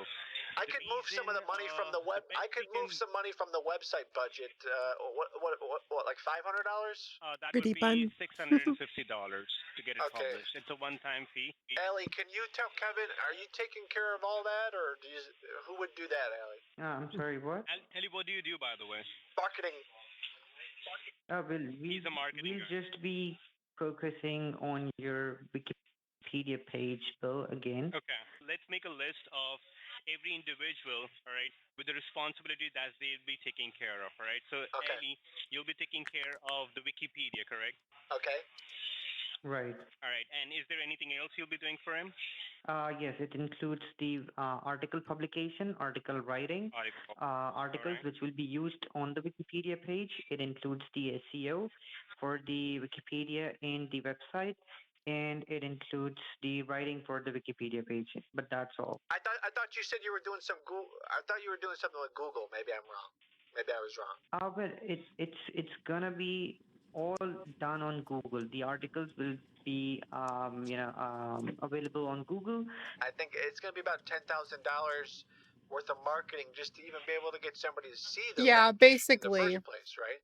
Like that's kind of what I'm. It also depends how He you're reached out to a bunch of spending your 10,000 at. I mean, if you're individual just going to spend all scammers, the 10,000 has not into the paid yet marketing of paid the them social media, anything, I can tell you right and now, is now the very making blunt them and talk honest to that you each won't other be able to get the just desired results that you're looking waste for. their time. It's $10,000 we're talking about, a big money, right? So there's like many ways of like doing the marketing, such as like distribution. There's going to be social media marketing, influencer marketing, Well, Sam, live TV interviews. I think I got Sam was going to be doing the influence. Sam, aren't you doing the influencer marketing? He'll be doing it. I want to know like what Sam will be doing it in terms Sam, of the you there? marketing. I guess Sam is not on the call. Sam? Huh. Maybe he fell asleep. And did you mention any charges to you, Bill, as of now? I believe it's about 10,000. I could do a little bit more if that's needed, Ellie. It's No. just up to you. So it's not 10,000. Oh. To confirm it again, upon your request, was discounted to the rate of $3,000 only. So if Yeah, but remember I said I need 3 pages. It's 3 different Wikipedia pages, though. Oh, if it's 3 different Wikipedia pages, So then the cost I goes thought up that to was around 10,000. $9,000. Yeah. Maddie was just spiraling. Okay.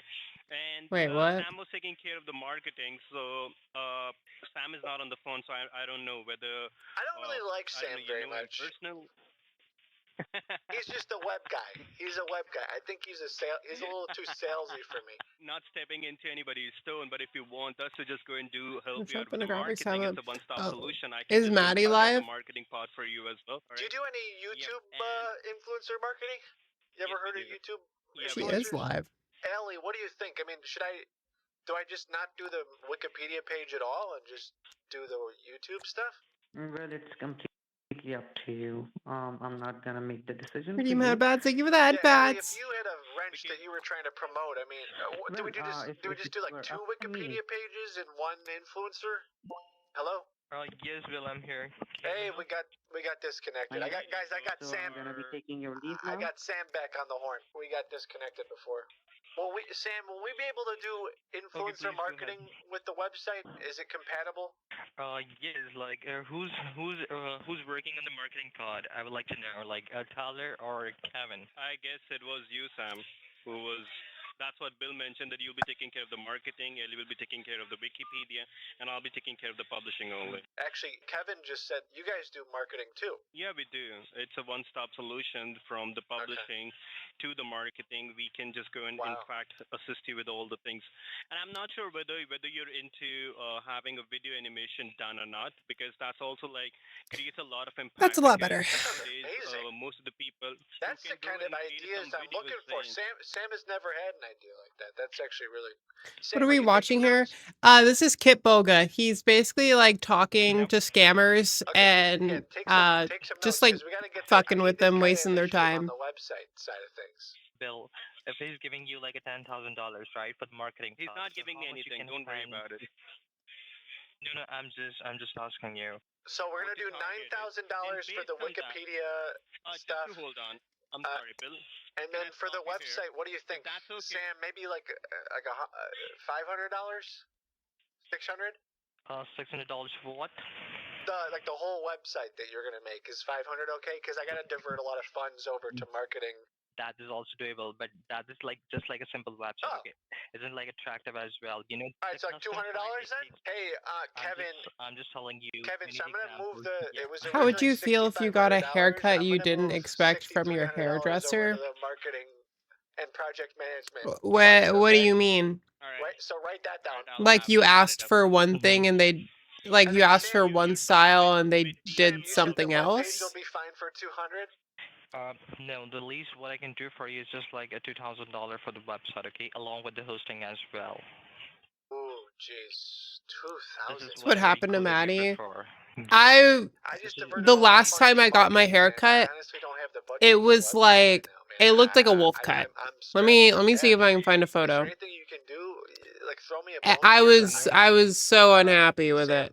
What? Can you send me an invoice for $700 and we'll call it even?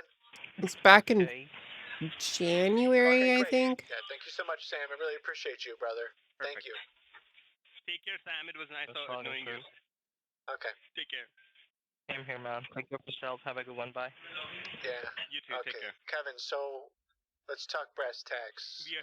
Now that we got him off there, I mean, those developers, they're always trying to take money from people. I do want to know. All right, let's just go and get the ball rolling then. All right. Yeah, let's forget get the about ball rolling. Sam. Forget about Ellie. So you like working with Allie, but you don't want to work with Sam, correct? I should just fire Sam.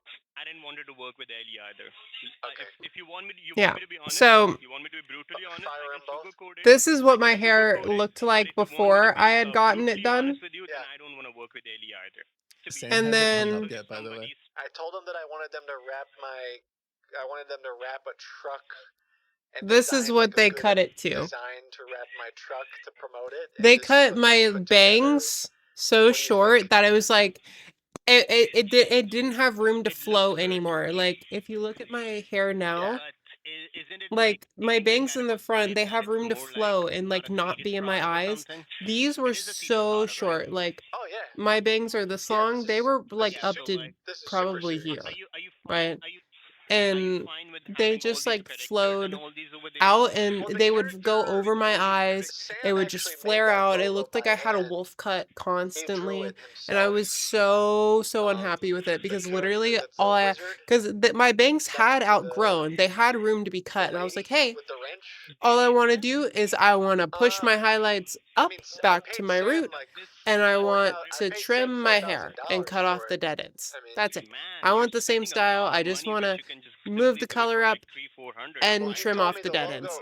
And eventually, as my hair grew back out, like it was fine again, right? But they had cut it way too short in the moment to the point where it was like a wolf cut and I hated it so much and I didn't want to be on camera for like This looks amazing. a week or two.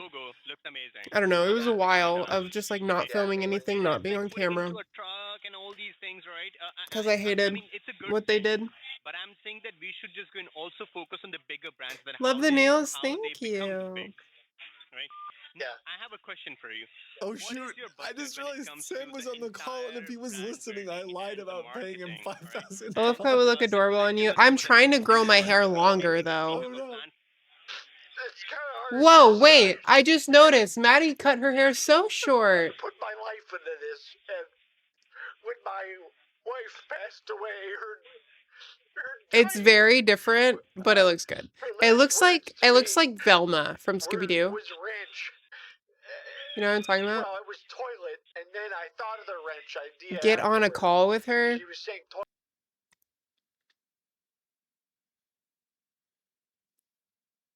I'll call her. I don't know if she'll pick up.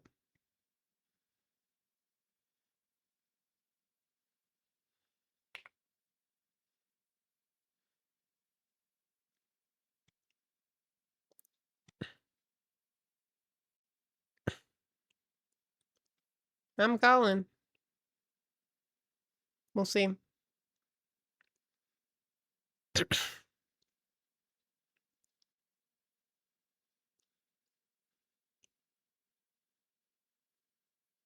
Hi, Peachy.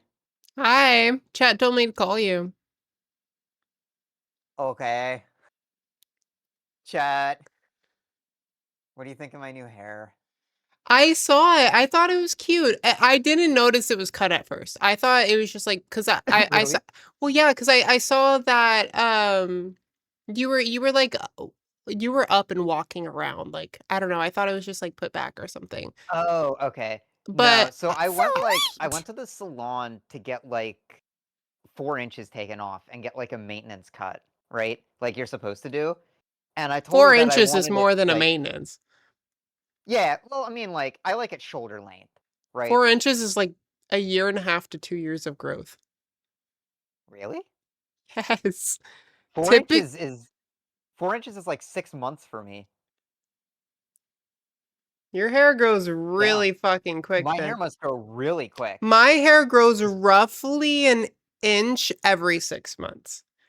Yeah, I can 'cause count normally on I could count on 2 inches, 2 full inches, maybe a little more in a year.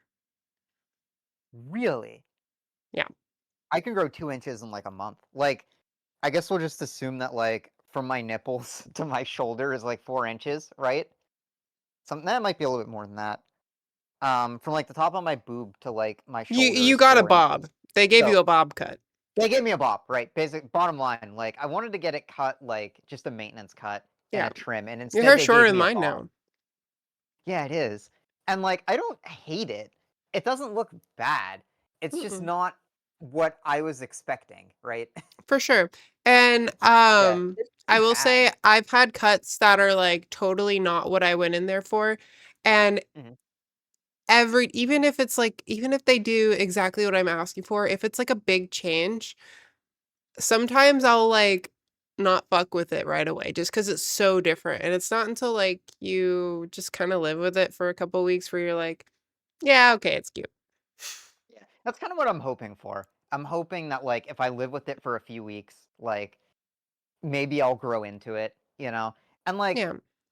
I don't know, it's not bad. It's just like it's I so think it looks different good going on from you. like having It's really very long different. hair. It's very Yeah. different. I was when I because Niz was asking like if I ever had a bad haircut or a haircut I didn't like or whatever, or if I got something I didn't ask for, and I was talking about it. Um, and they didn't like mention you, but someone else was like, "Oh, are you talking about Maddie?" And I was like, "Oh, wait, is Maddie live?" And I went to go look at your stream, and you were walking around. And I'm like, "Yeah, Maddie is live." And then they were talking about your hair and stuff, and I was like, well, "What's wrong with Maddie's hair?" And I look back, and you're sitting in your chair, and it's like totally different. It's like, oh my god. Yeah. But yeah, I think it looks fine. But okay, cool. I You I think it looks fine too. It's just again, it's gonna take like Your some getting used hair, to. I don't know if you just got it done today and they styled it for you, but your hair has so much more wave and texture with it being shorter. Yes. Oh my god, yes. They styled it yesterday. Okay. I really like the layering that she did on it. Yeah, I will say that the layering looks really good. yes, Like they did a really good job with the cut, and honestly, like, I really wanna grow my hair out longer just because I've never had long hair before, and I want to just grow it out as long as I can, but I genuinely like how my hair looks short, and yeah, your hair looks great. I think if I grow my hair out and I'm like, "Meh, I don't really know if I like it this way," I might cut it shorter again. I wanna grow it longer to see if I like it and just, like, exist Yeah. with it, right? Honestly, your hair length right now is the length that I was going for. Yeah. Mine's, So they like, got it just like below shoulder. close. Yeah. But I've been growing my hair for years now. Yeah, I've been growing my hair for like 5 years. And this is Ye the first time this is the shortest it's been cut in like 5 or 6 years. It's gonna be I interesting. officially started growing out my hair October of 2022. I started growing mine It's been almost in 3 right when COVID years. happened. So it's been yeah, it's been like 5 years. Wow. They wait, what? It'll be Hinga. Hi, Cormo. Thank But you. yeah. 8 years, no haircuts at all. Christina, I would genuinely recommend getting maintenance cuts. Yes, A like, maintenance cut is that's a not lot. 4 fucking inches. Usually it's like half an inch. A maintenance cut Yeah. is usually half an inch every 3 to 6 months, and it's to get rid of any dead ends. That way, when you're Mhm. brushing your hair or whatever, or your hair is like blowing in the wind or what, it doesn't tangle and catch on itself. You want your hair to be like healthy and slick. So you don't want it to be like Yeah. too dry or frayed to where it starts catching and tangling on things because then your hair gets ripped out and it won't grow as fast. So you want to Mhm. have maintenance cuts. 4 Yeah, you inches can is not tell when maintenance. yeah, like, I'd say like an inch was maintenance for me. Um, Mm. but what was I gonna say? You could tell like when your hair starts to fray at the end, it starts to like catch and get tangled on things, and that's when you know that you need to get a maintenance cut. Because I did not do that for Yeah. like the first like 3 years of growing my hair out, and it looked so bad. And then like once I got my first maintenance cut, they had to take like 2 inches off because it was like that matted. And looking at That's it, what I was happened like, to oh damn, Daxton. I look so much better. Daxton decided to just let his hair grow out, and his hair used to be so long. And he still says like I never should have gone in to get it cut, but he never did any maintenance cuts. And his, you know Yeah. how curly his hair is. Uh-huh. He had so many frays, dead ends. If he didn't like shower, he has to shower like daily and like fully brush and untangle it in the shower while it's wet, because if he doesn't, it'll like tangle and mat like within a day or a day and a half, right? Yeah. And when he went to go get it cut, originally the girl was like, if you want to genuinely get rid of all of your mats and have it be even, you're gonna have to go up to like bob length. And he was like, Oh my no god, fucking way. wow. No Yeah. way, no way. No So way. basically he just told her, I don't care about it being even, just cut off what's bad. And Right. he got like his hair was like down to like his stomach if he like stretched it out. Now it's down to like up here, like right above like nipple height, right? Like it's still Okay. long. It's longer than mine, but That's like a good length for hair, they in my cut opinion. they cut off like it was like 3 or 4 inches for him, and it's not even anymore. There are some areas of his hair that are like significantly longer than others, but like overall, it looks like if they were to cut it to even it off, it would be as short as mine. Oh wow. Yeah. Hmm. Yeah, curly hair is really tough to maintain, Hanga. Fortunately, like my hair's pretty straight. It just likes to poof out when it like lays down. It just poofs. Yeah. How So often be do you sure to wash see your her hair? daily. I put conditioner in daily. I shampoo like once a week. But I put a little bit of conditioner in daily, and then I do like a leave-in conditioner, usually the day after I shampoo. I used to use like a heated curling iron like for blowouts, and then I put like the product for that in, and then blow it out that way. But it just became a lot more effort than I wanted to put into it. Hmm. I guess It was since taking forever you're in the morning. I have to be really careful with my hair since it's highlighted. I guess since Oh you right. have your natural color, you can be a little more harsh with it. But like if I were to shower and wash my hair every day, it would be so dry, it would feel like straw. Yeah. I have to wait 2 to 3 days between my showers. Because if I don't, it'll it'll be like so dry. I even have this product. It's called Paul Mitchell's Super Skinny Serum. It's basically just like a synthetic hair oil that you can put it like if your hair doesn't make enough to keep it moisturized and healthy, that's an additive that you Yeah, can. I think I've seen that. So I have to add stuff like that, Interesting. and I have Yeah. to make sure that I don't even wash my I don't even get it wet. Oh wow. Um, I'll either just like shower every other day, or I'll wear like a shower cap if I need a shower for something. Mhm. But like, Yeah, I found that like if I don't put conditioner in it like once a day, it starts to get like really frilly and frayy yeah, after like a day or two.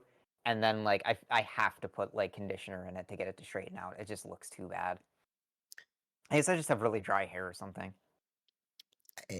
your dry hair could be because of how much you wash it. Would be. That could possibly be it as well. Your hair naturally gets oils over time, and if you wash Mhm. it too If washed too. frequent, Mhm. if you wash it too frequently, you can either prematurely like get rid of the oils if your like shampoo and conditioner don't have, I guess, like the retaining properties of like keeping it moisturized over time, right? Yeah. Um, And like there are different hair types too. Like some hair absorbs stuff really well, but then releases it super fast. And there are other hair types that like have a lot of trouble absorbing moisture, but then they hold on to it really well. So like, and then there's like a balance in between. And Right. if you shower too frequently, your hair is like not holding on to any of the like oils and stuff that keep it like moisturized or healthy, Yeah, then it looks really dry. then it'll stay dry. Right. Which you can either Maybe add that could stuff be it to as it, well. or Mhm. you could try showering like every other, or not just showering, but like putting your hair up, putting in a shower cap, and then like, you know, skipping a shower skipping a wash like every 2-3 days, and see if Yeah, that the cold changes water, anything for the you. cold water helps it too, Hinga. I If you just put like I've cold water on when you wash it, that helps because the hot water will like damage the strands of your hair, but cold water doesn't. Yeah, but I like to be in lava, so I do too. That's why I don't do that anymore. But it does help a little bit. yeah, I mean, I would just like give your hair some rest for like 2 weeks. Like change to like either every other day or every 3 days, and do that for like 2 weeks and see if it makes a difference. If it doesn't, then don't worry about it, but Mhm. Yeah, I think it looks good though, at least. yeah, I never saw anything that looked off with your hair. Mhm. Generally, I know my hair needs to be washed if it feels oily. Like if I Right. come home Mhm. from something and my hair feels like oily and like it's not tangling at all because there's so much fucking oil in my hair, I was like, you know, probably time to wash this Yeah. because it feels Now it's gross. time to wash it, right?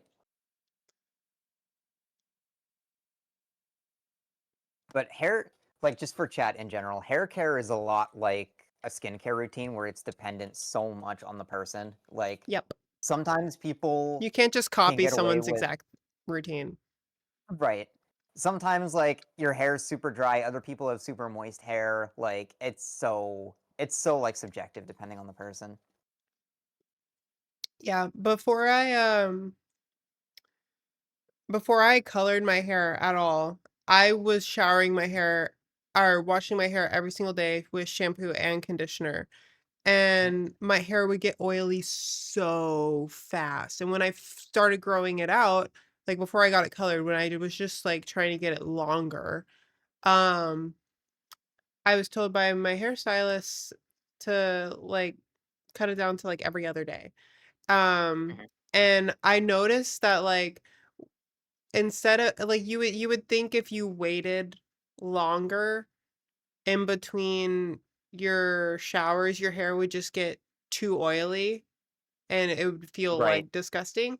But like Mhm. once your hair got used to not having to replenish its oil so fast, it was like, Mhm. okay, I can slow my roll here. I'm not constantly being stripped of nutrients every day. So your hair just my hair just got better. Mhm. I found that like I don't use any conditioner or sorry, I don't use shampoo like at all because if I use shampoo too frequently, then it makes my hair like that same way, very dry and flaky. But I found that like I can conditioner like every day or like every other day at most, and it works well for me. It I depends on the I probably product. should use it to I don't clarify. know what you use, but different products work differently.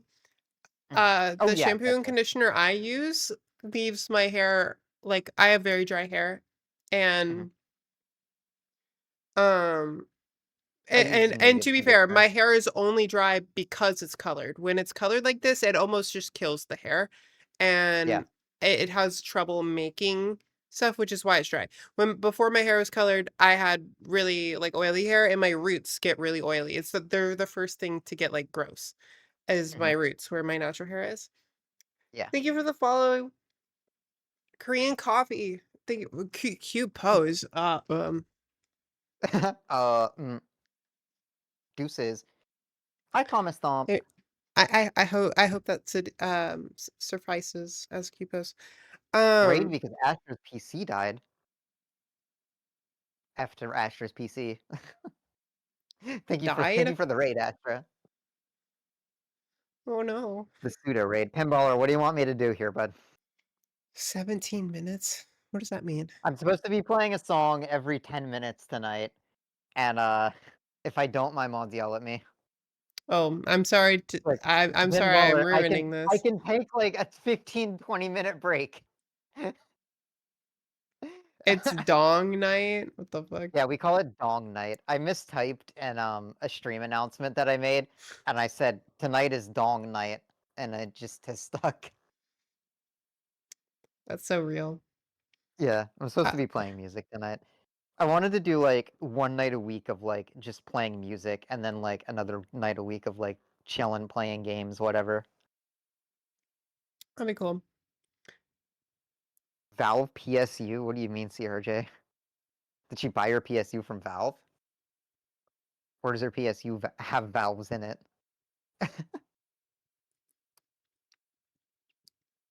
The move's coming Valve. up, right? Yep.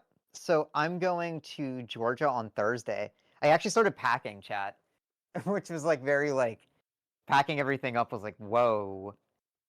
I normally like I haven't packed in forever. But yeah, I packed today. I'm leaving on Thursday, and then we're driving up here on Tuesday of the week after next week. Cool. Yeah. Really excited for it. I'm excited Nervous, for excited. y'all to get everything set up. Mhm. I Yeah, thank I you. expect to see a bunch of collab streams. Oh yeah. Like we kind of talked about this. Like we are going to do collab streams for sure. But we kind of want to make them like we don't want to make like each one of our streams like a collab stream, right? So it's probably going to be like I'm going to be in the background of her stream, like she's going to be in the background of my stream. Like if I have to go pee or something, she'll come down here and entertain chat. I But mean, it's like good we to have have diversity, right? Like you want Right. people there are reasons people come to your stream just for you, right? And if you're both Right. together all the time every stream, I mean, like there's It a good ruins a lot of balance. Yeah, it ruins a lot of the magic if you do it like every stream, Yeah. right? Whereas like maybe if like once a week or like maybe every other week or every few weeks we do like a collab stream somehow. I think that Or would be a like lot their appearances are fun too, right? Like it Right, can yeah. very much be your stream, but like you said, like if you needed help or an opinion on something, calling her over to like have that opinion or whatever, and then she leaves, right? Like having Yeah. appearances is one thing. Yeah. I expect her to like come down here like maybe once a stream and like sit on the couch and chat with chat for like 10 minutes Yeah. or something like that, you know? But not like full on collab streams are probably going to be like once every few weeks. We'll get like a good rhythm in place for it. Shadow 9X, thank you for the follow. Maddie's streamer house. Yeah, it's gonna be the content house. We need to buy like a Dong 10-bedroom instead of house and turn it song. into a That makes a content lot house. more sense. Yeah. We gotta get like the content house going. They'll need to Don't come fear. over That is here. such a good idea, CRJ. I actually I think my next dono goal is gonna be dono goaling an electronic drum set so we can do like music streams together. Why do I you think want an that'd be a lot of electronic fun to one? do. Why do I want one? Yeah. Because this one is really loud. And like, if we wanted to do a music stream, we tried doing this before. She'd have to go out into like the hallway, and even then, it's like really loud, and it's not ideal. So if we were gonna do like a music stream, Could you not just it'll be use like the other computer upstairs? yeah. I mean, we'd have to have like a camera up. We have to run like a USB cord to a camera upstairs. Right? If we wanted on the You same can do stream, stuff over the internet. not without latency. Very little. Yeah. I mean, we might be able to, but I think like it would just be better for us to have like an electronic drum set, and then that way she can sit next to me and we can do like I kind of mean, a yeah. jam music stream kind of thing. And also, like, I'm not sure how Luna is gonna handle the music. She'll Because, probably just like, go hide upstairs. yeah, that's the thing. I don't know, like, I don't want to make her hide all the time, Well, right? like if you're only playing drums like 2-3 times a week in the afternoon, like I think she'll just get used to like, okay, yeah, around this time there's the possibility of loud noises from Right. this room, so I'll Right. just stay up here. There was might have been on. No, it was before I started streaming actually. I was babysitting my parents' dog while they were on vacation, and I brought her downstairs, and I think I hit the drums or something like that. And to this day, she will not go into my basement. Really? She refuses to go down the door to go into the basement because the drums are down there. So she remembers, like, 10 years later, she remembers that noise and she won't go down here. Give Luna some input on the playlist. PTSD. Yeah. She has PTSD of the drum set. So that's why, like, I don't know. We'll have to see, like, how Luna handles it and things. But regardless, I think it'd be a good idea to have an electronic drum set. It's just that they're so expensive. Yeah, I had a dono. Actually, no, it was up on my throne. Oh, okay. When I went to go visit you, I put one on a throne wish list, and I don't think Mhm. anything ever came of it. Yeah. They're really expensive. Like, the one I was looking at, there was one, it's practically in Mordor. It's in the place that no living human ventures to and never comes back alive. Columbus, Ohio. They had a drum set there that I really liked for $2,000. And it's just like, ugh. I want it, but it's also a lot of money to basically mimic what I have now, right? Yeah, the one you So, showed me was 600. yeah, that's like a pretty cheap introductory one. I thought you were gonna say McKeesport. That's the other place you don't venture to and get out alive. Ohio.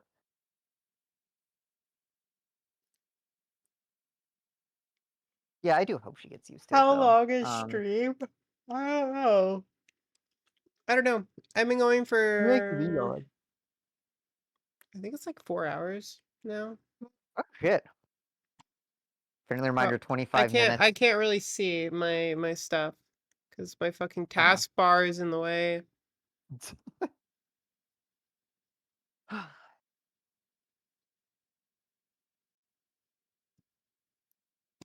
I'm in Ohio and I have corn. Do you live near Columbus, Ohio, Amy? Can I get you to buy me a drum set?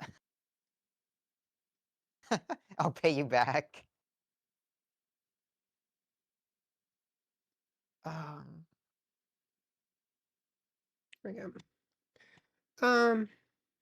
I think I have to go. I'm getting yelled at by my mods. That is okay. That is okay. I Chat. was trying to see how long I was live.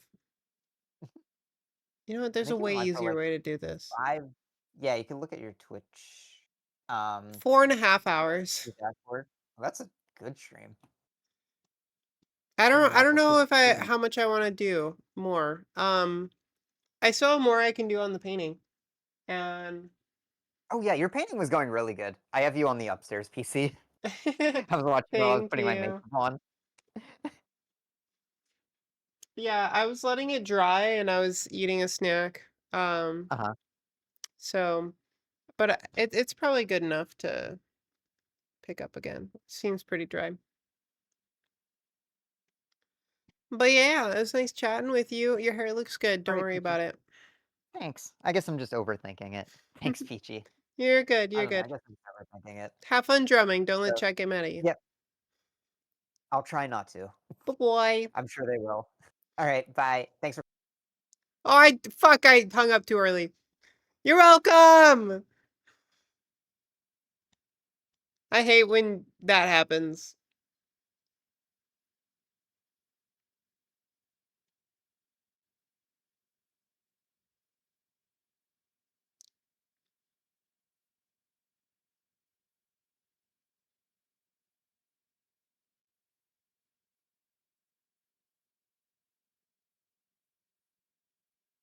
Make that a little bigger. There we go.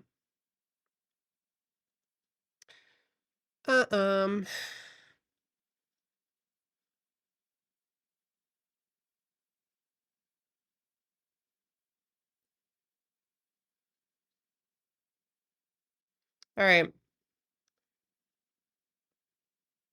What's the move, chat? What's the plan? What's the haps? There's a store called Doc Doc Bang.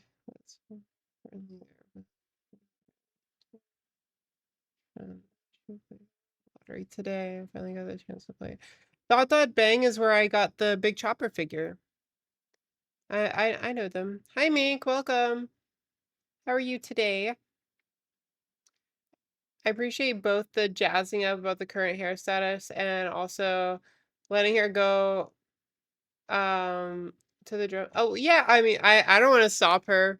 Pinballer seemed honored today about not streaming, so I don't want to stop that.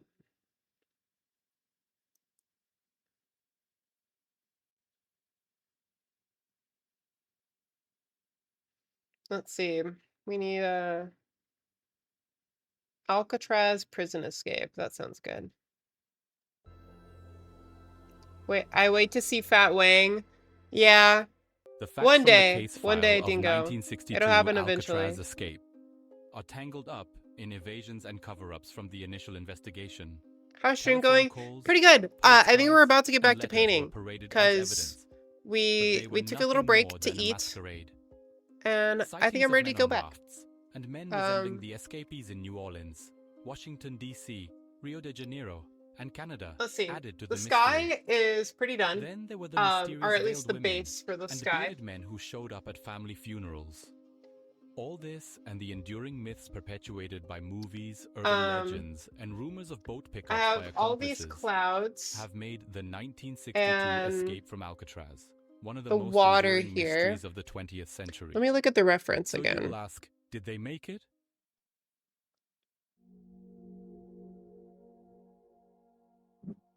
Alcatraz Federal Penitentiary, commonly known as The Rock, was a maximum security prison located on Alcatraz Island in San Francisco Bay. The prison operated from 1934 to 1963 and housed some of the most dangerous I and need notorious a criminals in the United States, dimension. including Al Capone, George Machine Gun Kelly, and Robert Stroud, also known as the Birdman of Alcatraz. The island eventually housed 280 cons and about 250 civilians. Alcatraz gained its reputation as one of the toughest and most secure prisons in the world due to its location on an isolated island, harsh living conditions, and strict security measures. Now, let's take a look at the key players of this case. Frank Lee Morris was an extremely smart, handsome guy with an IQ of 133. Born in Washington, D.C. in 1926, Morris had a troubled childhood and began committing crimes at a young age. He was known to read extensively and had a talent for drawing and painting. Morris was considered an ace at escaping from prisons, having previously escaped from the Louisiana State Penitentiary and the Atlanta Federal Penitentiary. He was also hard to figure. According to Officer Mills, he was a shy, neat, nice-looking young man. If I had been asked to pick any inmate at Alcatraz who was likely to make a run for it, Morris would have been my last choice. But that to me sounds like a profound misreading of the man. Morris had made escape his life, escaping from nearly every prison in which he'd served time, and the fact officers did not even suspect him tells us how good he was. At Alcatraz, he quickly earned a reputation as an intelligent and resourceful inmate. John Anglin and Clarence Anglin were brothers and co-conspirators in the 1962 Alcatraz escape. The older of the two, brother John, was blonde-haired and blue-eyed. Clarence, a year younger, was taller and heavier set, with dark hair and hazel blue eyes. In 1958, they were sentenced to 35 years in prison for robbing a bank. Due to their repeated attempts at escaping from prisons, they were eventually transferred to Alcatraz. I would like to mention an important point here, that before coming to Alcatraz, The brothers were known for their swimming abilities. They used to amaze their family and cousins by swimming in the frigid waters of Lake Michigan as ice still floated on its surface. West was born in New York City on March 25, 1929. West had a history of trying to escape from prisons. During one escape attempt from the Florida State Prison, he held a gun to the associate warden's head, stole his car keys, and escaped in the man's car. He was later captured and transferred to Alcatraz in 1957 at the age of 28. At Alcatraz, he talked constantly to the other inmates about escaping from the prison.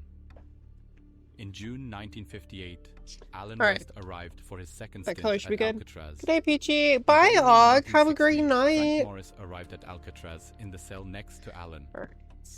On October 3rd, 1960, Let's start John Anglin was transferred to back Alcatraz. here. You guys aren't going to be able to see And this for a little finally, bit. in January 1961, Clarence Anglin also arrived at Alcatraz. On the night of June 11th, 1962, all of them except West escaped from Alcatraz. When we look at their previous histories along with their escape attempts, it looks like pieces of a jigsaw puzzle perfectly fitting together. And once they were together, they set into motion a chain of events that would later be always remembered as the greatest escape ever from the world's toughest prison.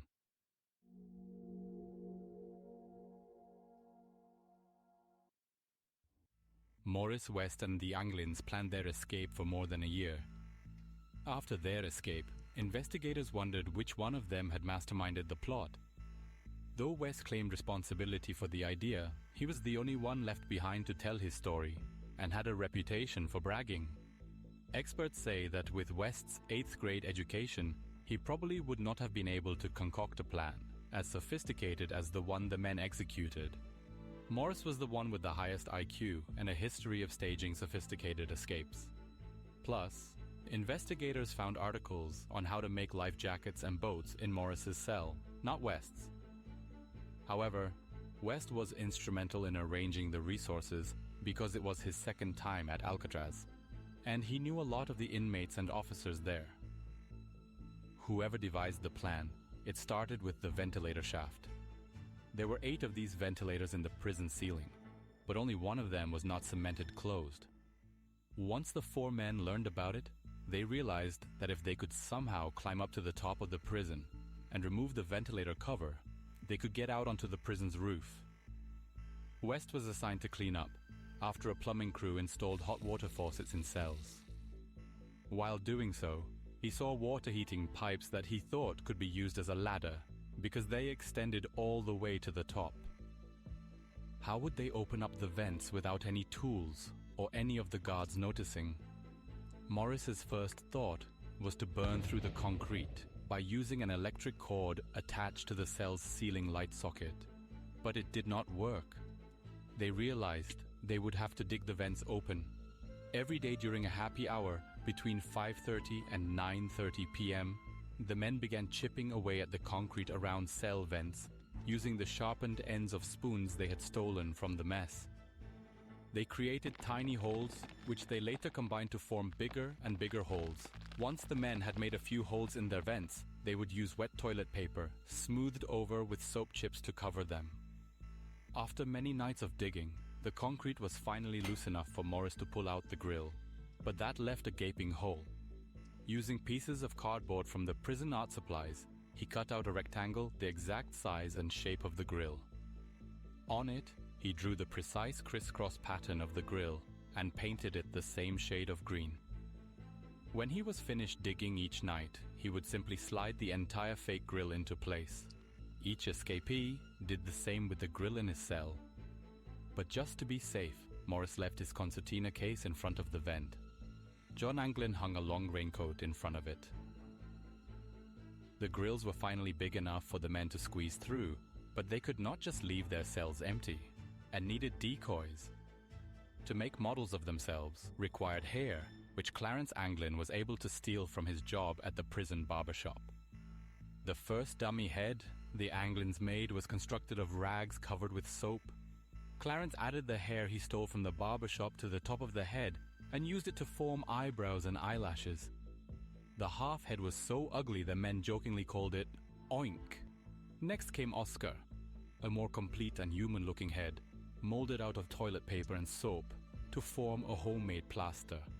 When the men sneaked out of their cells, they left the dummy heads on their pillows and stuffed rolled-up blankets and clothes under the covers to Peachy form out the of shape frame, of their sorry. bodies. I'm working on While prison life went on as usual, Morris, a side West, part and the that Anglins isn't were creating a covered by whole the other camera. industry inside Alcatraz.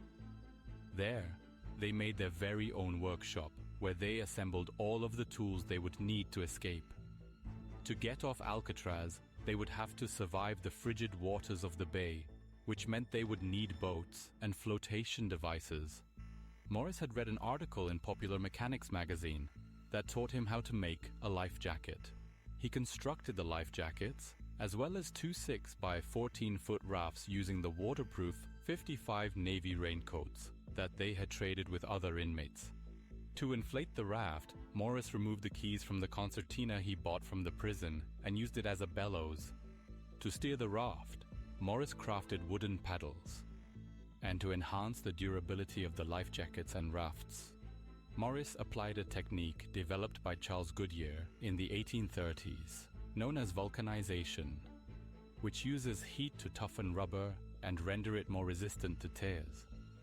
To navigate the dark, frigid waters, Morris fashioned his own flashlight utilizing 2 pen light batteries and a small rectangular plastic box containing a bulb on one end. A metal fastener conveyed the electricity from the battery to the bulb and functioned as a switch. In the spring of 1962, Clarence Anglin was the first person to climb the pipes to the top of the cell house to reach the ceiling vent. What he discovered was disheartening. The ventilator, their route out of Alcatraz, was covered with a cap attached by solid metal screws. Clarence tried using a wrench made with clasps taken from his bed, but he could not loosen them by hand. Here West proved resourceful. When he learned that the prison's vacuum cleaner had broken, he offered to fix it. Much to his surprise and delight, he discovered that inside it was not 1, but 2 motors. West fixed one motor and removed the other. To this motor, he attached drill bits, and using this, they were able to wriggle the screws free.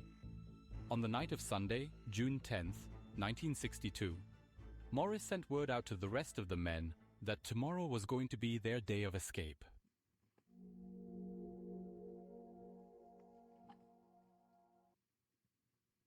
On the night of June 11th, 1962, after the lights went out for the night at 9:30 p.m., the Anglin brothers and Morris placed the dummies in their beds, sneaked out of their cells, and went up to the vent. Out of the 4 men, only West had not finished opening the hole in the back of his cell, because some cement still needed to be removed from the edges to make it large enough for him to crawl through. While West was working on it from the inside, Clarence tried to break the hole open from behind the wall using a pipe provided by Morris, but it made too much noise. Despite feeling panicked, West continued to work on removing the remaining cement. Meanwhile, the Anglin brothers were restless and anxious about missing their chance to escape, so they decided to leave West to finish on his own and proceed with their plan. At around 10:30 p.m., Morris pulled open the cap to the roof vent. Inside the West gun gallery, an officer heard the noise. It sounded like a person hitting the end of an empty 50-gallon oil drum with the heel of his hand.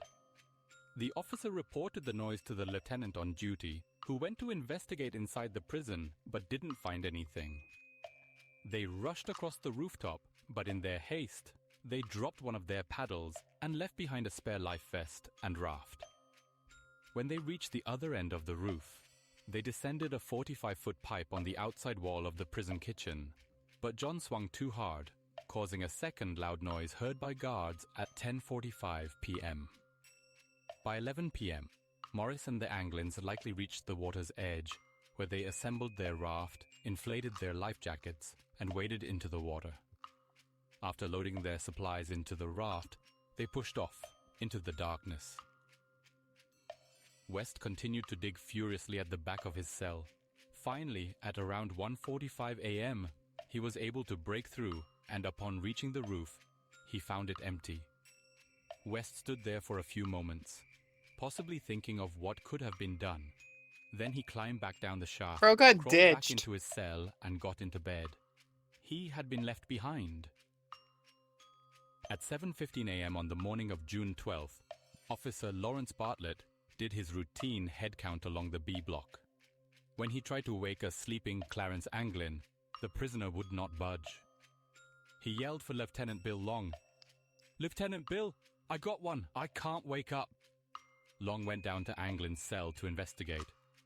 "I reached my left hand in through the bars and hit the pillow and hollered, 'Get up for the count!'" Long later recalled. Bam! The head flopped off on the floor. To this day, broken nose can be seen on the decoy. When the head rolled off the bed and struck the floor, another officer in front of Morris's cell yelled, "I got one here too!" Long ran to the phone and the alarm was sounded. How do they know the time that they actually got out? Following the Alcatraz escape, extensive search efforts were conducted in the air, on land, and in the water. Officers discovered their workshop where the escapees had crafted their tools. Bloodhounds were employed to trace the men's path, which led down to the water's edge, but stopped there. Interviews played a significant role in the FBI's investigation, and West, who had been involved in the plot, was their most valuable witness. In fact, West was eager to share his knowledge with the FBI, as he was bitter about being left behind. According to West, the plan involved paddling north to Angel Island, taking a break, and then swimming through Raccoon Straits and reaching the shores of Marin County, where they intended to steal a car, rob a clothing store, and then go their separate ways. However, authorities were unable to find any corroborating evidence to support this theory. Over the next few weeks, several important clues were found. On June 12th, Robert Chechi, a San Francisco police officer, said that at 1 a.m. on the morning of June 12th, he saw an illegal boat in the bay near Alcatraz. A few minutes later, the boat left, heading under the Golden Gate Bridge. This led to speculation that the prisoners might have enlisted outside accomplices to pick them up. The FBI dismissed Chechi's account. On June 12th, a homemade wooden paddle matching the one used by the escapees was found, floating approximately 100 yards off Angel Island. On June 13th, a woman from San Rafael called the police, claiming to have seen a raft with 3 men aboard, floating approximately 10 miles north of Alcatraz. When the FBI investigated, the 3 men turned out to be fishermen. On June 14th, a packet made out of raincoat material was found floating. Inside it was several sheets of paper and photos which featured the Anglins and some of their friends and relatives. On the same day, a life jacket similar to the ones used by the escapees was found on Cronkite Beach. On June 18th, a postcard was received at Alcatraz addressed to Warden Alcatraz Prison and signed by Frank, John, and Clarence saying, "Ha ha, we made it." Handwriting analysis proved that Clarence did not write the postcard, but it was unclear whether one of the other 2 men might have written it. On June 22nd, a life jacket with brown stains on it was found off the east side of Alcatraz. The ties used to fasten the life jacket were still knotted at the back, and the inflation tube had teeth marks on it, suggesting that someone had been trying to keep it inflated. On June 27th, the Associate Warden of Alcatraz received a call from a man claiming to be Frank Morris, who said, "I guess you're glad to know that I'm alive," but hung up when Warden asked personal questions. Ultimately, Alcatraz became too expensive to maintain. On March 21st, 1963, the government abandoned it as a federal prison. Now you will ask, but could they have survived? Many experts believe there is no way they could make it to the shore. Shortly after the escape, Assistant Director Fred T. Wilkinson from the Federal Bureau of Prisons said, "The tides and winds that night were strong and these convicts were not the athletic type. Only a trained athlete could make such a swim." Yet several people have made the very same swim since then, including a couple of grade school children, proving that it would not have been impossible. In July 1962, a Norwegian ship called the Norefell spotted a body floating in the water wearing prison-issued pants, approximately 20 miles northwest of the Golden Gate Bridge. The sailors did not report it as they were on their way to Canada and had no radio. When they returned to the US the following month, the officer reported the sighting to the FBI, but it was too late as the body was never found. In a 2014 study by scientists at Delft University, it was concluded that if the Alcatraz prisoners had left the island at 11:30 p.m. on June 11th, they could have potentially made it to Horseshoe Bay, and any debris would have floated towards Angel Island, where some of their belongings were found. However, if they left earlier or later than that time, the tides and currents would have made their chances of survival unlikely. Testimony from guards confirms that the prisoners put their raft in the water around 11 p.m. On November 30th, 1993, an interview with former bank robber Thomas Kent aired on America's Most Wanted. Kent added new details about the escape, saying that Clarence Anglin had arranged for an old girlfriend to meet them on the shores of Tiburon and drive them to Mexico. From there, but I'm doing they a were different headed color to South scheme. America. Slightly. FBI records do show that Morris had bought a Berlitz Teach Yourself Spanish book. In 2003, the television show Mythbusters tested whether the escapees could have made it to shore. The crew constructed a raft following the prisoner's model and successfully rowed it from Alcatraz to shore. The experiment showed that it was possible to escape from the island in such a raft. The FBI wanted to know how far the men could have gotten while wearing their life jackets. To test their water resistance, the FBI reinflated the life jackets and then put weights on them as pressure. Ironically, all 3 life jackets stayed airtight, although they lost air within an hour, but the leak was slow enough that the men could have kept themselves afloat by blowing into the dipstick. According to a 2011 documentary by the National Geographic Channel entitled Vanished from Alcatraz, old FBI files mention that on June 12, 1962, a raft was found on Angel Island with footprints leading away from it. But no further information exists or has been released to the public. On the same day, a 1955 blue Chevrolet, California license plate KPB 076, was reported stolen in Marin County, a claim corroborated by similar news in the Humboldt Times and the San Francisco Examiner, although it was not reported to FBI. On June 13th, the next day, a motorist in Stockton, California, 80 miles east of San Francisco, reported to the California Highway Patrol that he had been forced off the road by 3 men in a blue Chevrolet. Now let's take a look at some of the theories. The biggest conspiracy theory surrounding the fate of the inmates is that the trio survived the daring escape. But in the half-century since they vanished, other theories have attempted to solve where the men went into hiding and their activities since. U.S. Marshal Michael Dyke, who inherited the unsolved case in 2003, said that he didn't know whether any members of the trio were still alive. But he had seen enough evidence to make him wonder. That evidence included credible reports that the Anglin's mother, for several years, received roses delivered without a card, and that the brothers attended her 1973 funeral disguised in women's clothes despite a heavy FBI presence. A 2015 History Channel documentary entitled Alcatraz: Search for the Truth presented Christmas cards containing the Anglin's handwriting. While the handwriting was verified as the Anglin's, none of the envelopes contained a postmarked stamp, so experts could not determine when they had been delivered. An alleged photo of the Anglin brothers hiding out in Brazil, about 13 years after they vanished, was shown during a special on the History Channel that aired in 2015. Fred Brizzi, a friend of the Anglins, claimed to have run into the brothers in Rio de Janeiro in the 1970s and took this photo. Forensic experts working for the family confirmed that the photos were taken in 1975 and asserted that the 2 men were more than likely the Anglins, although the age and condition of the photo and the fact that both men were wearing sunglasses hindered efforts to make a definitive determination. Art Roderick, a retired U.S. Marshal, called Brizzy's photograph of the two men absolutely the best actionable lead we've had.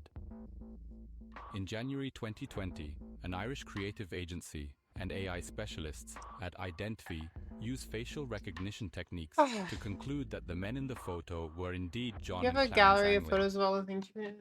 On his deathbed in 2016, Not really. I've been a really man bad named John about Leroy keeping Kelly records of made stuff. a I confession to painted his a lot nurse, of things in high school, claiming that he and an I accomplice don't were really involved have in helping 3 much of inmates that stuff escape from anymore. Alcatraz. Some of the According stuff to his I did in confession, college, the two I men still were working have. on a white boat in the bay, and they picked up the escapees as they paddled But towards the since shore. I dropped out The of group college, then I traveled haven't up the coast really to Seattle. done much Interestingly, artwork in this account general. corresponds with a report submitted by off-duty San Francisco police officer Robert Checky. Checky had noticed a white boat with its lights off So- in the marina on the same night as the prison break. Although it appeared empty at first, the boat later shone a spotlight on the water before disappearing into the night. If we recall, FBI had dismissed his account. In January of 2018, a letter emerged. It was allegedly written by John Anglin. "My name is John Anglin," the letter reads. "I escaped from Alcatraz in June 1962 with my brother Clarence and Frank Morris. I'm 83 years old and in bad shape. I have cancer. Yes, we all made it that night, but barely." The letter continued. "If you announce on TV that I will be promised to first go to jail for no more than a year and get medical attention, I will write back to let you know exactly where I am. This is no joke." It went on to say that Clarence died in 2008 and Morris died in 2005. CBS San Francisco reported that it obtained the letter from an unnamed source. In 2013, the FBI tested the letter for fingerprints, but results were inconclusive. Ever since I was a kid, this case fascinated me the most. After spending countless hours on all of the documentaries, movies, and books on this topic, I have reached this conclusion. We know for a fact that they did indeed escape Alcatraz. They spent more than a year planning this escape, so it's difficult to believe that they had no plans after putting their raft in the water and simply drowned. Considering that the Anglin brothers were extremely good swimmers since childhood, even if their raft somehow sank, they would have been able to swim. Based on the conditions on that night in the bay, according to scientists, they would have been able to stay afloat for 2 hours. This gives them ample time to reach San Francisco, or Angel Island, or Horseshoe Bay. On top of that, we know that they had fully functional life jackets, so the scenario of drowning seems less likely. Officially, their raft was never recovered, but from old FBI records, we do know that such a raft was found on Angel Island. Considering the level of detail used in their plan, they could have also dropped that packet with photos to mislead the FBI into thinking that they had drowned. The FBI conducted a thorough search of the whole bay with ships, helicopters, and divers, but still no dead body was found. Once we look at all of these details, I think that the boys made it safely to the shore despite facing difficulties. Now, what happened once they reached the shore? We know that a car indeed had been stolen, but theft wasn't reported to FBI. They first drove to Mexico and finally left for South America. Although difficult to confirm from their photo, they successfully made it to Brazil and lived rest of their lives there. Morris was a free soul who left the brothers and went on his own, but they did stay in touch. As per the letter in 2018, Frank Morris died in 2005, and Clarence Anglin died in 2008. If that letter was indeed written by John Anglin in 2018, and he was terminally ill at that time, then due to lack of proper treatment, he must have also died by now. Did they survive or not, no matter which side you are on? We all agree that they would always be remembered for the greatest escape ever. So, what do you guys think?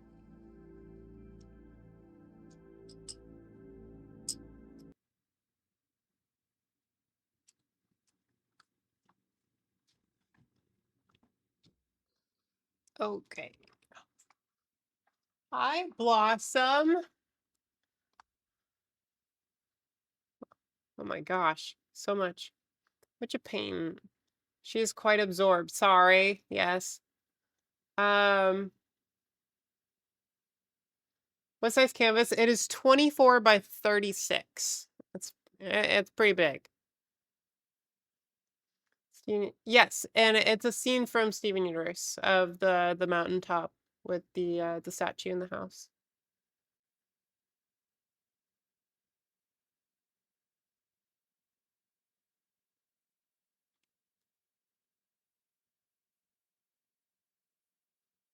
But hi, Blossom, welcome in.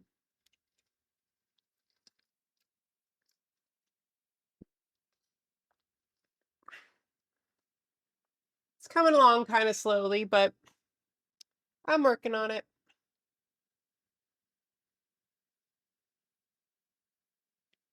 Hope your day's been good. Yeah, it's been pretty good. This is basically all I've done today. I woke up, showered, ate, started streaming, and it's been probably like 5 hours now.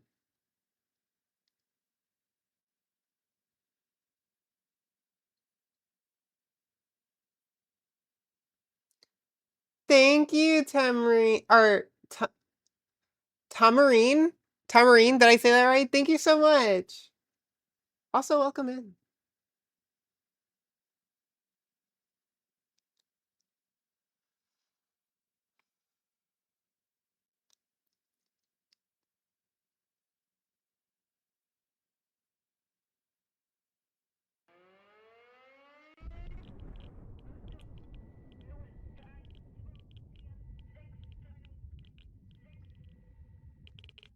Just over? Hello, Just Adam's over Child. 5 Welcome to this hours? special request sermon from my supporters, which is a very close look Taking at one time of you doing Funnel's necessary. most Oh yeah, successful it's and gonna. I'm not influential gonna finish companies, this RobCo. in this Let's put up the stream rads and dive for straight sure. in. It's gonna take RobCo several Industries, streams to one of finish Fallout's this most completely. influential I just megacorporations like that doing made big such a portions profound first mark on because it America makes that it's me felt feel like I've centuries done after more. the world committed atomic seppuku. Led and masterminded by the This intelligent and mountain coldly top area is calculating gonna take a Robert lot of Edwin mixing, a lot of House, different it would go colors, a on lot to more dominate detail. many of the So like industries if I that can it get entered. the The big world was and areas still is that awash do in a lot of RobCo's blending and signature a lot of like technology, large stuff, it'll robots, make me feel like I've Protectrons, gone a lot Securitrons, further. Sentrybots, weirdly sexy Assaultrons, and iBots were and are the most popular models. An ubiquitous and far-reaching suite of operating systems, the Unified Operating System, RobCo OS, and Pip OS, is used across nearly every computer, Alright, that's dry terminal, enough. and mainframe across the US. Advanced technologies like the Vault Dweller's best friend, gonna the be Pip-Boy, or the incredible invisibility some technology white. housed in the Stealth Boy are all well-known and loved. If the product name ends in boy or the robot ends in Tron, it is likely a RobCo product. This technological powerhouse, who partnered up with similarly influential companies like Vault-Tec, also brought up and even forced other companies to bend to their will. However, RobCo Industries was not always shown as such an indomitable force. Its lore has grown and expanded greatly since its very humble introduction, all the way back at the beginning in the first Fallout. The year is 2161, and we are just leaving our home, Vault 13, for the very first time, on an epic quest to find and secure a specialized water chip needed to replace the old failing one in our vault, with the entirety of our vault's population hanging in the balance. No pressure. From the moment we step out of the vault, the Pip-Boy 2000 is one of our constant companions, routinely used to access information. Notes and holodisks we pick up, local maps, quest information, and even the time and waiting function. And every time Such we a interact nerd with for this wonderful piece of Isha. technology, we have the Pip-Boy branding with an eerily familiar looking happy figure doing some sort of hand gesture. The Stealth Boy is another piece of advanced technology developed by RobCo that made the user less visible by refracting light around them. This increases the sneak of the user and makes them translucent for a short period of time, something that is just as, or maybe even more useful, after the end of the world. The first Fallout game has nothing more to say or show about RobCo other than these. In fact, we only know RobCo created the Pip-Boy because the game guide, known as the Vault Dweller Survival Guide, says so. I was However, talking about one myself. of the original game creators, Tim Kaine, offered some insight into RobCo Industries, saying that the idea for the company came from the 1960s company RonCo, which was well known for its kitchen appliance gadgets like rotisserie ovens, flavor injectors, and processing appliances like the Chop-O-Matic. They even had some random one-off products from their main inventor, like the Pocket Fisherman, which was a folding fishing rod, or the Hair in a Can product known as GLH9. This makes RobCo more quirky than anything, and the unseriousness of the company was reinforced when Tim Kaine mentioned Hair that in the a original can. idea was that the company was actually ripping off or robbing its customers, hence the Rob in RobCo. It almost seems like the original portrayal couldn't be further from the RobCo we all know and love today. Fallout 2 and Fallout Tactics did very little to expand on what little was already established in the first Fallout. In Fallout 2, the Pip-Boy is just as important as ever, and it's considered a rare piece of kit in the Wasteland, and somehow there are no stealth boys to be found at all. Peachy, what type of paint are you using? Is it oil or water-based? Also, what are your thoughts on digital artwork? To a Pip-Boy 2000 I Brotherhood am Edition. using golden Even the fluid red-headed stepchild of the acrylics. franchise, Fallout Brotherhood of Steel, So it is an doesn't expand acrylic-based on paint, RobCo at all.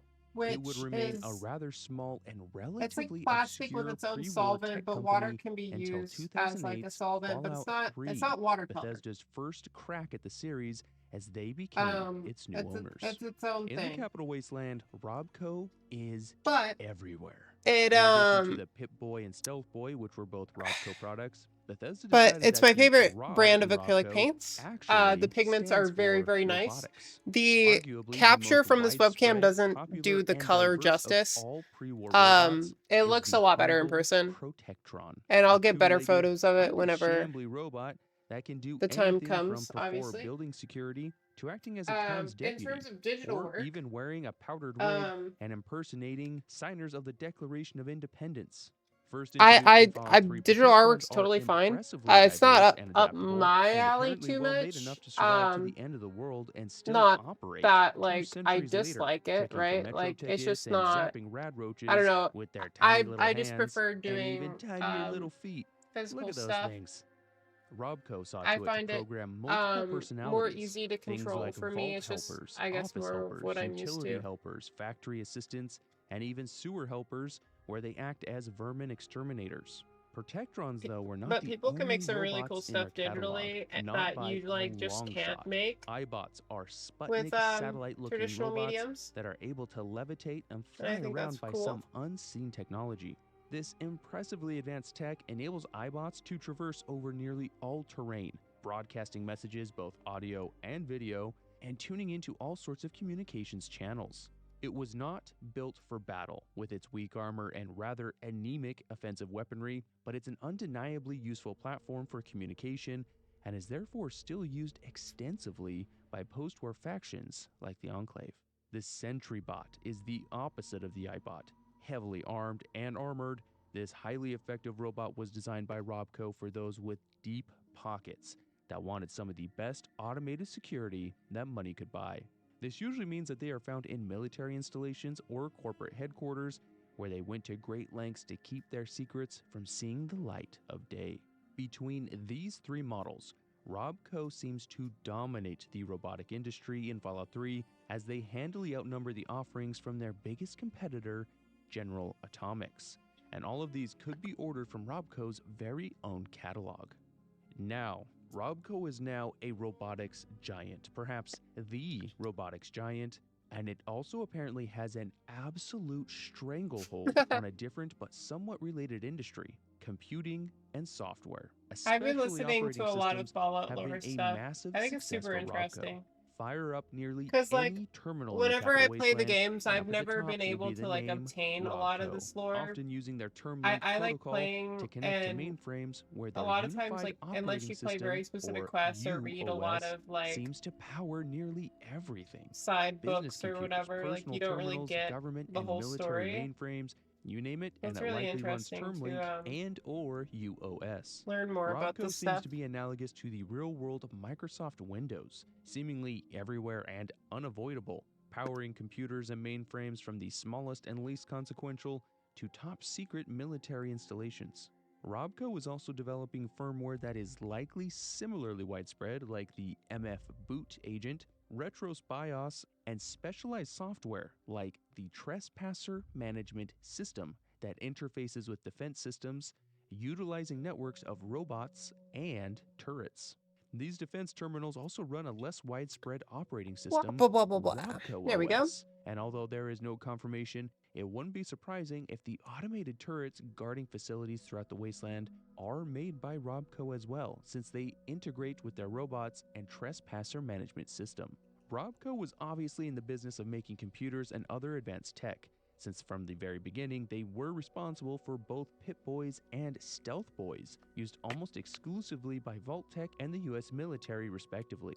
Pip-Boys remain just as Time to essential for swap Vault out my Life, with little the napkin newer here. Pip-Boy 3000 having expanded Would you mind capabilities writing the like name brand flashlight, of the paint you radio, use in chat? I drone, know Geiger someone who counter, might be interested in inventory using them. management, all in a It's convenient golden wrist-mounted fluid package. acrylics. If This someone new wants to version type drops that the out. Pip-Boy mascot though, which won't resurface for many more games. Unsurprisingly, if RobCo is able to make one of the smallest computers in the world of Fallout, they are equally as capable as making big ones. RobCo also builds mainframes like what can be seen in the RobCo facility, and it looks remarkably similar to the countless mainframes that can be found while combing through the wastes. RobCo was a veritable titan in the computing software and hardware world, with seemingly no equal based on what we see in Fallout 3. Their impressive products and reach didn't stop there, however. RobCo had a few collaboration projects with other technologically advanced companies, one of which was a rival in the space of robotics. Although the original Pip-Boy 2000 was not stated to have been developed in cooperation with Vault-Tec, the 3000 series absolutely was, and the collaboration between the two megacorporations was said by Vault-Tec to be one of the most successful joint ventures in US history. And that has to be true. Why would Vault-Tec lie to us? Oh, wait. Hands down, the most impressive collaboration, though, came at the bidding of the US military, and Looks like really this. one influential general, Constantine Chase. General Chase envisioned a weapon so powerful, so foreboding and destructive, that it would turn the tide of the war between the US and China that was raging in the frozen terrain of Alaska. This superweapon took the shape of a massive nuke-throwing robot, as tall as a building, because of course it is, with a devastating head-mounted death laser that would rip through Chinese units, all the while spouting American propaganda. Such an ambitious project necessitated the cooperation of the two most advanced and capable robotics companies in the entire nation, General Atomics and RobCo. The project may have been a bit too ambitious, however, since Liberty Prime was never completely finished before the bombs that ended the world rained down. Power delivery issues kept the Metal Menace from coming fully online, and these issues would go unsolved for 2 centuries before the Brotherhood of Steel scribes and local scientists would finally solve the issues and unleash this terror on their enemy, the Enclave, to smashing success. So we see that RobCo has evolved from quite literally a joke with a few advanced products to an undeniable powerhouse in the realm of robotics, computing, and software, with a nearly fully automated factory in the Washington, D.C. area, where it appears as though Protectrons were building Protectrons, which sounds like the very first step of the upcoming robot apocalypse. With as much expansion of RobCo lore New as Fallout spirit 3 did animal. over the earlier games, firmly Ow. establishing it as a very successful company, it absolutely pales in comparison to the next game in the series, Fallout New Vegas. Wow, All right. where to begin? If you guys look over Up to here, the release of New Vegas, that's we what had I to read finished. between many of the lines Those to little understand balls. RobCo and what And kind of now I company gotta it do was these in down the here. pre-war US. With Fallout New Vegas, we get so much more information, backstory, and interesting details because RobCo becomes intrinsically tied to one of the I most want more of important those. figures of the game, Robert Edwin House. This isn't a video about the genius tech mogul, but to understand RobCo requires an understanding of one of Fallout's most influential figures. Robert House, otherwise known as Mr. House, was beset by tragedies early in life.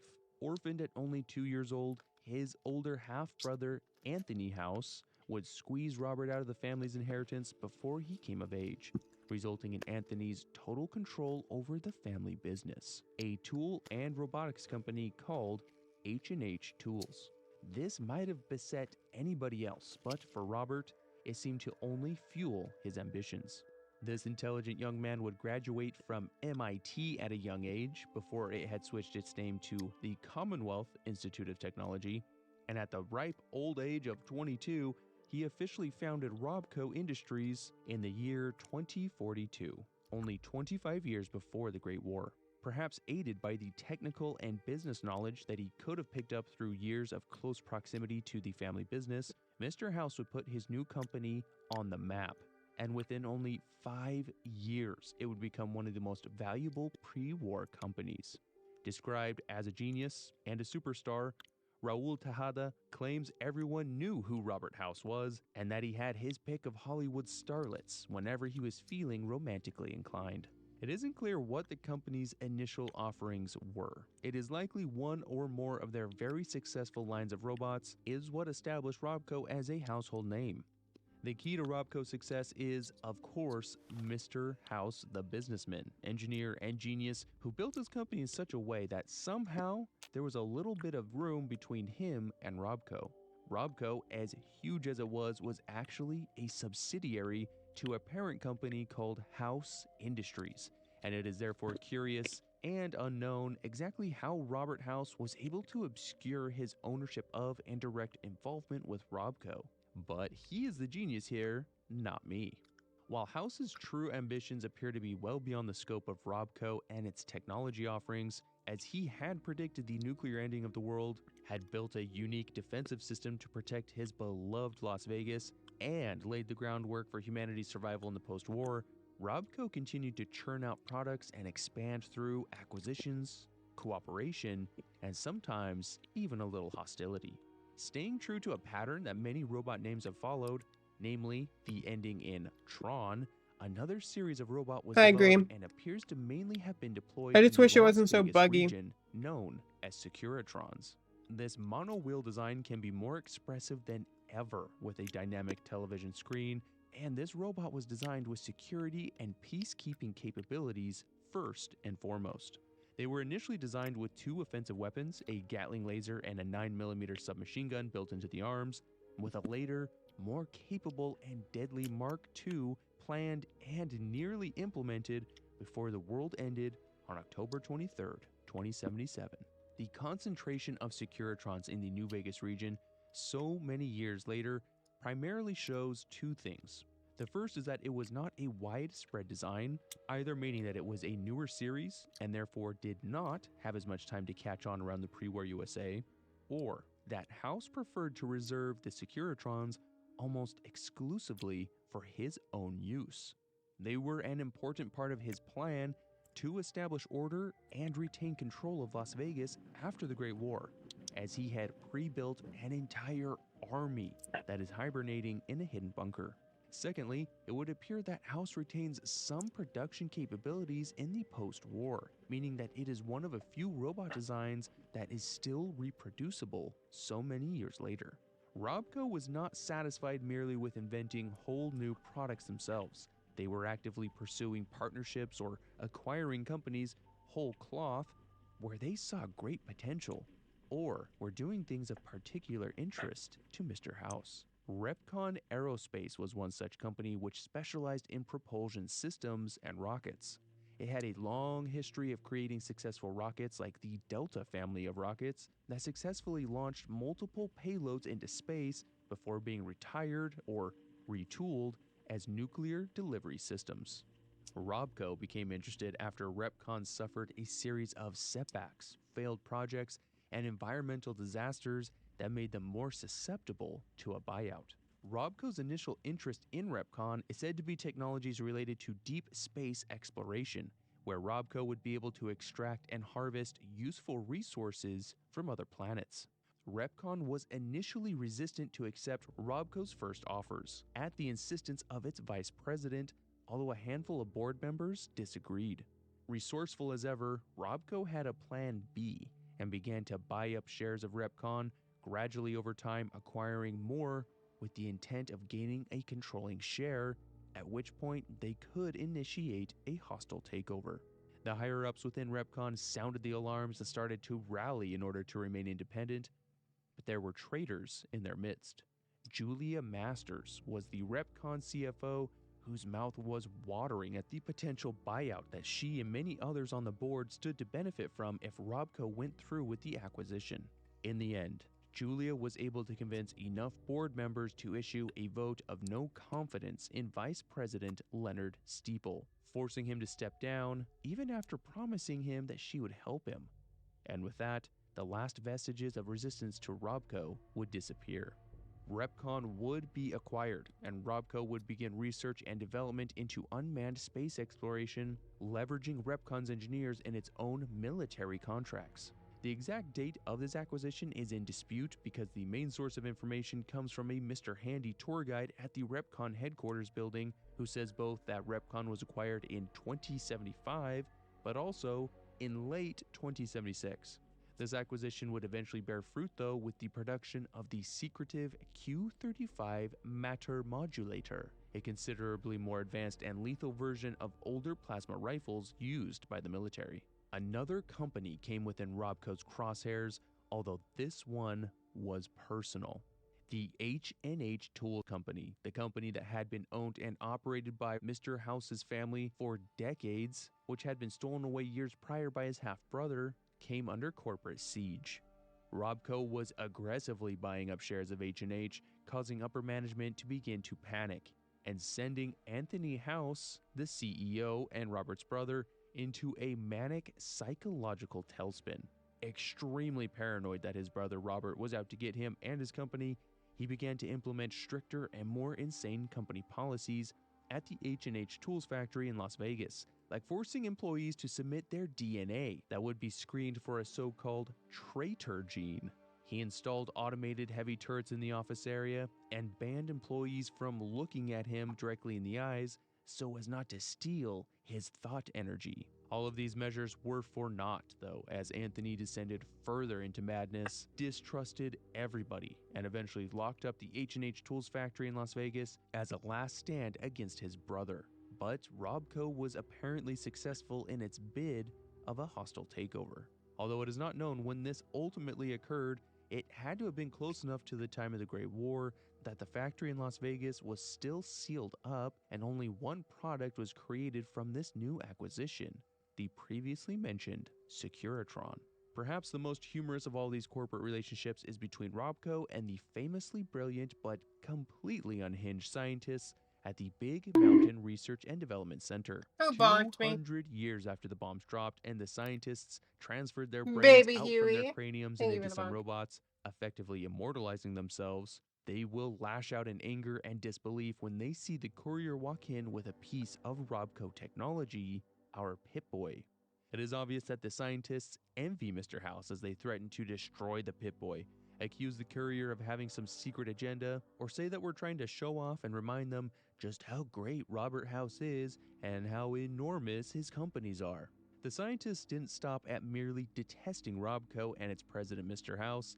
They went out of their way to make an entire factory completely dedicated to taking RobCo's shiny Securitron robots and completely deconstruct and destroy them. We don't know if they are actively buying these things in order to destroy them, which seems like it would be a bit counterproductive, or if they were acquiring them through other means. Like most endeavors at Big Mountain, it was successful until it wasn't, and the plant is now occupied by a few hostile and completely berserked Securitrons that would sooner shoot you than look at you. Even Father Elijah, the former elder of the Mojave outfit of the Brotherhood of Steel, doesn't try to hide his contempt for RobCo and its products, referring to our Pip-Boy as RobCo trash.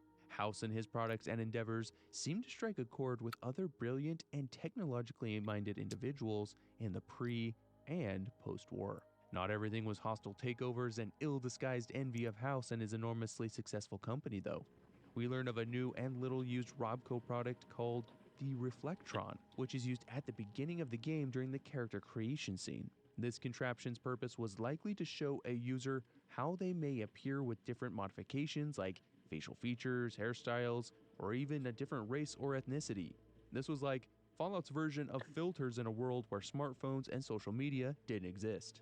That sounds pretty nice, actually. One of the most interesting contributions from Fallout New Vegas, from a lore perspective that is an apparent conflict with the origin of the very popular but up to this point undermentioned robot, the Mr. Handy. Although not stated in any game prior to New Vegas, a design document from the very first Fallout related to the Mr. Handy had it labeled as a General Atomics design. This is directly contradicted in Fallout New Vegas when in the REPCON headquarters, several robotic prototypes of their famous lines are on display, and a Mr. Handy is shown and described as a popular and cost-effective RobCo robot inspired by the idea of always needing an extra hand. So the question is, are we to regard Mr. Handy as another RobCo robot? Later games may answer this question. Robert House is clearly inspired by the very successful real-world businessman Howard Hughes, who lived most of his life in the first half of the 20th century. He was a successful film tycoon, producing a number of well-regarded films. He was an aerospace engineer and an owner of multiple successful companies. Hughes' father had a successful tool company called the Hughes Tool Company, akin to the H&H Tool Company, and Howard had an aptitude for engineering that would serve him well with his aerospace endeavors later in life. Interestingly, Hughes also had an affinity for Las Vegas, and with his vast wealth, began acquiring land, businesses, and casinos in the city, and there are many that consider his involvement with the city to have caused it to mature and become more accessible. So much of this is patterned directly onto Mr. House, and by extension RobCo as well.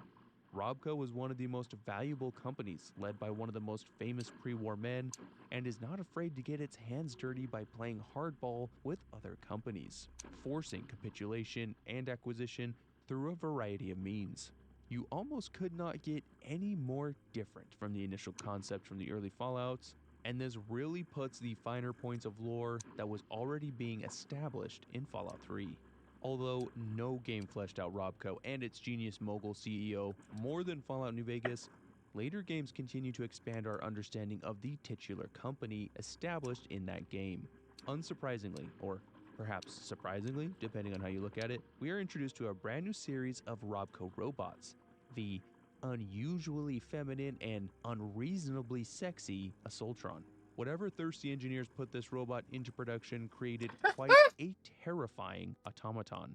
Moving about on two legs, Assaultrons will relentlessly pursue their targets with a few built-in weapons, smashing and drilling with their claw-like hands and charging up a massive face laser that deals an incredible amount of damage. Some models are even equipped with Stealth Boy technology, which is the exact kind of crossover nobody asked for and nobody needed.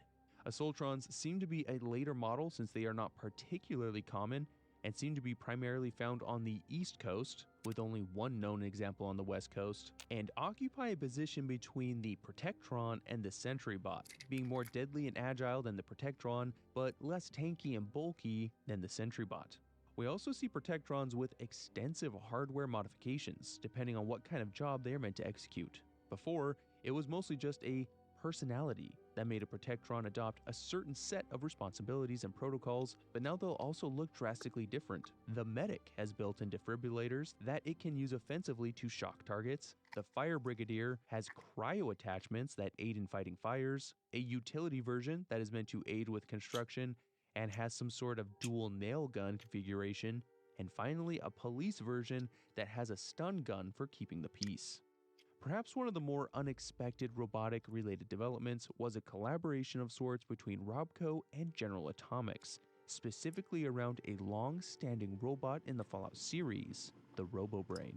The strange thing about this collaborative effort is that unlike Liberty Prime, where both companies seem to have been putting forth their best minds and engineers, RobCo simply acted as a front for the secret research that General Atomics was doing in conjunction with the US military. The RobCo Service and Sales Center in Boston is a rather mundane building that from the outside did little more than help, service, troubleshoot, and fix RobCo terminals, computers, and robots. And according to the terminals that still survive to this day, they're also willing to work on General Atomics robots, so it may have been an all-purpose repair center. There are a number of different RobCo terminals on display. The E330 model, which is touted as an extremely reliable consumer-based terminal, and the rest of that description is a garbled mess because it got corrupted. The E601 is a new business-grade terminal touting features like daily itineraries, calendars, contacts, and time-stamped intramail. The RX6550 was aimed at families with individual logins and activity and task tracking. Lastly, something that we can all appreciate, the RX9000 terminal, which was a dedicated gaming terminal with an upgraded processor that allowed for cutting-edge graphics. I can't wait to see what kind of frames we get playing Red Menace on this thing. Oh yeah, baby. Look how silky smooth that looks. This appears to be the extent to which RobCo collaborated with General Atomics and the US military for their RoboBrain project, since behind a series of very cool looking doors is an entire facility where patients are held before their brains are scooped out and experimented on, all in an effort to create the premier biomechanical robot. This is as good a place as any to bring up the Mr. Handy debate, since in Fallout 4, it both simultaneously contradicts and confirms RobCo's ownership of the very popular robot. A loading screen in Fallout 4 asserts that the Mr. Handy was created by General Atomics International, and yet, when a version of the Mr. Handy known as a Miss Nanny, who is called Curie, is spoken to and made a companion, she will refer to herself as top-of-the-line RobCo technology. That's nice and confusing. An additional indirect hint also exists at the potential settlement called Grey Garden, where a group of Mr. Handy robots have been taking care of a greenhouse and hydroponic farm for literal centuries. The chief designer of the project was a RobCo engineer, and it would be a little unusual for him to use a competitor's robot. So this question doesn't seem to get any more clear. An unexpected revelation came in the form of an Abraxo poster, you know, the cleaner and detergent, and right at the bottom it is stated that the parent company, Abraxadine Chemical, is a fully owned subsidiary of RobCo. Was it this way from the beginning, or was Abraxodine just another company that fell into RobCo's lap as it was aggressively expanding? RobCo continued to innovate in the realm of robot control with their cutting-edge Star Control mainframe, which they had sold to the Nuka-Cola Corporation. Nuka-Cola needed a large-scale wireless control solution for their Nuka-Cola theme park, specifically the Galactic Zone, which used dozens upon dozens of specially modified RobCo and General Atomics robots. While initially promising, since there was an instance where a child had soaked a Nukatron with a water gun and it suddenly reverted to its original military protocols and was about to start World War III with a kid, the Star Control mainframe kicked in, detecting an anomaly and shut it down. However, there were several issues with the new mainframe not being compatible with older robots and needing every single one of the dozens of star cores to work at peak efficiency, which ultimately caused the whole project to be deemed a failure. It was transformed into an exhibit, although it was never fully decommissioned because 200 years after the Great War, restoring the mainframe with every single star core module is the only way to regain control of the park's systems and the robots that have frenzied all over the place. Nuka-Cola's Galactic Zone is more than a simple company-client relationship. There is an entire RobCo exhibit called the RobCo Battle Zone, built in 2072, 5 years before the Great War. The Battle Zone was a purpose-built arena which sat an eager crowd behind several thick panes of safety glass, where they were promised to witness brutal gladiatorial combat with brand new, never-before-seen RobCo robot models. The battles were real enough. Live fire and brutal hand-to-hand combat took place, but these so-called new models were a bit suspect. Galactrons equipped with lasers were supposedly an upgraded version of Protectrons. Novatrons were a stylized Assaultron with a laser instead of a claw on its right arm, and Space Sentries were modified with different armor, paint, and were rocking dual lasers and nuka launchers. Although some people saw through the thin veneer of paint and tacked on parts, management insisted that there be no official acknowledgement of this deceit and instead promised any who complained a refund in 12 to 18 weeks' time. Golly, what great customer service. The exhibit experienced a dangerous explosion when an overworked Novatron detonated in a fusion explosion, which heavily damaged the arena. But miraculously, no one was injured because of that safety glass, which in the Fallout world is honestly kind of amazing. Alas, there would eventually be a fatality, only one though, which is kind of a miracle, this being a technician that had been working there since it had opened.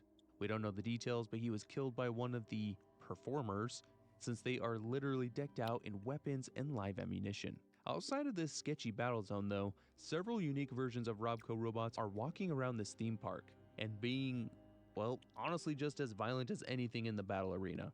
Nukatrons are basically walking Nuka-Cola fridges, although they, like everyone else, are completely on the fritz and launching their explosive Nuka-Cola payloads at any non-robotic individual. Some painted iBot versions are roaming around, and a different version of a General Atomics Mr. Handy is also prowling the Galactic Zone, completely frenzied and instantly aggressive to any and all, so long as their Star Control mainframe remains offline.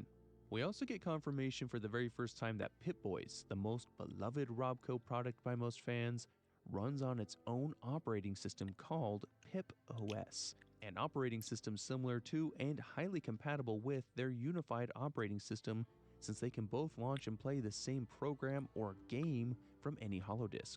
Speaking of holodisks, we also get to see the first instance of RobCo issuing its very own magazine called RobCo Fun, which came with free holotapes that stored a unique video game that was compatible with RobCo's terminals and Pip-Boys.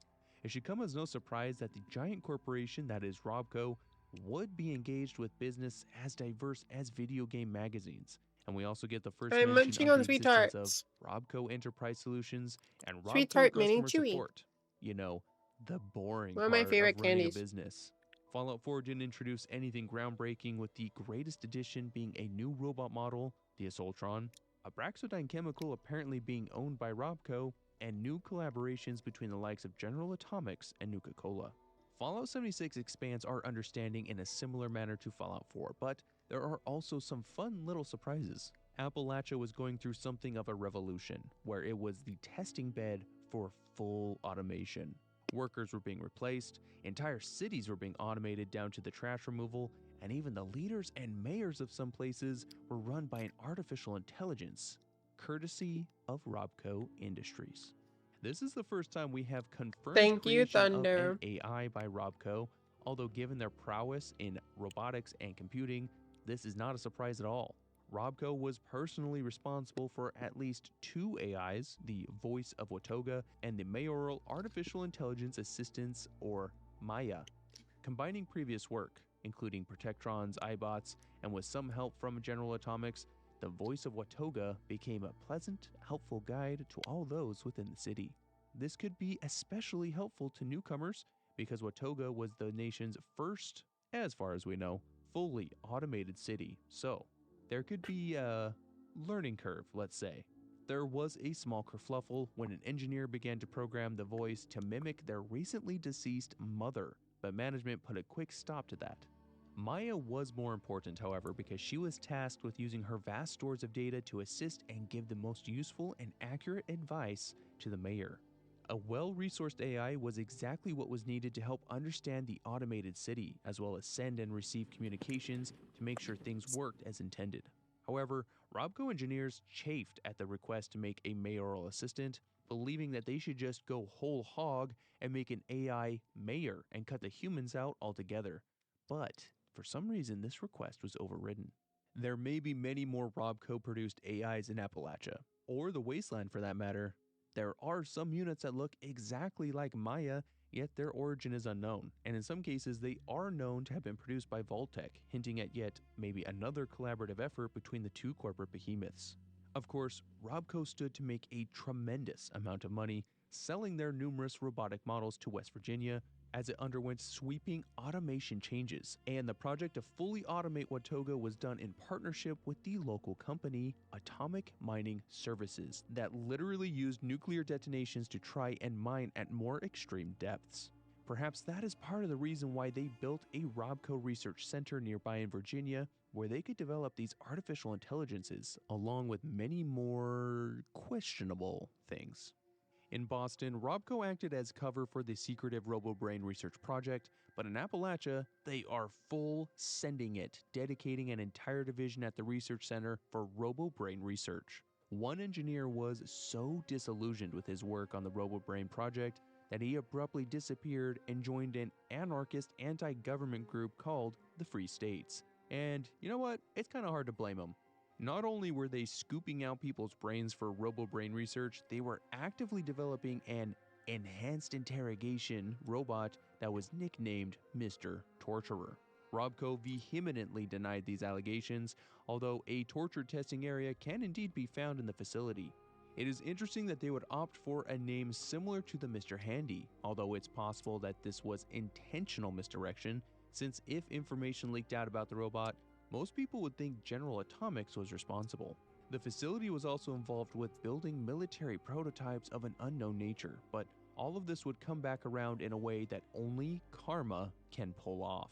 In the lead up to the Great War, all employees were informed that they would have their brains removed and put into RoboBrain chassis to ensure long-term productive work at RobCo for years to come. Despite a backlash that crashed the HR's complaint system, at least some of the employees did have their brains scooped out and have survived 25 years after the Great War, waiting patiently to be installed in a RoboBrain. Perhaps the ability to preserve their employees' brains and therefore expertise and work ethic was the reason they collaborated with General Atomics on their RoboBrain program. Fallout 76 has one very specific thing to say about the Mr. Handy origin debacle, and that is yet another loading screen where the Mr. Handy is described as the pride of General Atomics International and doesn't mention RobCo at all. It seems at this point we have some conflicting information regarding the origin of the Mr. Handy robot and all of its models. Most fans make sense of this by assuming that the Mr. Handy robot is a collaboration project, just like the RoboBrain or Liberty Prime, although it is strange that such a successful collaboration would not be mentioned a single time. The story of the Mr. Handy is definitely more complicated than the rest because we get this conflicting info, and we are left to try and piece it all together. So, Bethesda, what the heck is going on here? RobCo also collaborated once again with one of their favorite buddies, Vaultec, on one of the most sensitive vaults that Vaultec has yet to construct. Vault 79 was built in very close cooperation with the United States government to house all of the nation's gold reserves, essentially a Fort Knox underground guarded by U.S. Secret Service to ensure that the country could function economically after a nuclear exchange. Vaultec specifically tapped RobCo for this project, getting RobCo's help with the installation of the automated defense system, but also providing a number of defense robots, including sentry bots and assaultrons. The turret system was one of the projects developed at the RobCo Research Center called their Immobile Weapon Platform, and could be evidence that many of the turret systems that we see managed by RobCo software throughout the wasteland are indeed made by RobCo. Another interesting collaboration was with Arctos Pharma and the United States Space Agency, who had established a deep sleep project, an attempt to create technologies that would allow for extreme space travel, essentially putting the astronauts into a hibernative state. We aren't sure exactly how RobCo contributed to this project. However, this project falls right in line with Mr. House's ultimate desire of Do saving you have humanity tater by sending tots? it into space. I do not have tater RobCo tots. piloted a project exclusively in the Appalachian region that did not have the good graces of Mr. House, and therefore it fell apart quite quickly. Tentatively called the RobCo Autocache, it was meant to be a network of fortified vault-like facilities that acted as a supply cache and repository. Using certain RobCo technologies and protocols like a Pip-Boy and a patented eye scanner, individuals would get access to, supposedly, a wealth of supplies ranging from food, water, weapons, even money and luxury items, so long as you had the special required token. When the project couldn't even make it to its scheduled presentation to investors, which meant that it was largely empty with silly signs pointing at supplies, it was all Mr. House needed to kill the project then and there to entirely focus on his personal project, which I interpret to mean the platinum chip that would play a big role in Las Vegas' survival during and after the Great War. Still, this mysterious facility has people's imaginations running wild in Appalachia, thinking that some great treasure exists just on the other side, and someone just needs to get the right things to gain entrance. Appalachia is replete with RobCo tech though, including advanced GX 9000 mainframes and core processors that allow for the automated nuclear missile silos to operate. One advanced system that was destined for a Department of Defense project was sent to be used by a famous radio voice actress and her husband, who, after the war, would create an order of women who were basically just real-life superheroes, doing what they could to help those suffering in the post-war world. This mainframe, Kryptos, managed training, equipment, assignments, and promotions for the Order of Mysteries, allowing the Vault 76 dwellers to become initiates. And it wouldn't be another entry into the Fallout series if we didn't see some new robots, although these have been restricted to seasonal rewards or Atom Shop items. The A&D Vendortron looks like a mashup between a Securitron and a RoboBrain, which will stick around a player's camp and act as a vendor. Similarly, the Fetch Collectron is a robotic dog that can be deployed from a player's camp and will over time search out and collect useful items. In both cases, these robots stick to the naming scheme of ending with Tron, kind of a hallmark of most RobCo's robots. The custom robotic assembly platform is very similar to the robot crafting station in Fallout 4, and in 76 we learned that this was also a product of RobCo, which is certainly no surprise. In Fallout 76 though, one was used by a conspiracy theorist and cryptid enthusiast to modify 2 Assaultron robots. How he was able to get all this is kind of a mystery, but it all eventually resulted in the creation of the robotic Sheep Squatch that would go on to kill and rampage. One thing that I found interesting was that the so-called Pip-Boy, like the cartoon character, not the well-known personal computer, is seen after all of these years and many games in Fallout 76. His image can be seen on Fallout 76's Pip-Boy 2000 Mark VI, similar to the earlier Pip-Boy 2000s in the first Fallout games, and then the Atom Shop has a decorative plushie and a cardboard cutout that players can buy. It is interesting to see him re-emerge, but Fallout 76 has leaned into many designs from the early games, and so perhaps this shouldn't be that much of a surprise. So we see expanded involvement with Vault-Tec. RobCo is much more involved with the RoboBrain project than we previously knew. They were developing artificial intelligence and were involved in some capacity with research relating to deep space exploration. Normally this would be where we would end this kind of lore evolution analysis, but with 2024's Fallout TV show, we have more to cover. First, let's start off with the fun stuff. The Pip-Boy character is back again, although not in the TV show proper. Amazon released a number of short animated cartoons, and the Pip-Boy shows up in a few of them. He seems to be there representing RobCo as a whole, because RobCo itself doesn't really have a proper mascot, but Pip-Boy has never really been shown separate from the Pip-Boy computer, so this is kind of an interesting development. The most impactful change, however, is Mr. House's involvement with, or at least knowledge of, Vault-Tec's sinister Vault experiments and their willingness to kick off the Great War itself and bring about the end of the world. House, who has lost his British accent that he had in Fallout New Vegas, is seen sat at a circular table with executives of other companies, Westtech, We're gonna do Retcon, full 3D and Big prints. Mountain, I have all not having a printed discussion anything with recently, representatives from actually. Vault-Tec. House is incredulous of Vault-Tec's vault and questions whether vault dwellers would survive any better than those on the surface due to being confined for decades upon decades in a vault.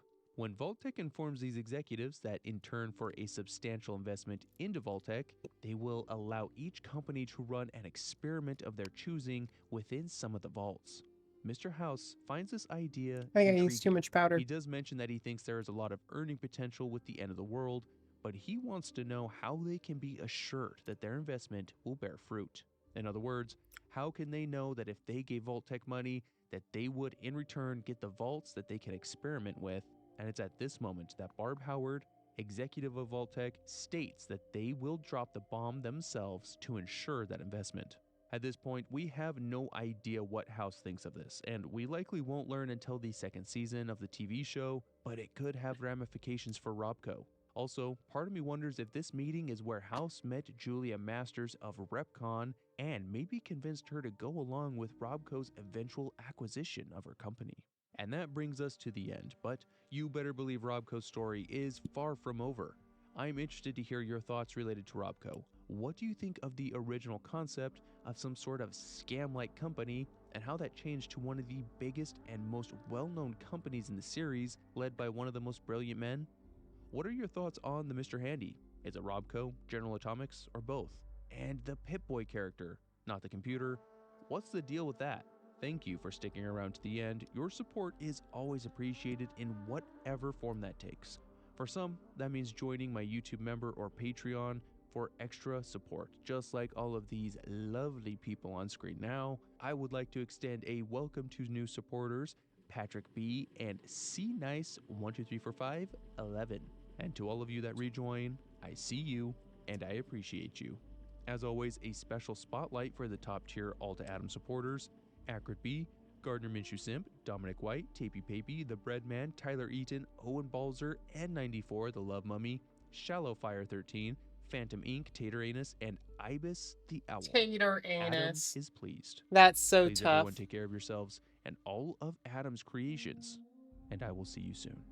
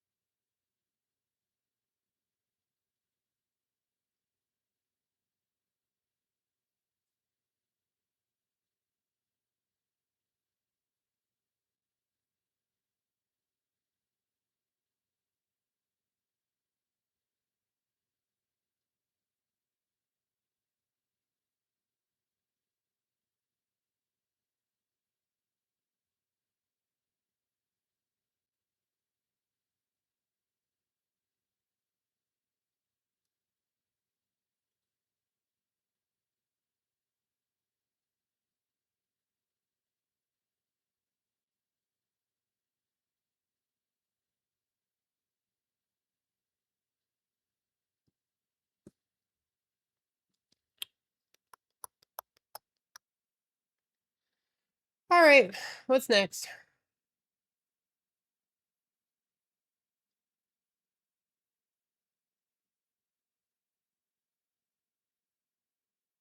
Overanalyzing every card's move, including pins. Whether you love them or you hate them, Peachy the movies Sweat, in you the say? Cars franchise Hey, have a yo. lot of interesting lore. Hi, Some of it Josiah, is really welcome. weird, some of it is really important, and some of it kind of makes no sense at all. Actually, with a total of 3 mainline films, 2 spin-off movies, 5 short films, 2 animated series, and a whopping 10 video games. Hell, this thing even has its own theme park in California. This is so cool, yet for some reason so disturbing. This franchise has a lot going on. So today, I'll be watching every single Cars movie, including Planes, in full, while explaining everything that happens and overanalyzing all the little details you might have missed along the way. Also, there's a tier list at the end of the video. You know I had to do it to him. Is this franchise worth the hype? Is Mater secretly the world's deadliest secret agent? Well, let's find out by watching every single Cars movie, including Planes, ever made.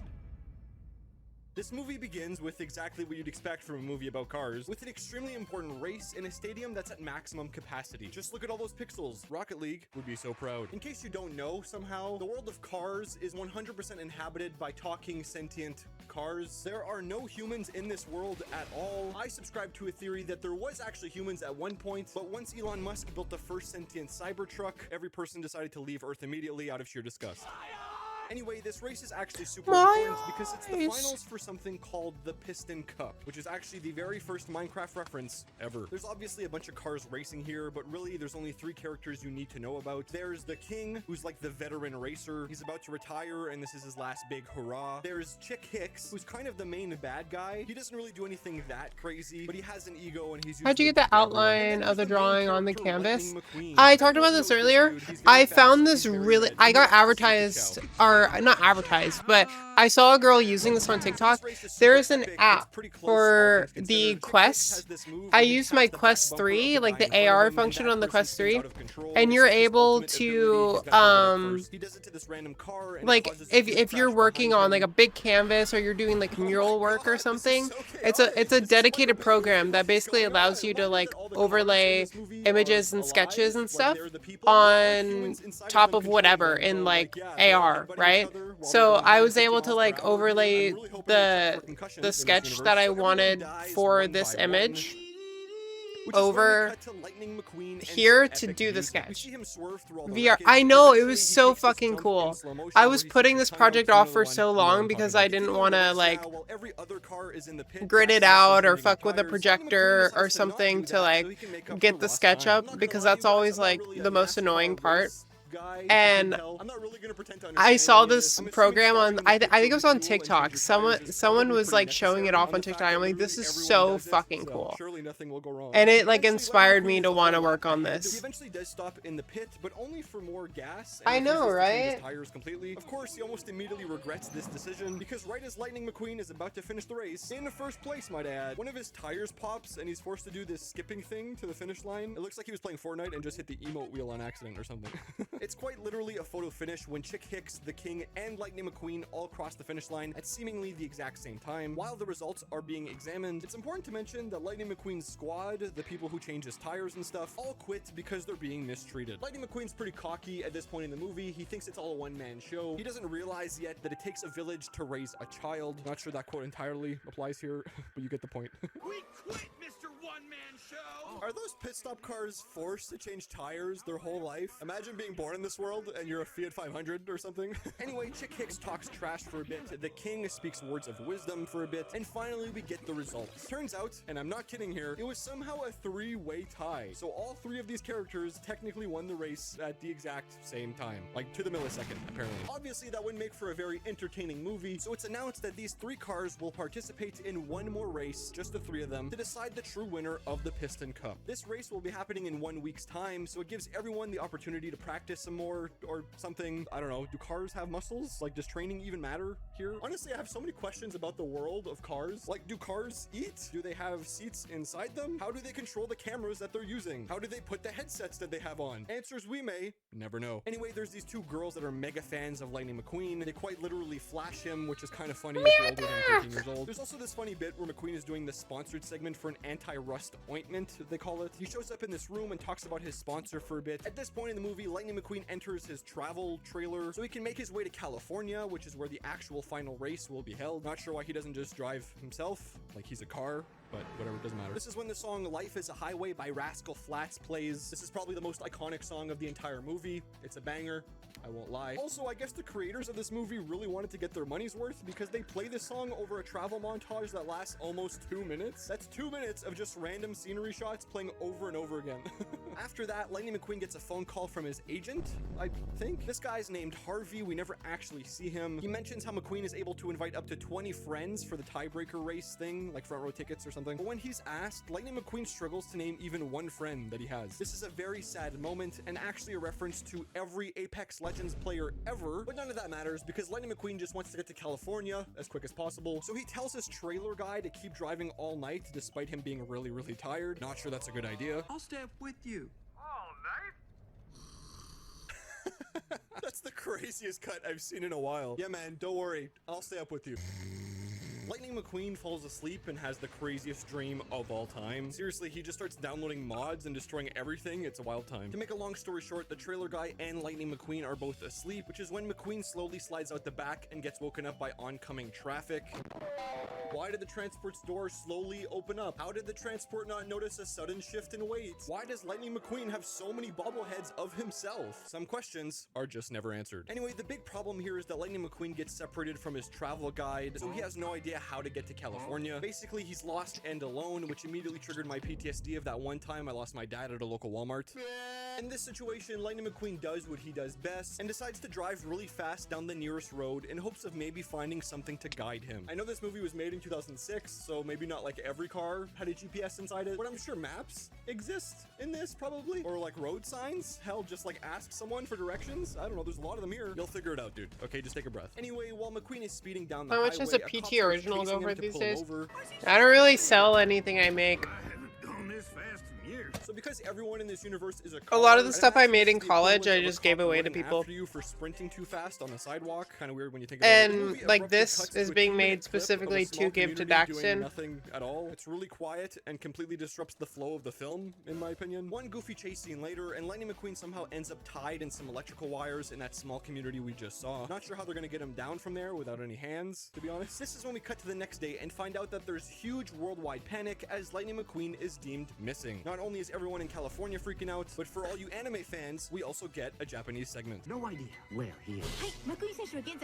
What? Oh, people are gonna love that. Was that a JoJo reference? At this point, the movie kicks off what I like to call the second act. The movie is basically split into 3 parts, with the second one being by far the longest. We're starting this one now. There's no discount because there's no price. This is when we meet the franchise's most polarizing character, Mater. Hello, Mater.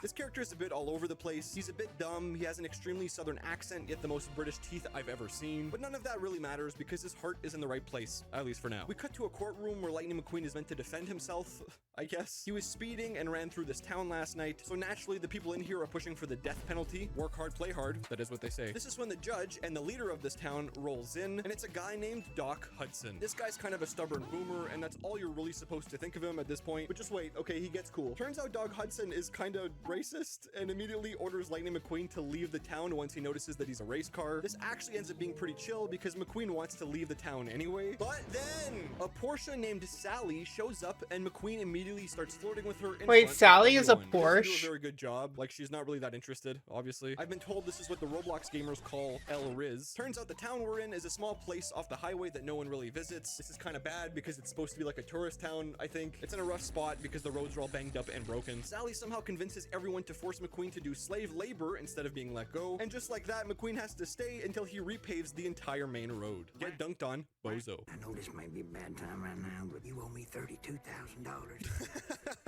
That's actually hilarious. Mater the tow truck? Or like Mater the toll booth? Get it? This is when we learn a little bit more about everyone else in the town. There's a lot of cars here and none of them really matter, to be honest. Sorry if that makes you mad. There's a fire truck guy who's an anxious wreck. There's 2 Italian guys who own a tire shop. There's this one girl who owns the gas station in town and is scared of going broke, but like literally every car needs to gas up all the time. How are you not the richest person in here? There's also this purple dude who owns a decal shop. Surely he doesn't expose himself to anyone in this movie. Von Dutch style, huh? Anyway, McQueen's had enough, so he speeds through the road fixing process, thinking that the sooner he finishes, the sooner he can leave. This dude is just straight up a prisoner here, by the way. He has to listen to By the way, everyone around Des, him, are and he you gets going no to time on the Tokyo and family Tulsa? iPad. A fate truly worse than death. Lightning McQueen speeding through fixing the roads ends up being a really bad idea. It actually makes it worse and really showcases his immaturity and lack of patience. Not only that, but he straight up insults the entire community here, like, as a whole. Probably because he's a spoiled rich kid who's never had a hard day's work a day in his life. It looks awful. Well, it matches the rest of the town. This is when Doc Hudson comes up with a million IQ gamer move and challenges Lightning McQueen to a race. Loser has to stay back and finish the road properly. Obviously, Lightning McQueen thinks this will be an easy dub. They immediately line up to start the race, and after some extremely loud car noises... Seriously, I think they forgot to balance the audio out here. The race starts and McQueen takes an extremely early lead, and actually Doc Hudson doesn't seem to be in any rush at all. This is when we see McQueen lose control of his wheels almost immediately as he falls off a cliff, leading to his death. Obviously still alive. I'm just kidding. But Doc Hudson realizes that McQueen is basically just an impatient child, so his plan was always just to take his time. This obviously ended up paying off and really showcasing how predictable McQueen really is. Also, I just want to say how happy I am that this wasn't one of those moments where the old guy in town is somehow faster than this generational racer that everyone knows. He outsmarted him instead of out-racing him, and I think that's really cool. You drive like you fix roads. Lousy. Damn, he's got the trash talk too. Doc is a high diamond player at least. Lightning McQueen now has to undo his mess before completely remaking the road, basically doubling his original workload. I can't help but think how this is probably horrible publicity for your small tourist town. Like, this mega famous guy is gonna get out of here and immediately tell everyone what you did to him. That sounds like it might be an issue. I don't know. Anyway, despite Doc saying the road would take about 5 days, McQueen somehow fixes half of it all in one night. He must be a top 0.1% speedrunner. When Doc finds him the next day, we see McQueen practicing that turn that he failed earlier during the race. He just can't seem to nail it properly. I wonder if this will be a learning moment. Doc lets McQueen know that, quote, if you're going hard enough left, you'll find yourself turning right. Naturally, I searched this quote up to see if there's like some secret double meaning and it's actually really deep or something, but no, he's just straight up teaching McQueen how to drift on a dirt road. How inspiring. Turn right to go left. Yes! Another day passes. McQueen still thinks Doc is kind of crazy. He argues with the Italian tire guys. He gets sprayed on by the fire truck. He talks to Sally for a bit. This cycle goes on for like a third of this entire movie, to be honest. Something to note though is that McQueen and Mater actually somehow end up becoming friends. They even go tractor tipping at one point, which is like cow tipping, but with tractors. As a child, this is how I found out cow tipping was even a thing, by the way. This is when we find out that Mater actually has a secret talent. And no, it's not dying of rust decay at an alarming rate. Turns out Mater is an expert when it comes to driving in reverse. We know this because he does it for a minute straight. Why does this movie have so many drawn out scenes like this? I don't get it. Don't worry, all is instantly forgiven though, because the next scene is a goated emotional moment and I love it. I don't know why. I knowed I made a good choice. In what? My best friend. Oh, they're best friends. I'm not crying, dude. You're crying. The next couple days, McQueen spends time with Sally. They bond a lot. I wonder if they're gonna love each other forever. McQueen finally finishes the road, but by that point, he's bonded with everyone else in town, so the vibes are pretty high. He even gave everyone around some business as a way to say thank you. His time in Radiator Springs, which is the town name, by the way, I don't think I've mentioned that yet. His time in Radiator Springs has really proven to be beneficial, as Lightning McQueen learns to not only respect others, but himself, realizing there's more to life than just being famous, and that being happy with others is infinitely more enjoyable. However, it wouldn't be a Pixar movie if we didn't get sad for a couple minutes. This is when McQueen is snooping around Doc's garage and finds out that Doc Hudson, old cranky wise man, is a retired racer himself and has actually won the Piston Cup before. That thing McQueen wants so badly, yeah, this guy's got one. He's just flexing his skins at this point. Bro has it all. Actually, you might not think it, but this causes an argument between the two. Doc's annoyed of this discovery and just wants everyone to forget about his past. He swore never to come back to racing after he had a rough crash back in the 50s. McQueen is mad at Doc for not being honest and not telling all the other townsfolk about who he really is. It's this weird dynamic where McQueen is being the mature one and is choosing honesty, while Doc Hudson is being a little childish and choosing to lie. Later that night, and everyone is celebrating a brand new road. But then, this is when stuff gets crazy, when helicopters and all sorts of reporters show up, as the elusive Lightning McQueen has finally been located. Remember how he was missing this entire time? The whole world was in a panic, except for this entire community who apparently don't have access to outside news at all. Remember that? Anyway, Lightning McQueen is now found, so we meet up with all the characters from the beginning of the movie again. The transport dude shows up, and it's hype. Harvey shows up, except not really, we don't see him. And actually, this is kind of a bittersweet moment, because despite being able to go to California, finally, McQueen now has to leave his friends and barely gets to say goodbye. Imagine getting constantly flashbanged at the emotional peak of your journey. Bro is 100% gonna have mental issues when he's older. There's a bit of a plot twist when we find out that Doc Hudson was actually the guy who called the press about Lightning McQueen's whereabouts. It comes off as kind of petty since they just argued and he's clearly still angry about it. Sally gets angry herself and everyone is sad because the only excitement they've had in the last 10 years has now left forever. This is when we cut to what I like to call the third act. We're almost done. Almost there. It's the day of the big race for the Piston Cup. We get a little refresher on McQueen's opponents, meeting the green guy and legend blue dude. Let's hope everything goes well for this guy. This is when we see a plane with eyes, so I guess it's not just cars in this world. There's also these fighter jets, but they don't have eyes at all, so maybe they're being controlled by humans inside them. I honestly have no idea. Anyway, the race begins, but Lightning McQueen has a rough start because all he can think about is Sally and Radiator Springs. But then, this is when we hear Doc Hudson on the radio as Lightning McQueen races on. Turns out him and the rest of the town showed up to support McQueen in his Piston Cup efforts. This is kind of weird, to be honest. Like, how did they even get inside the event? Also, Doc has the headset on that I mentioned earlier. How is this even possible? Anyway, it's a nice moment when Lightning McQueen's only real friends showed up, which ends up giving him the confidence to drive faster, I guess. McQueen is a lot more patient this time, and it's super noticeable. He's completely locked in and using all of his new skills. He gets hit by Chick Hicks, but uses Mater's strat to drive backwards. This is actually insane. He even takes time to stop at the pit stops, and it's a super epic moment.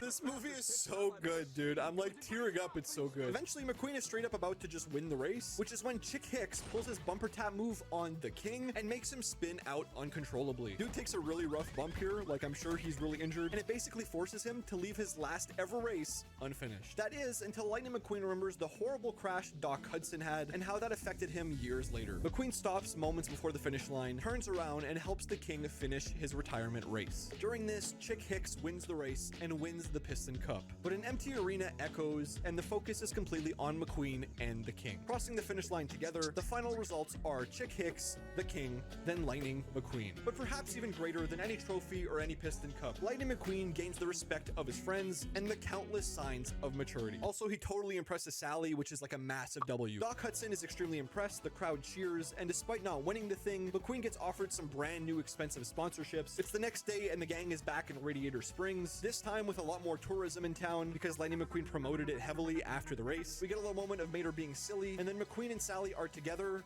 Now they decide to drive off onto a dirt road, and that's kind of it. And that was the entire first Cars movie. Wasn't it an absolute banger? Hell yeah.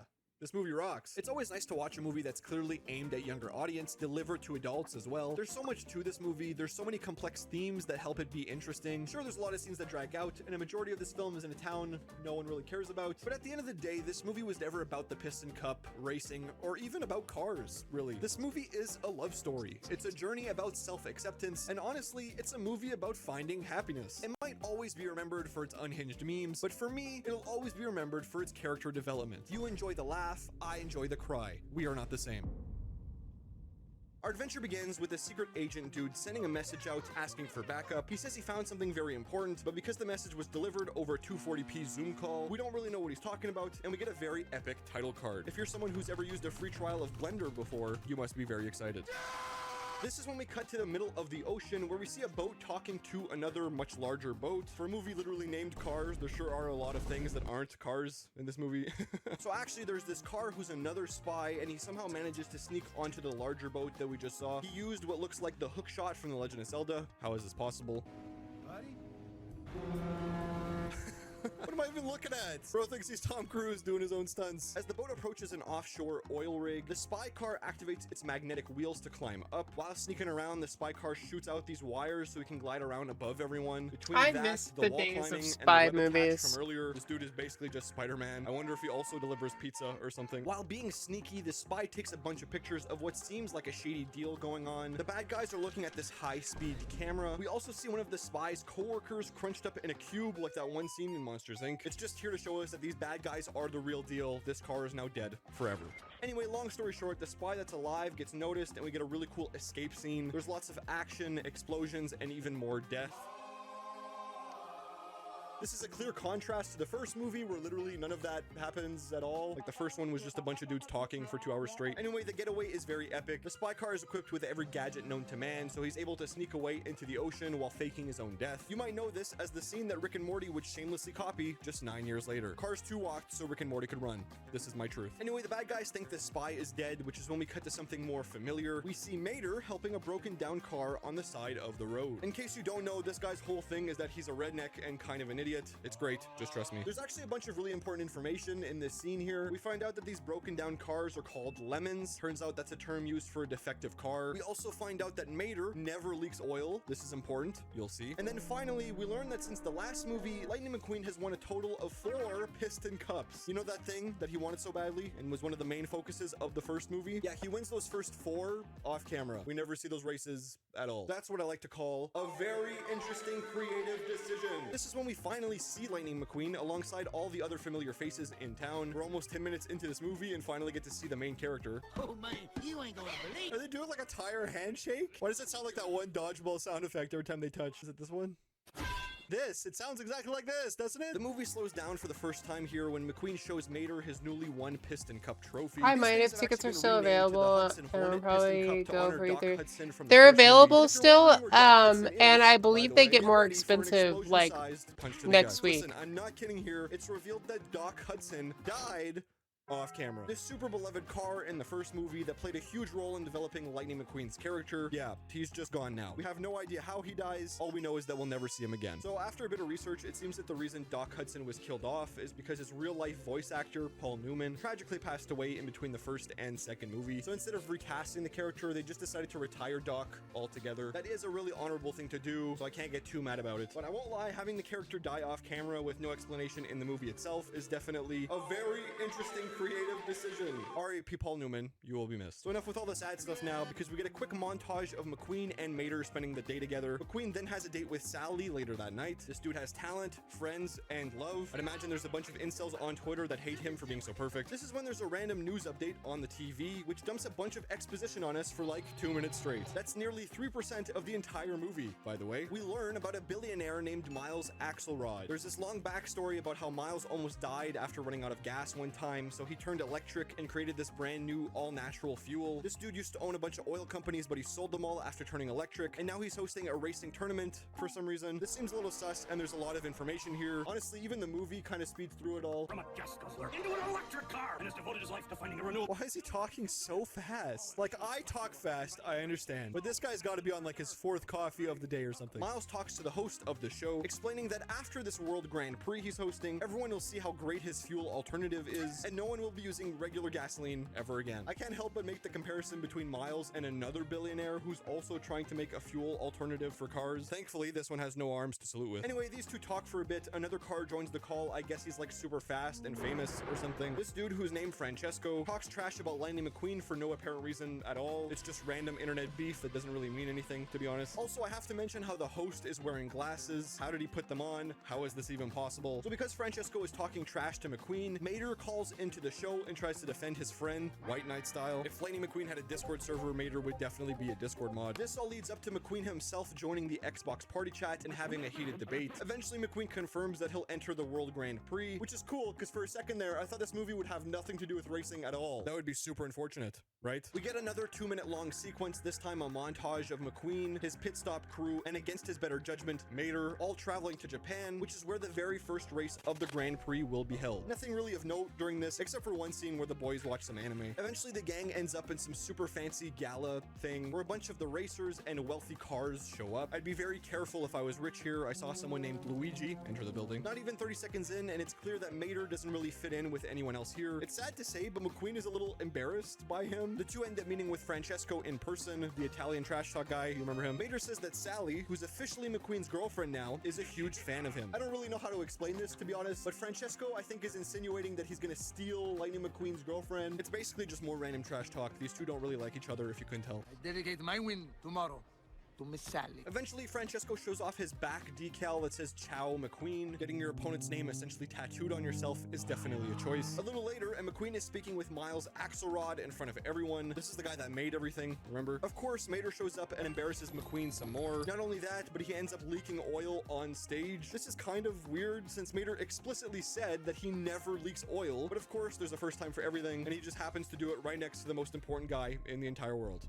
Peter, you have to get a hold of yourself. You're making a scene. But I never leak oil. Oh, why do I feel so bad for him? He's like a child, okay? You're not allowed to be mean to him. This is when we cut to the spy from the beginning of the movie. The one who escaped and did that Spider-Man thing. This movie's kind of all over the place. There's lots of cutting between characters. There's like 6 plot lines at once. You'll get used to it. This guy's name is Finn, and he's actually pretty cool. He meets up with another secret agent named Holly. You will not believe how important these two are in this movie. The two talk about how there's supposed to be a third agent meeting up with them, and this third agent has some information about the leader of the gang we saw at the very beginning. They both have no idea what the third agent looks like, so of course there won't be a story-altering mix-up that completely derails the entire narrative. That's exactly what happens. Who would have guessed? Mater just happens to be in the bathroom when the actual third agent is getting attacked. Not gonna lie, it looks like this dude's probably gonna die, so he sticks Mater with all the information the good guys need. Mater has no idea this happens, and now Holly and Finn are under the assumption that this guy is the guy they have to work with from now on. Is he American? Look out, lady. Mater's fitting to get funky. Extremely. Then it's him. Holly approaches Mater, but Mater thinks that he's just getting asked out on a date. The funny haha of this scene is that this clean, pretty car would never date a dirty, ugly car. Get it, guys? It's just like like real life, Mater agrees to meet Holly at a specific time tomorrow, thinking that it's a date, when obviously Holly just wants to exchange sensitive information about the bad guys. Also, after this, the actual third spy is shown being tortured by the bad guys here. We find out that the camera they stole at the beginning is actually a laser that emits an electromagnetic pulse, and when pointed at a car that has the new fuel alternative, the car just straight up dies. The idea is that during this race, all the cars will be using this new fuel. These bad guys can just point an invisible laser at them, and then they blow up without a cause. It's a bomb without a bomb. It's murder without a trace. Oh my god, this movie is not at all like the first one. And I'm not even kidding, it gets even more insane. I really liked Cars too. You actually see it happen. R.I.P. this guy, I guess. But no worries, okay. because the first race in the Grand Prix is about to finally begin. There's a bunch of cars participating, but the only ones that really matter are McQueen and Francesco. Because this tournament takes cars around the world, we have a bunch of different types of cars here. I'm not really someone who knows a lot about cars, but I feel like different cars racing here makes things super unfair. An F1 car and a proper race car are built for two completely different terrains, and I'm assuming have completely different pit times. Like, what if they go off-road or something? I don't know. Doesn't matter. I am speed. He said the thing! He said the thing! He said I am speed. What a banger line that is, dude. The race starts and it's like pretty cool as you'd expect. Excuse me for not talking about it too much since, like, yeah, I don't know. They're going really fast. What else am I supposed to say? While all this is happening, Finn and Holly find out that Mater is currently in trouble since the bad guys know he has the information on him. Holly and Finn hack into Mater's headset, which he shouldn't be able to put on. This is my biggest gripe with the entire franchise, by the way. How do they put them on? I don't get it. Holly and Finn help Mater escape by guiding him and taking out the bad guys. It wouldn't be a Cars 2 action scene if we didn't see yet another pair of cars blow up right in front of us. One of them even gets crushed by an elevator and dies instantly. What is this? A kill count or something? What's going on? Turns out during the whole Mater bad guy thing, McQueen came in second place during the race. After everything, McQueen blames Mater for his loss since he wasn't at the pit stop and wasn't helping on the headset like he should have been. McQueen lashes out at Mater and basically fires him. Friendship ended with Mater. Now winning race is my best friend. We find out that during that first race, 3 cars ended up catching fire and spinning out. We, the viewer, know it's because of the bad guys screwing with all the racers, but Miles Axelrod insists that his fuel is safe and not the cause of the problem, obviously not knowing about its electrical pulse defect and the millions of lawsuits it'll bring him long term. It's a good thing he's a billionaire and probably doesn't care about any of that. So because McQueen and Mater fought, Mater is now super sad and extra depressed. He decides to leave the event without telling anyone beforehand. However, before he catches his flight back home, Finn stops him and leads him to somewhere private. I'm not sure how, but Finn still thinks Mater is some expert spy. It must be his undeniable gamer aura. It does that to some people. While Finn and Mater are talking, the bad guys show up and there's a cool chase scene where yet again another car dies. I know I keep coming back to this, but considering how emotional and well-paced the first movie was, it's kind of insane how this one is just like explosion, death, explosion. That's what I like to call a very interesting creative decision. Finn and Mater get away thanks to a plane named Sid. It's cool how we see a bunch of boats and planes in this movie. They should totally make a movie about the planes. Ever been a mess in my flight? That was Why is that sound effect so loud? What is this movie with using stock sound effects? I respect it. I respect the hustle. Holly and Finn finally get a look at the information Mater has been carrying around with him this entire time. And turns out all it is a single image of a busted up engine. The spies don't really know what they're looking at, but Mater's quick to explain that he recognizes the engine as one of the worst engines ever made. He knows this because he's a tow truck, but the spies think he knows this because he's also a spy. It's moments like these that convince Holly and Finn that Mater is a secret agent despite just being a dude from the south. like a good neighbor. Mater is there. I guess they think that Mater is just really committing to his undercover character, but obviously we know who he actually is.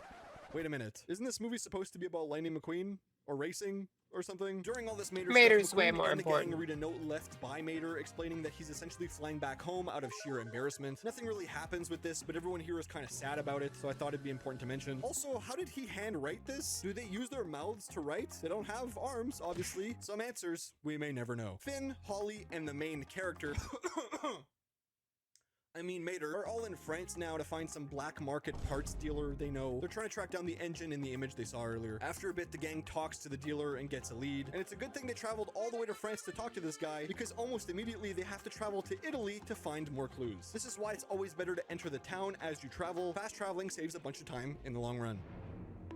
Going to Italy is actually kind of good luck, because turns out that's where the next World Grand Prix race is taking place, so Lightning McQueen is there now. There's a scene where McQueen gets sad because he's lonely and realizes that Mater is probably his only true friend, to be honest. Like, Luigi's cool, but I don't think he really cares about you, dude. Not gonna lie. No, back when Guido Luigi used to work for me. Did they give the Italian cars hair? I just realized they gave the Italians comb-overs. That's actually hilarious. Mater is given a disguise and the job of sneaking into a secret bad guy meeting. After taking one of the bad guys out, Mater uses some voice-activated tech to change into his disguise. It's very epic and looks like a skin you'd pay $20 for in Rocket League or something. Mater blends in with the bad guys and makes his way into the secret meeting. This meeting thing goes on for a while, so let's check in on our favorite side character, Lightning McQueen. The Italy race is about to start. There's banter between McQueen and Francesco. In the crowd, there's a car inside of another car. I'm pretty sure this guy is like the car pope, which would mean car Jesus probably existed at one point. I don't even want to talk about how they got that dude on the cross somehow. Anyway, Mater is in the meeting with all of the baddies. The super evil dude who's in charge isn't actually present like the spies hope they'd be. Instead, it's just a zoomed in video feed with a voice changer. Bro went into his PS3 mic settings. During this meeting, the bad guys blow up some cars currently in the race because it started. I forgot to mention that, I think. Because of this, panic ensues and there's immediate backlash towards the alternative fuel being used. Remember that? That was like the whole point of the race or something. Turns out everyone assumes that the new fuel everyone's using is the cause for them blowing up. So naturally, people break things, they riot, and they start a pointless petition online. I think it's safe to say that whoever's doing all of this obviously doesn't want this alternative fuel to work out, since everything that they've done so far has made this Grand Prix and in turn Miles Axelrod look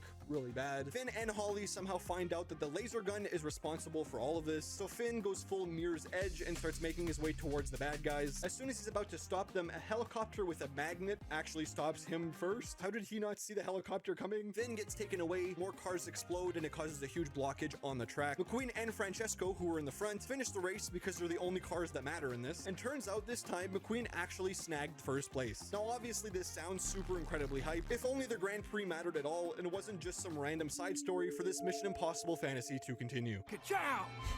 What happened? We're all... They don't even have time to celebrate. The writers for this movie were like, all right, you guys had 15 seconds. Let's cut back to Mater now. Enough with the racing. Back to the bad guys watching a news update. It's Miles Axelrod saying that he's scared he might have missed something with his fuel. He's scared that it's like hurting the cars or something. He announces that the final race in London will not be raced on his fuel alternative, which is called All in All. By the way, I don't think I've mentioned that yet. The new fuel is called All in All. It's very clever. The bad guys are low-key celebrating until McQueen is on TV and announces that he will continue to use All in All. The reason for this is because a friend mentioned that the fuel was safe for him to use. I think this is meant to be McQueen growing as a character and like trusting his friends or something. I don't know. It's sweet, but it doesn't really matter in the long run. Because of this, the bad guys want to kill McQueen during the final race. Mater freaks out and loses his disguise immediately. Cue the Metal Gear music and sound effect. All the bad guys are about to kill him, but because Mater has that voice recognition tech I mentioned earlier, there's a funny bit where he unintentionally whips out some weapons and escapes. Shoot, I didn't Request acknowledged. I didn't mean that kind of shoot. Correction acknowledged. Sadly, despite his best efforts, Mater can't get to McQueen in time to warn him, so he ends up getting captured by the bad guys. How sad. If only the NPCs were bugged, like on Hitman 2. Mater wakes up hanging next to Finn and Holly, who are also tied up. All three of them are in the Big Ben Tower in London. The reason being the bad guys want them to watch as McQueen blows up on national television. This is very evil. What happened to the goofy cow tipping from the first movie? I missed that. As the race begins and the bad guys are ready to kill, Mater finally gets a word in with Finn and Holly and explains to them that he isn't actually a spy at all, but just a giant man-child who likes eating some grub. I'm paraphrasing here, obviously, but that's essentially what he is. Seriously though, Mater has a bit of a moment when he realizes that everyone seems to laugh at him as opposed to with him. It's very easy to feel bad for this guy, but even through all the pain and being the butt of the joke almost every time, Mater doubles down and says that he appreciates who he is because at least he's true to himself. I know I've been mostly flaming this movie so far, but moments like these honestly Thank are you, really thank nice. you, It's very thank you. reminiscent of the first film, and I applaud this movie for having a scene with no explosions for longer than 30 seconds. Mater and the gang somehow escape the tower, but plot twist, turns out that was the bad guy's plan all along. You see, they planted Mater with a bomb and let him think that he escaped on his own so that when he meets up with McQueen, they can blow him and everyone else up. Again, this is very evil and convoluted, to be honest. Like, pointing the laser at McQueen probably would have worked just fine. Mater catches on and finds the bomb just in time. So as McQueen sees him and approaches, Mater drives off in reverse. This is a nice reference to the first movie where we learn that Mater is actually an expert at driving backwards. It still doesn't explain why he's faster than Lightning McQueen, who's driving forwards, but whatever. I'm the bomb! Yes, Mater, you are the bomb! This movie is so bad, but so good at the same time. By the time Mater and McQueen get close enough, they're actually out I think of range for I'm the done for detonator the to day. blow the bomb up. That seems like a silly little movie thing, but then again, I don't know anything about bombs, so. What is happening is a bad dream. Me too, man. Chat. I am giving away the painting I am currently drawing to the first person in chat to type 420. The timer on the bomb starts finally counting down. Turns out it can only be deactivated Not true. with the voice of the person Lies. who activated it in the first place, meaning the guy we don't know who's in charge of all of this is the only one that can stop it. There's one more quick fight scene where Mater outskills literally everyone. How does he move so fast while simultaneously dying of rust decay? I'll never know. Eventually, Mater has a light bulb moment and says that he figures out what's going on here because he's the main character and this is his movie. They all go visit the Queen in a record time. You can tell she's British because of her teeth. Mater explains that the person behind all of this, get ready, and I'm not kidding, is Miles Axelrod. Cue the gif of the guy with the hands behind his back. What? That's right, the guy who's making All in All look bad is the one who created All in All in the first place. You see, Miles's big brain plan was to make this new fuel source seem unreliable and dangerous so that people would go back to buying oil at double the cost. So I guess Miles never sold his oil companies. He still has them. I feel like there would be records of that, but whatever. It's cool that there were signs throughout the movie, like back when Mater had an oil spill, it was actually Miles who lost some oil and blamed it on him. And maybe the biggest reveal of them all is that Miles isn't even an electric car. Remember he said that at the very beginning of the film? Well, turns out he's got an engine and is fully powered by good old fossil fuels. And just in case you had any doubts at all, Miles deactivates the bomb because he's scared of blowing up. That's right, it was Miles. It was like a double cross or something. I don't know, my brain kind of hurts. It was cool. Miles gets arrested and the day is saved. It's all kind of confusing. Honestly, nothing explains this movie better than this meme I found on Twitter. Cars 1, racing. Cars 2, a complicated spy thriller about lemon cars starting an alternative fuel conspiracy to drive more business into the oil and gas car industry. It's really that simple, guys, okay? Everyone saw this coming. Anyway, Mater randomly gets Cars knighted 3, by the Queen, racing. like the Queen of England, back in Radiator Springs, and everyone is back together again. We find out that All in All wasn't actually anything special, but just regular gasoline that was engineered to blow up. I don't know, this seems like a pointless plot twist. I don't really get it. It's something I'd call a very interesting creative decision. Turns out the cars are now racing in Radiator Springs or something. I don't know, I checked out 20 minutes ago to be honest. McQueen gets his own decal that says Ciao Francesco, but it actually says Ka-Chow. I thought this was funny actually. The race begins, but we immediately cut to Mater because racing doesn't matter in this movie at all. Turns out Mater and Holly are actually dating now, I think. Massive W, not gonna lie. And before we find out the ending of this race, the movie just ends. And that was the entire movie. Cars 2, was it really that bad? Well, it's kind of in a weird spot because by itself, it's not actually that bad. That is the painting so far. The animation is beautiful, and some of the comedy actually lands for me. The main problem with this movie is that it's called Cars 2. Like, if you watch this right after the first movie, you'd almost immediately realize that it has nothing to do with it at all. The story is some random spy thriller, Doc Hudson is nowhere to be found, and Lightning McQueen, someone we spent so much time learning about before, isn't even the main character of this movie. Like, really, I'm not even kidding. Also, there's a total of 24 deaths in this film. Let's not talk about that. This is definitely just a Mater movie. Hell, I'd argue it could have been a brand new IP entirely, and the fact that they're cars honestly has nothing to do with its story. This easily could have been a story about human racers, and nothing would have really changed about it. Like, at least in the first movie, we see these cool interactions about how cars would do specific human things, but in a different way, because they're cars. Like, the handcuffs are wheel clamps, which is very clever, right? But in this movie, I feel like everyone just does human stuff, but as cars? I don't know if that makes any sense. Like, there's this scene where Mater eats a bunch of wasabi. It's really spicy, so he rinses his tongue. But why not also show his exhaust, like heating up, or getting really red, or turning to fire, or something? I don't know. I'm just nitpicking, I guess. I don't really care. Honestly, this movie isn't that bad. I was just expecting more of the first one. I think I can do better shading over here. This looks a little rough. What you thought it was. Our adventure begins with the Pixar classic, a very dramatic racing montage immediately jump-scared by one of the movie's most unserious characters. Lightning McQueen is meditating before his big race and Mater disrupts him. This is basically this movie's version of clickbait, since I'm pretty sure we barely see Mater after this. Like, he basically plays no part in this movie at all. To be fair, he got enough screen time in Cars 2 to cover the next 5 installments, so whatever. McQueen is meditating. Yeah, well, the lights were on pretty bright, which makes it harder for the camera to see the difference between colors. Off camera, which I'm pretty sure the writers regret doing, but we'll talk about that later. The race begins and we see the logo of the movie, just in case you forgot. It's clear that Lightning McQueen still has a lot of fans showing up and cheering for him. It's nice to see people still care about him. I guess McQueen is probably Mr. Colors well, thank you. The main thing to take away here is that McQueen is still at the top of his Yeah, game, and I think I generally want to speaking, the vibes are pretty redo high. some of Everyone this seems to be having shading. fun. This There's feels a dude he bit always rough to races me, against called Cal Weathers, but I and these think two are this like turned best out pretty friends well, or and I something. think I don't this think turned I've out ever pretty seen well. this guy before. Maybe he was in the first Cars Pretty movie. happy If with he that. was, I don't remember. I Either might way, go back McQueen and wins a fix some bunch of this because stuff. Of course he does. This dude is literally speed. That is until one random race when this supercar comes out of nowhere and passes everyone at the So very when's end. the This next guy looks like he's Paint worth with at least a couple Peachy? shark cards on GTA. I wouldn't mess with him personally. After I don't the know. race, McQueen Whenever I goes to feel like congratulate him, painting, and I we find guess. out that this dude's name is Jackson Storm. It probably which won't be definitely too long. sounds like an Xbox Live gamer tag. I'm not gonna lie. We find out that this dude is a rookie, brand new to the sport of racing, and also he's kind of a. Not only is he super cocky, but he's super sarcastic towards McQueen, and even makes fun of his. But yeah, it probably won't be too long before I do another painting stream.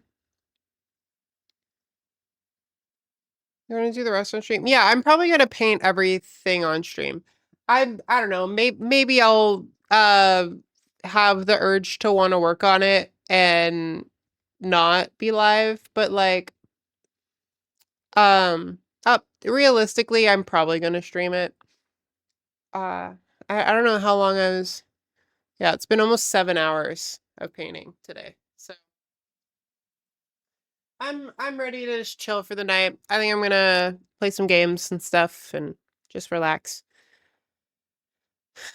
But yeah, I appreciate you guys stopping by.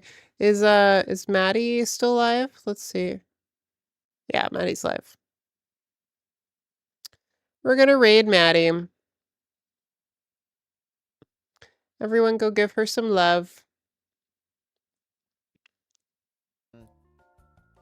Maybe we'll have to refine it for next. All right.